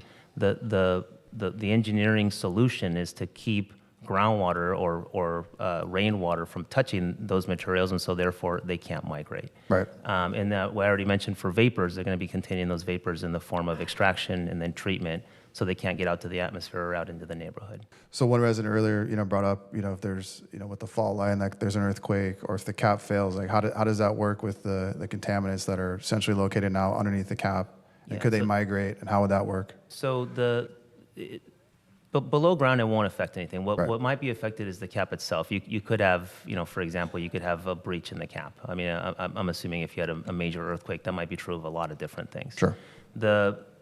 As part of the remedy, once you finish construction of the remedy, you're required to submit an operations and maintenance plan. And that plan calls for regular cap inspections on a regular basis, meaning once a year, or if conditions change. So say there's a huge storm, you need to do a cap inspection, you need to make sure the cap is sound, and if it's not sound, you need to come up with a plan to essentially fix it, right? And so, and that goes into perpetuity. The responsible parties, which are, you know, a whole bunch of oil companies mostly, Right. are gonna have something called financial assurance with DTSC. And what that means is that they have to have a bond or some kind of, you know, cash equivalent with the state, such that if they go away, the state has 30 years worth of money to still maintain that cap and to do the work they have to do. That's typical of any remedy that's implemented. Okay. And then just going through my notes. So then after, in terms of like the long-term monitoring of the groundwater, their surface water, and the soil vapor, they're going to do service inspections of the engineered cap, like you mentioned. And then I believe they're installing several vapor monitoring probes, like you mentioned, Yes. around the landfill boundary. So including 12 probes along the southern Ascon property line. The five perimeter groundwater wells will be maintained. And then following the cap or remedy completion, they're going to install an additional 4 groundwater wells, correct? Correct, yes. And that's just for Ascon. That's for Ascon. And so then that's actually a good segue for me to tell you one more thing about our development. So as part of the development on the tank farm property, I mentioned that we have, you know, unrestricted closure. There's no need for mitigation, but the city of Huntington Beach, as part of the methane overlay district that it has, and also as part of having methane mitigation near oil wells, and I mentioned there was 3 of them on the property, we're going to have vapor barriers beneath all of our buildings, right? And so those vapor barriers are going to have essentially gravel beds beneath the foundations with perforated piping and then risers that go out to the roof line, such that anything that gets beneath the buildings, a vapor phase contaminant, whether it's methane or anything else, wouldn't go into the building. It'll go into this gravel bed, into the perforated piping, and out to the essentially the vented pipes that are on top. Okay. So we, in the EIR that was put forward, that was one of the commitments that was made. And so once we get through this process and we get closer to having actual building plans, then we can design those systems and submit them for approval and ultimately for construction. Okay. There's been a lot of, this area's just affected so much. A resident mentioned it. I mean, with the sanitation, the power plant, the Poseidon that was coming down the pipe. There's been a lot of distrust on data and evidence and doing the reports. Can you walk the community through like how chain of command works for, you know, monitoring well results and how that's processed and how that's signed off and Yeah, and you know, I think the concerns are understandable. You know, it's you have a situation where you have contaminants that are in the ground next door. Or you have a former tank farm, and as I mentioned before, in terms of process, you know, we want to understand what are the contaminants, how were they used, where were they used, what are the concentrations in the ground today, et cetera. And then in terms of having the oversight from the agency, you know, I'm a registered professional in the state. I'm a professional geologist. I have both personal liability and I have company liability in terms of what I'm putting on paper and what I'm stamping and what I'm signing. That's the same for Ascon's consultants. Right. So when I go out and collect a sample from a groundwater well, I take a sample using certain procedures that are guidelines that the agency has, and so I have to purge a certain amount. I have to put it in a certain bottle with certain contaminants. I send it off to a laboratory with chain of custody. Chain of custody, yeah. And then they receive it. They have to put it into their system when it was received, what the temperature of the sample was, et cetera.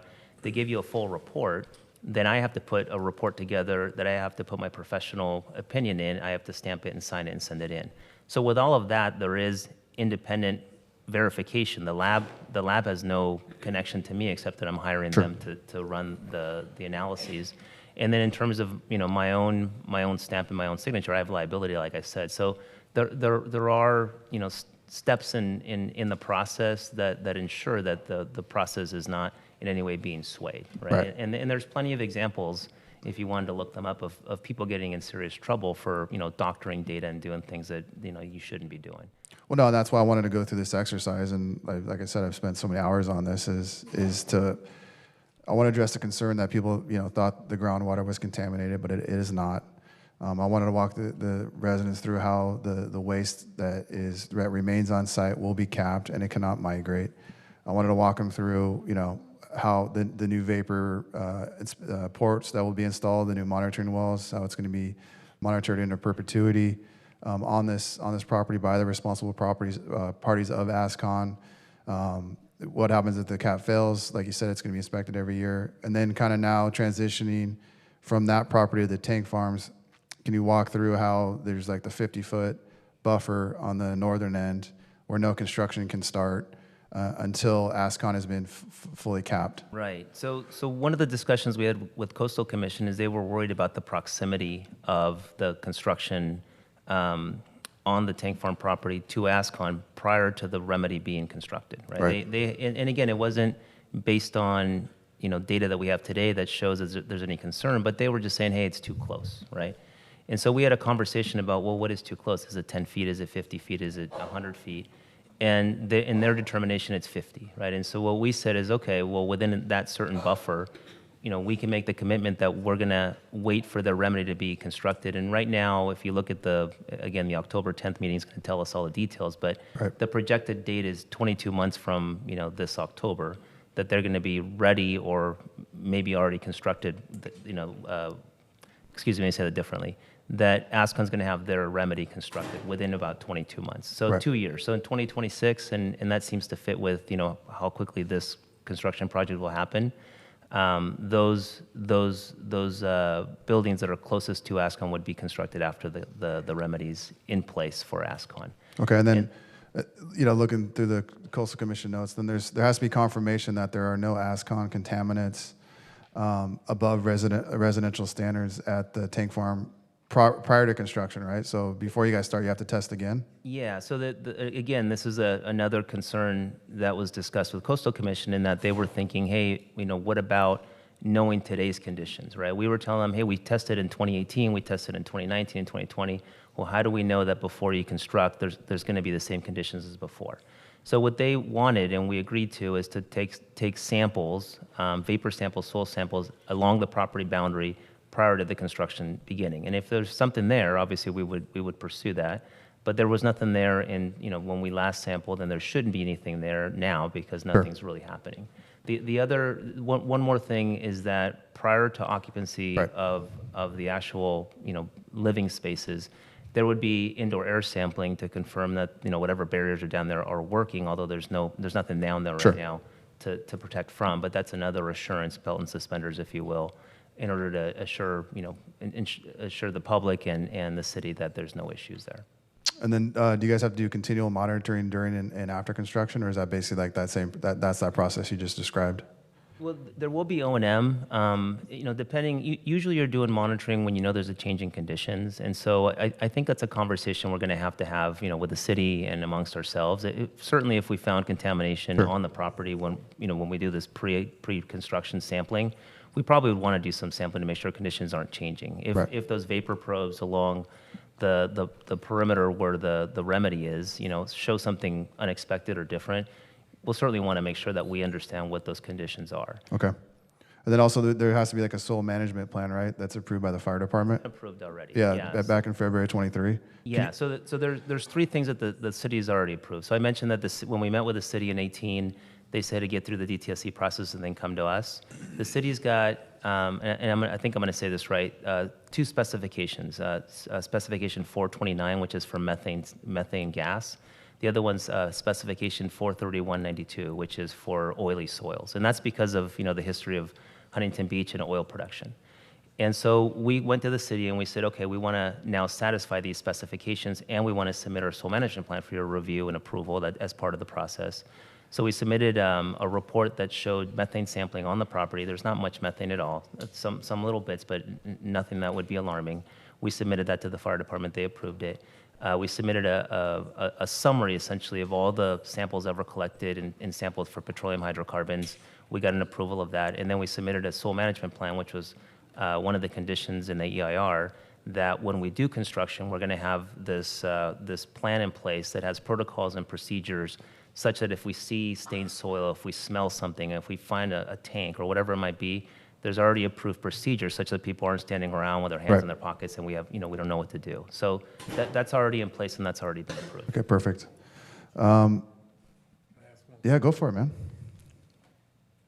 Real quick, this is a scary question, kind of for me to ask, but you being the expert, once all this stuff is built, everything's in place, families are living there, Can they plant a garden Yes, they can. and eat the vegetables or whatever? Sure, yes. And so, and there's two reasons for that. I mean, the simple answer is that we've already tested the soil and it's clean. But as part of the development, my understanding is the site's going to be brought up with clean fill, I think 5 to 7 feet, something like that. And that's not an environmental requirement. I think it's more of a, grading requirement. So with those two things in place, you have clean soil, then you have more clean soil on top of that. The answer to your question is absolutely yes. Okay. Perfect. Thank you. You answered all of my questions, so appreciate you being thorough. You're welcome. Thank you. Jennifer, so all these requirements and all these agreements, like what is this codified into? Is it into the specific plan that is encumbered with the property? So if Shop-Off gets his entitlements and he goes and flips it to somebody else, like how is this codified, this agreement, that to make sure all this is performed? So right now, most of it is in the specific plan. It was either captured through the city's review in 2021 or through the Coastal Commission mods that were just approved in July. For instance, the 2 milestone points for confirming that there are no ASCON migration contaminants, that was added by the Coastal Commission, and that's part of the red lines that you'll see in the attachments. The other area where this is codified is in our existing city code requirements, and so those show up in the mitigation measures and project design features that were approved in the EIR. Okay, and like all the other financial commitments, that's all codified in the specific plan, which has the development agreement inside of it? The financial commitments are within the development agreement, which was adopted by ordinance as a separate executed agreement with the city council. Okay. So again, so if someone else comes in to build this, they have to, those documents exist and those mechanisms exist for them to fulfill everything? That's correct. Okay. All right. I want to go to the financial component. If someone wants to come up and walk me through that from the applicant. He's working his way down. It's not that late, guys. We've been here till 2:45 in the morning before. 248. 2:48. I thought it was later than that. Yeah. No, 248.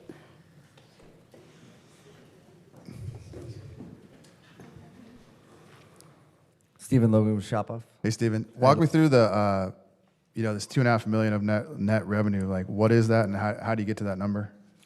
Please. So the majority of that is the TOT tax from the hotel and the property taxes that are going to be generated.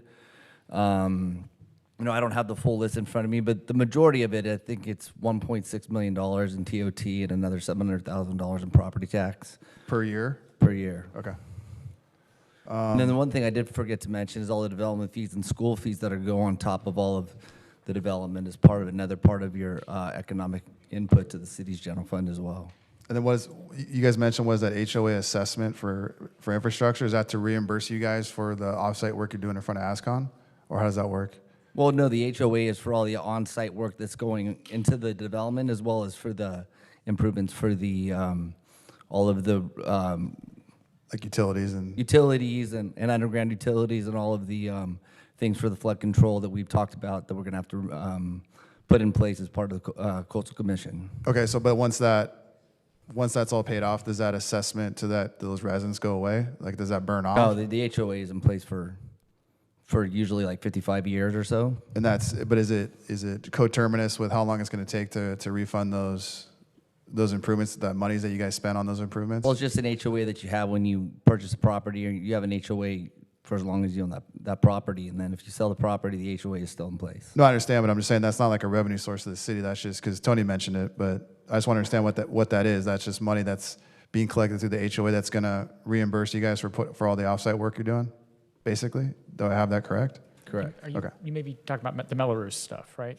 Well, no, Tony, what'd you mention? Like there's some assessment to the... It's the environmental assessment district for the climate change, climate adaptation Correct. stuff in the future. That would be parcel-based, potentially, not through So what Councilmember Strickland was talking about is that in order to enhance some of the remedies for the flood control... Flood control is what I was talking about. For the flood control is not going to be part of the general plan, will be paid for through the HOA and through the residents there. So that cost to upgrade the pumping system, you have to do anything to the channels or such like that, that'll be paid through the HOA and the taxes in that. Okay, perfect. Yeah, because that's, to me, like I mentioned in the beginning, like that is a huge Plus, and I want to reiterate, is that, you know, a project that would come in under the current zoning, there's no nexus to require that developer to improve the offsite improvements on a property that is adjacent. But through this process, through this project, through the specific plan and these requirements and the development agreement, this developer will be required to install the offsite improvements on Ascon, the curb gutter and sidewalk, on, like I said, on Magnolia, on Hamilton, and install new drainage inlets. So it's going to cure the existing flooding problem. They're going to retain their own water, and it's not going to be borne by the HB taxpayer. It's going to be borne by the project and obviously the HOA residents that live there. So that's key. I just wanted to break that down. That is correct. If you don't mind, Councilman, I also I mentioned the 2.5 million to the city directly, but if you look at the economic impact report, the total economic impact is approximately 534.4 million, and that includes construction-related economic benefits, related labor incomes, and for those who are on the council, I found it interesting that they did an implant study like they did for the air show for this economic impact report. Okay, so this last thing I want to talk about, this, you know, this part bugs me, but it's the Coastal Commission, so I've done a deep dive on this as well. So I understand the 50 units having the affordability component, but I don't like the government coming in and just disrupting the private sector. I don't like the state or a state agency coming in and planning our city or our projects. I understand the Coastal Commission has like approval rights on these projects and often do those things. But what I'm trying to grapple with, and Pat brought it up, is like the lower cost visitor accommodation policy. So 25% of the rooms have to be offered at 75% of the average statewide hotel daily rate. And I know you guys push for that to be pegged to the Orange County daily rate, but like what's the delta on the average rate between like statewide and countywide? Do you guys know? So right now the state rate is about $200 or so it's 75% of that's about $150 for. What's the county rate? Do you guys know? $225. Okay, so it's not that much different. But like, it's physically impossible to implement that, right? It's basically like first come, first serve.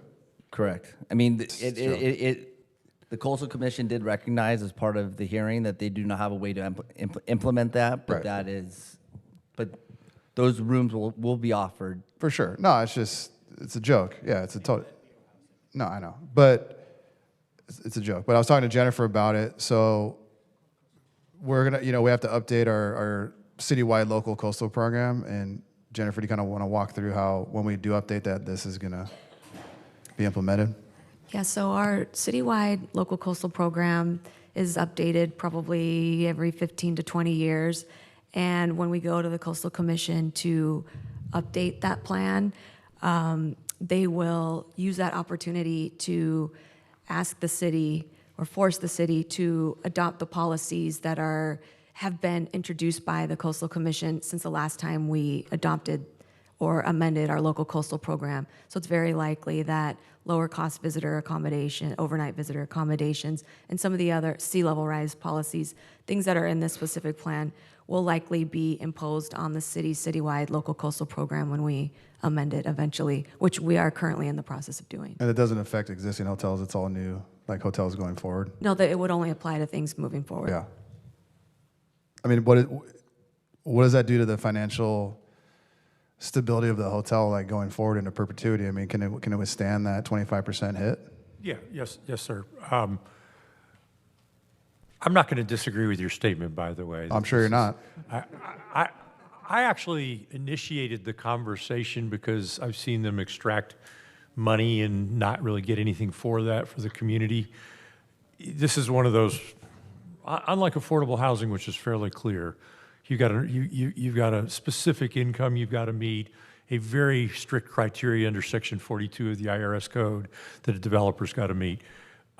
Unfortunately, the Coastal Commission hasn't really thought that clearly about this affordable lodging concept. Right. And so it's an imperfect solution to a governmental problem, but we factored it in. It's factored into our economics, and it works for us. Obviously, it'd work great if it were an all market rate deal, but it's economically feasible. And I fought very hard. There were a number of things that they asked us for when we were there in July at the commission, and You know, if you want to do a little more homework, there's about an 8-hour tape you can go listen to the pain I had to suffer through. I was there. I watched it. Yeah, so, you know, we fought to keep things that we know are economically feasible.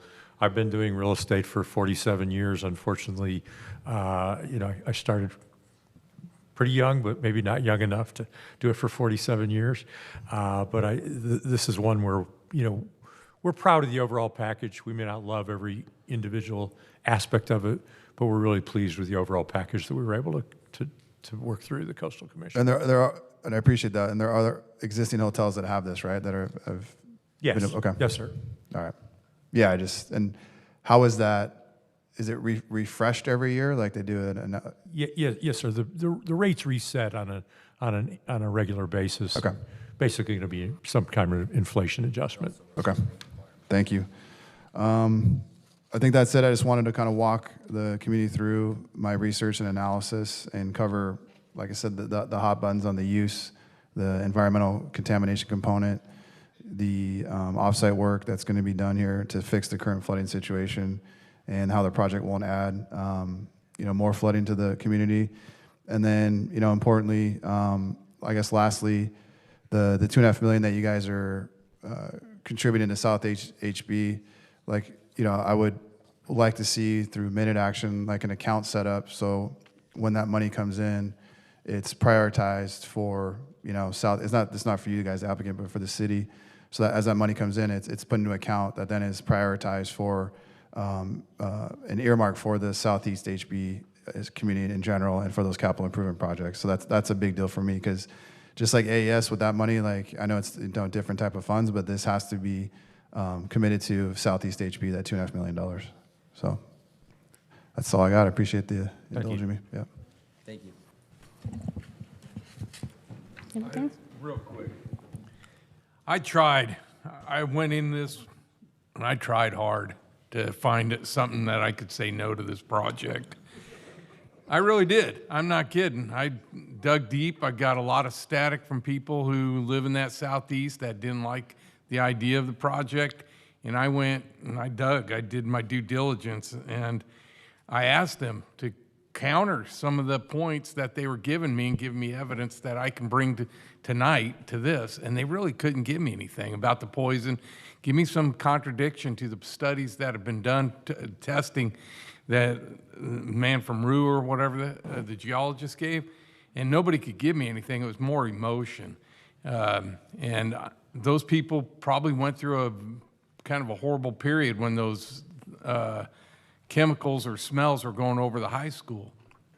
But, well, besides the 4-story hotel, I got to dig you on that one. But I don't have a problem with it. You guys did what responsible. One guy brought it up. It's responsible development, and I appreciate that. That's it. Okay. I think we're ready to vote. It's moved second. Really quick, on the motion, does that also include the amendment for the late communication? Yes, it does. And also Councilmember McKeon's minute action request? Yeah, the minute action request for this separate account to be set up for the Southeast HB money as it comes in.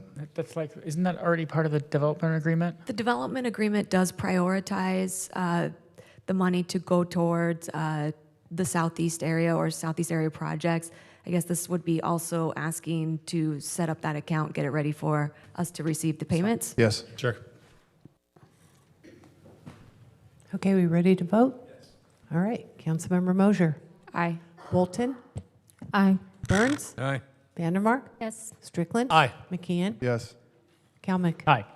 Project approved 7-0 as amended by the supplemental motion. Okay, moving on to council member items. Councilmember Strickland. Thank you. Yeah. Well, if you don't mind. Go ahead.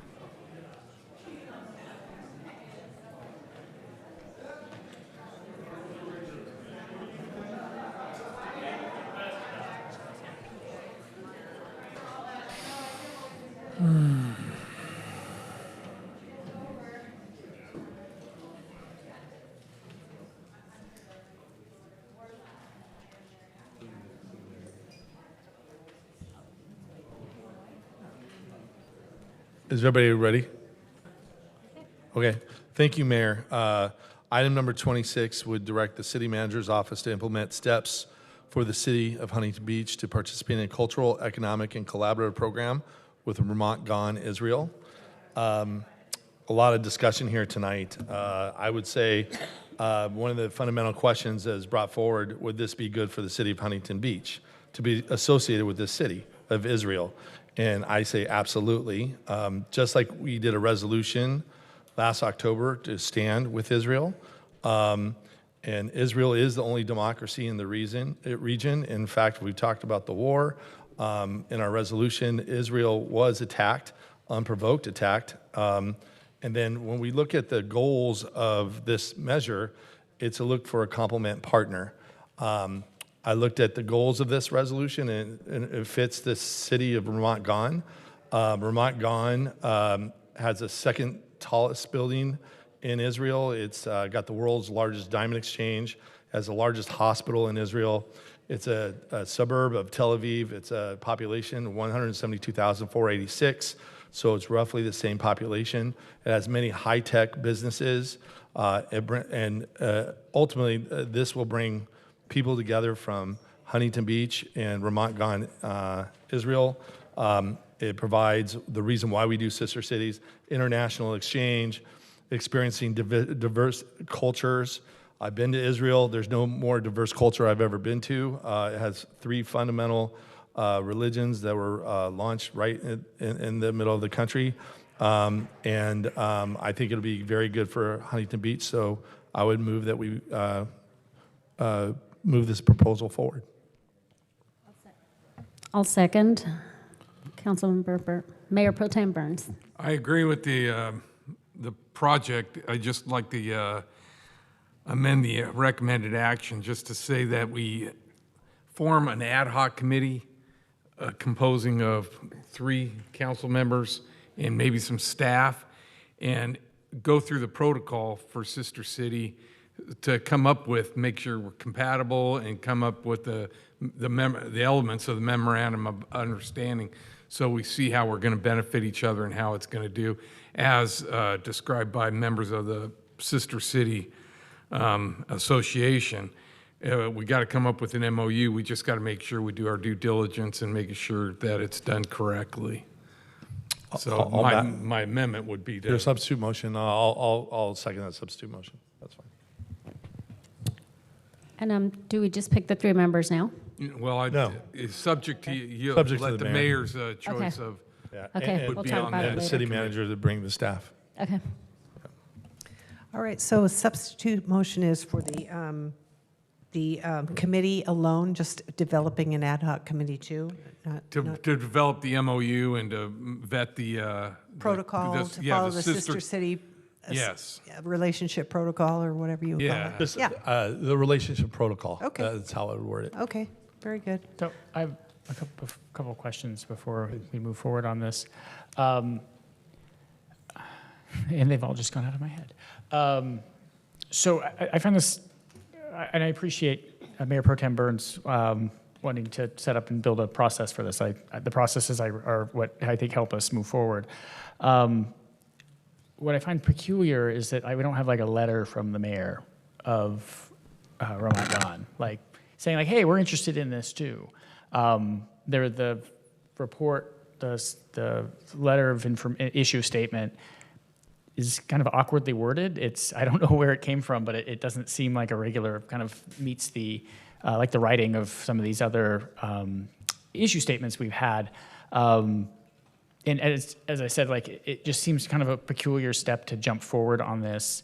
I guess the larger question is, would this MOU be coming back to the council to Yes. It has support to. after the fact? Okay. Yes. Because I don't know anything about Vermont Gone, and I literally know as much as what you told me, which is seemingly the same information from Wikipedia. Like I don't know if they have the same culture. I don't know if they have the same Surf City vibe that we have. So like It's a suburb of Tel Aviv. Sure, I've never been there. I called some friends that All right. like they go to Israel regularly, and they were like, it's a suburban enclave of Tel Aviv. But yeah, it's just surprising, and then to hear from some of the folks from the Sister City group that were like, well, we're usually the ones that have to manage this and deal with it, and my understanding is that like we barely have enough resources to manage Anjo, our relationship there. So I'm going to be abstaining from this at this point because I just don't see enough information as to how these Sister City things tend to go. I don't have enough to go on to move forward on this. I'll be interested to see what the MOU comes back with and to see some more information from the city itself. They seem to have plenty of other sister cities like Rio de Janeiro and some cities in China. And so, yeah, I just don't know anything about the city. I can tell you that the mayor of Ramadan is eager to go in a Well, I would have relationship loved to have with seen us. a letter, right? Yeah. Like, that would have been nice to see that as part of this item. So I literally don't know When enough the MOU about. comes back, I'll make sure that's there. Yeah, that would be great. Or have them send a video or something. That's one of the reasons we're trying to go through that process. Yeah, I agree with that. asked So for. I just don't have enough information to support this either way at this point because I just don't know anything about this city. So I'll And be abstaining. One thing I'd like to note, this isn't anything against the Palestinians or anybody else. This is just a connection between two cities that would like to be sister cities. Okay. Okay. Been moved and seconded. I have a comment too. Oh, sorry. That's okay. No, I wanted to thank the Sister Cities Association folks for coming tonight. And I think that process is really important. There's probably some value and opportunity to improve the process by which these types of things come forward and are vetted. But I know that the Sister Cities Association has been doing this for many, many years. I did look through past Sister City agreements and kind of how they came to be, and some were generated by council, others were done different ways. But the challenge seems to be with the different relationships over time was who manages that.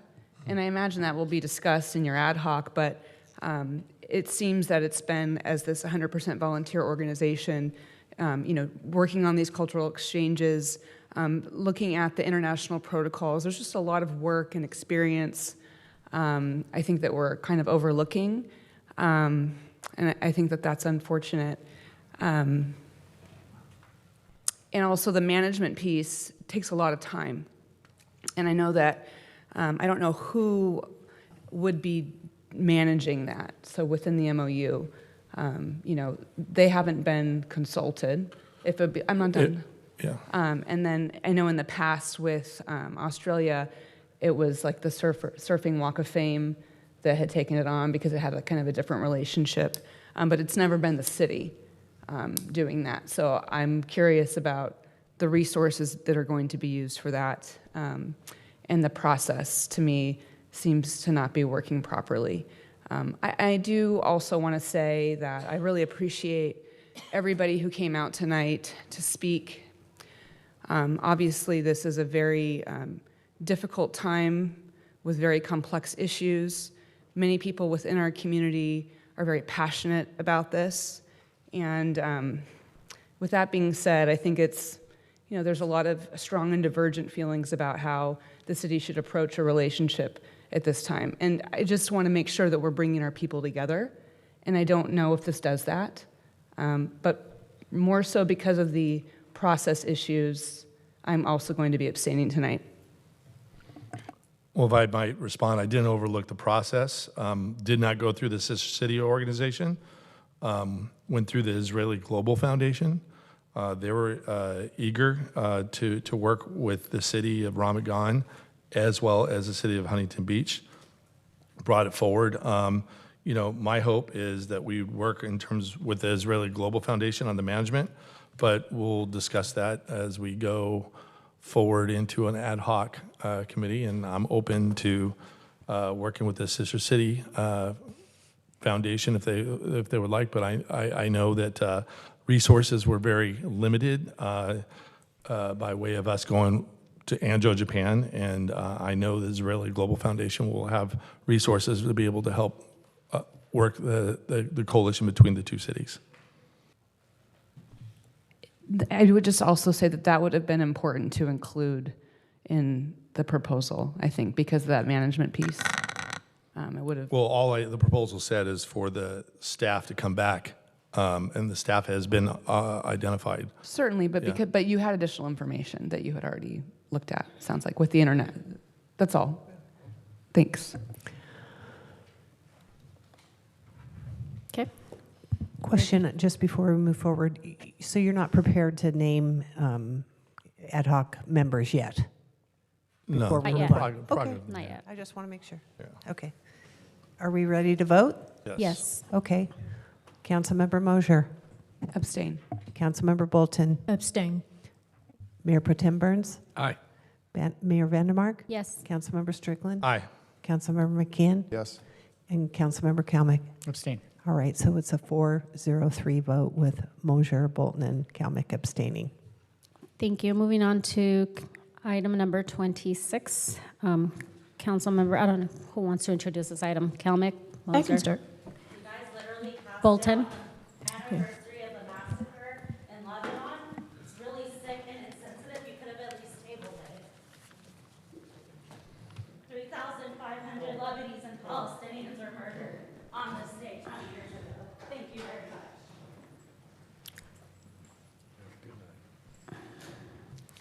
Thank you, Mayor. So this particular item has to do with the security of City Hall.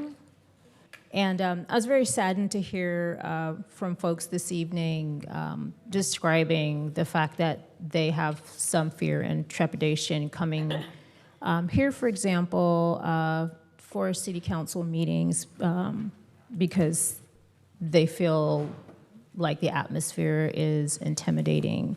And things shouldn't be that way. It is your constitutional right to come here and witness a meeting or speak to your representatives. And, I think we just need to do the best job that we can to make sure that folks feel comfortable when they come down here to this building and also to the main City Hall building. So the request is for the police department to take a look at available technologies.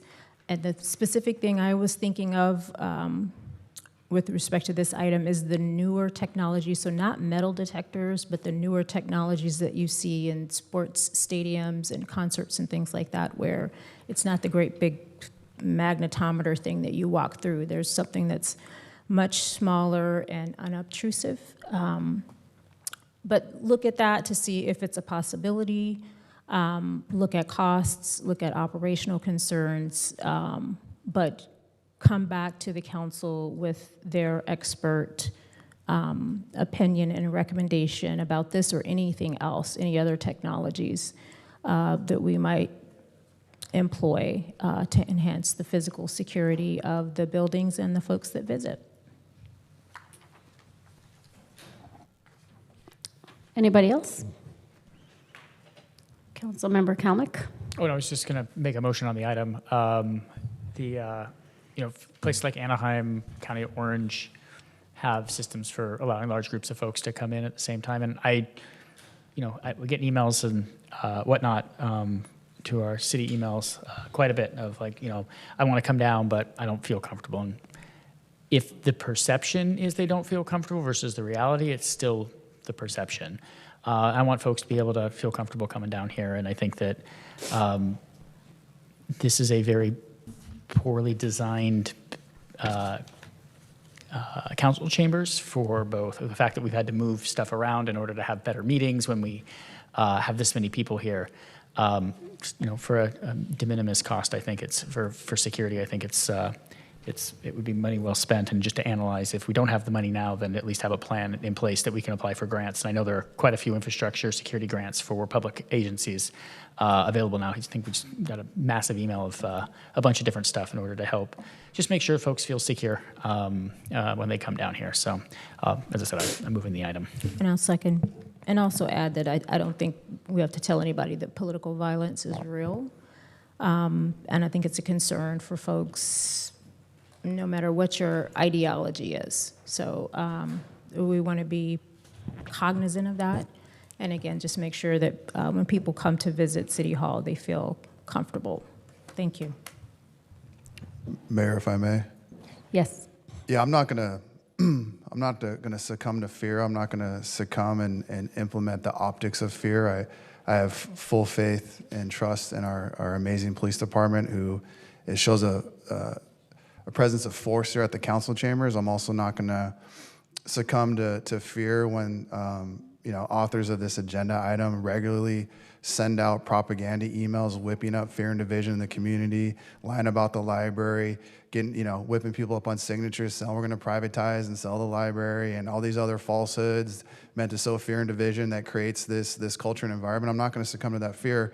What I am going to do, though, is, because people have been reaching out to me a lot recently since the incident that happened on Main Street last weekend about physical security, and I talked to the chief about that, is like I would like to do a supplemental amendment to have the chief come back with data and facts about how we are patrolling Main Street and the results of that, and then also come back with a show of force, and how we can create more security down on Main Street.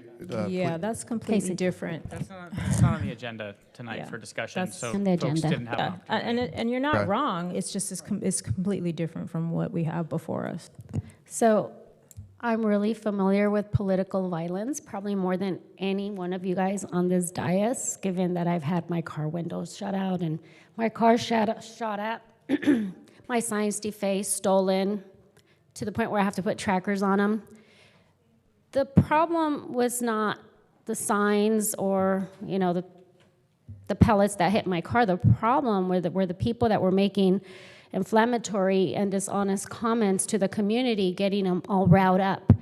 So I do receive your emails, and Councilmember Kalmick has constantly sent out emails being dishonest with the community about what's really going on. So it's almost like you create the problem, and now you want to come up with a solution to restrict us after you created the problem.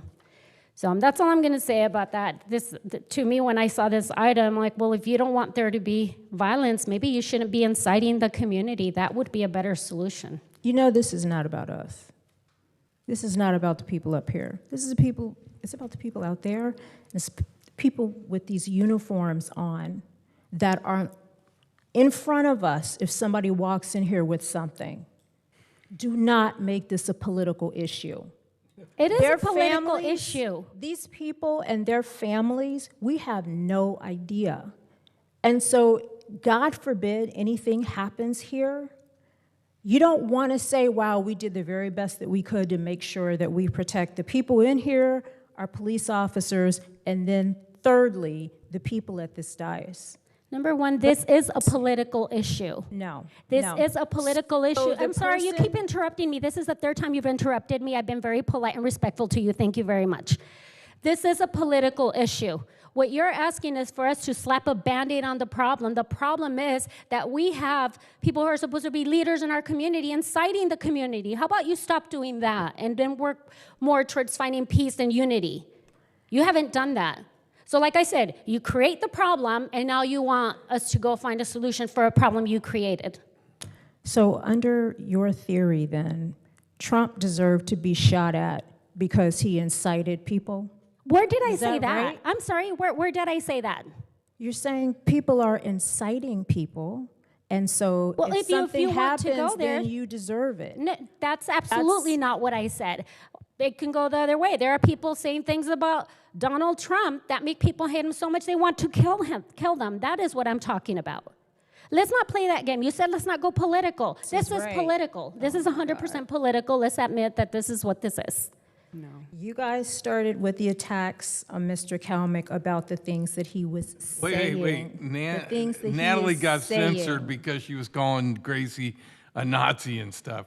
But here, not say besides that, the most of the antagonizing I always hear from that side and up there. I don't hear it really from over here. It's not antagonizing.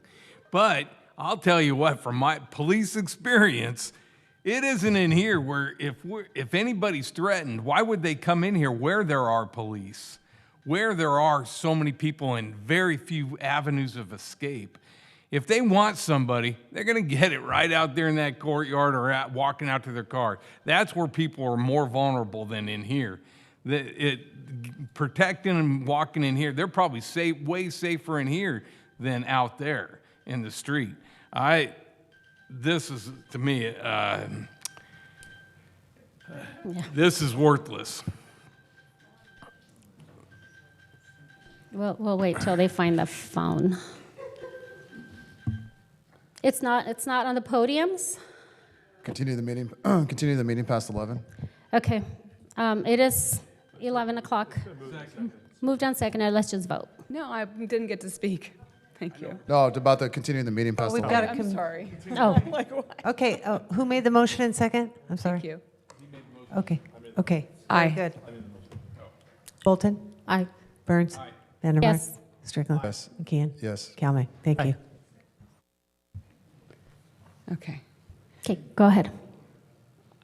I am constantly blown away. Okay, so rewind. What I heard earlier was, I'm not going to succumb to fear. I have had violence directed at me. You're not going to do something that restricts us. This isn't about us. And I disagree with the idea that we are inciting violence or division. I just disagree. That being said, people feel unsafe when they come here. Some people choose not to come here and share their thoughts in public comments because of that feeling of unsafety. People should feel empowered to participate in their government without fear. We have preventative measures here that protect us. That's not because we're allowing somebody to, restrict us or whatever. We're just being thoughtful about things. We have our officers here, which I appreciate. I think that does act as a deterrent. That being said, there are still situations that have happened here over the many years, many council meetings, where I have seen people be threatened up in the chambers up here. I don't know what weapons people might have on them. And given the tenor in the country, seeing violence take place, people's fears are real. I think that the least we could do is take a look at opportunities to improve the safety, to ensure that on this day that we're talking about, making sure that you're registered to vote, making sure that you check on that you're actively working in our civic participation in government. We want people to not only vote, but to come here to be able to speak to us. And I want them to be able to come here and do that and feel safe when they do so. And not just for the people sitting up there, but also for our staff. And it's sad that this is a time when people don't feel safe, when there is a lot of gun violence. And that being said, I do trust our police department. I trust that if we ask them to look at other options or opportunities, they'll come back with a recommendation that is substantiated in fact and evidence, and we can decide at that point if we'd like to proceed based upon their professional recommendations. But we do need to acknowledge that people might not be coming here to share their opinions about what's happening in their community because they don't feel safe. I have been working since 2017 to try to make sure that people can have dialogue and conversation with one another, because I personally feel like if we can't have those types of conversations, if we can't be in dialogue, be in community with one another, then we're not going to be able to move things forward. And people can't have those conversations, they can't have those dialogues, be in community with one another if they don't feel safe. It's kind of Maslow's hierarchy of needs. So I want to make sure people feel safe, that they know that we are taking this seriously, that we're doing everything we can. And I think that it's fair to ask the professionals to at least consider that. If they think, hey, we're already good, then they can come back and tell us that. But I would rather trust our police department to look and make sure, which we should do all the time, do we have the best tools at the ready to make sure we're doing things the right way? And if that can allay people's fear, I don't think that there's a problem in doing that. And so that's it. Thank you.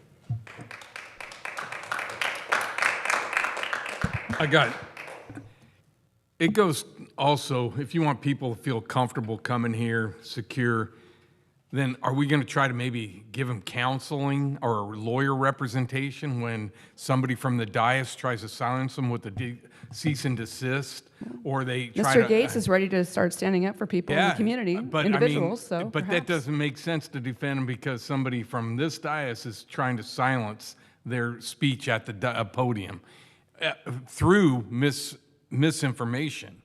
It was inaccurate. The cease and desist stated inaccurate information. What does that have to do with physical security of the Because building? we're trying to make people feel comfortable in coming here, coming to the podium without threat of intimidation or anything. They got to feel comfortable coming here, whether it be from violence or from lawfare or anything else. We encourage people to come here and be as free as can be, free, exercise their First Amendment. But when people are threatened, I'll guarantee you lawfares is scaring the hell out of more people than guns when it comes to speaking at that podium. And that's a wild statement, Mayor Burns. And I'll go right back to what the story when I first became a councilman, asking you, can we be a little more professional and save the little cuts and stuff for the back room where you can say anything to me? And you said, no, it's politics, and that you believe them. I believed that. the statement that I made when you said you don't call anybody a coward, and you said that you. No, I didn't say anything about coward. You were referring to the fact that I had called you a coward during the flag debate. Mayor, But that's not the debate. Mayor, I That's believe what we're you- off topic. I agree. We're not in a germane conversation to the item at hand. I would ask the mayor and everybody on the council to stay germane about the issue before us. We're getting way off topic.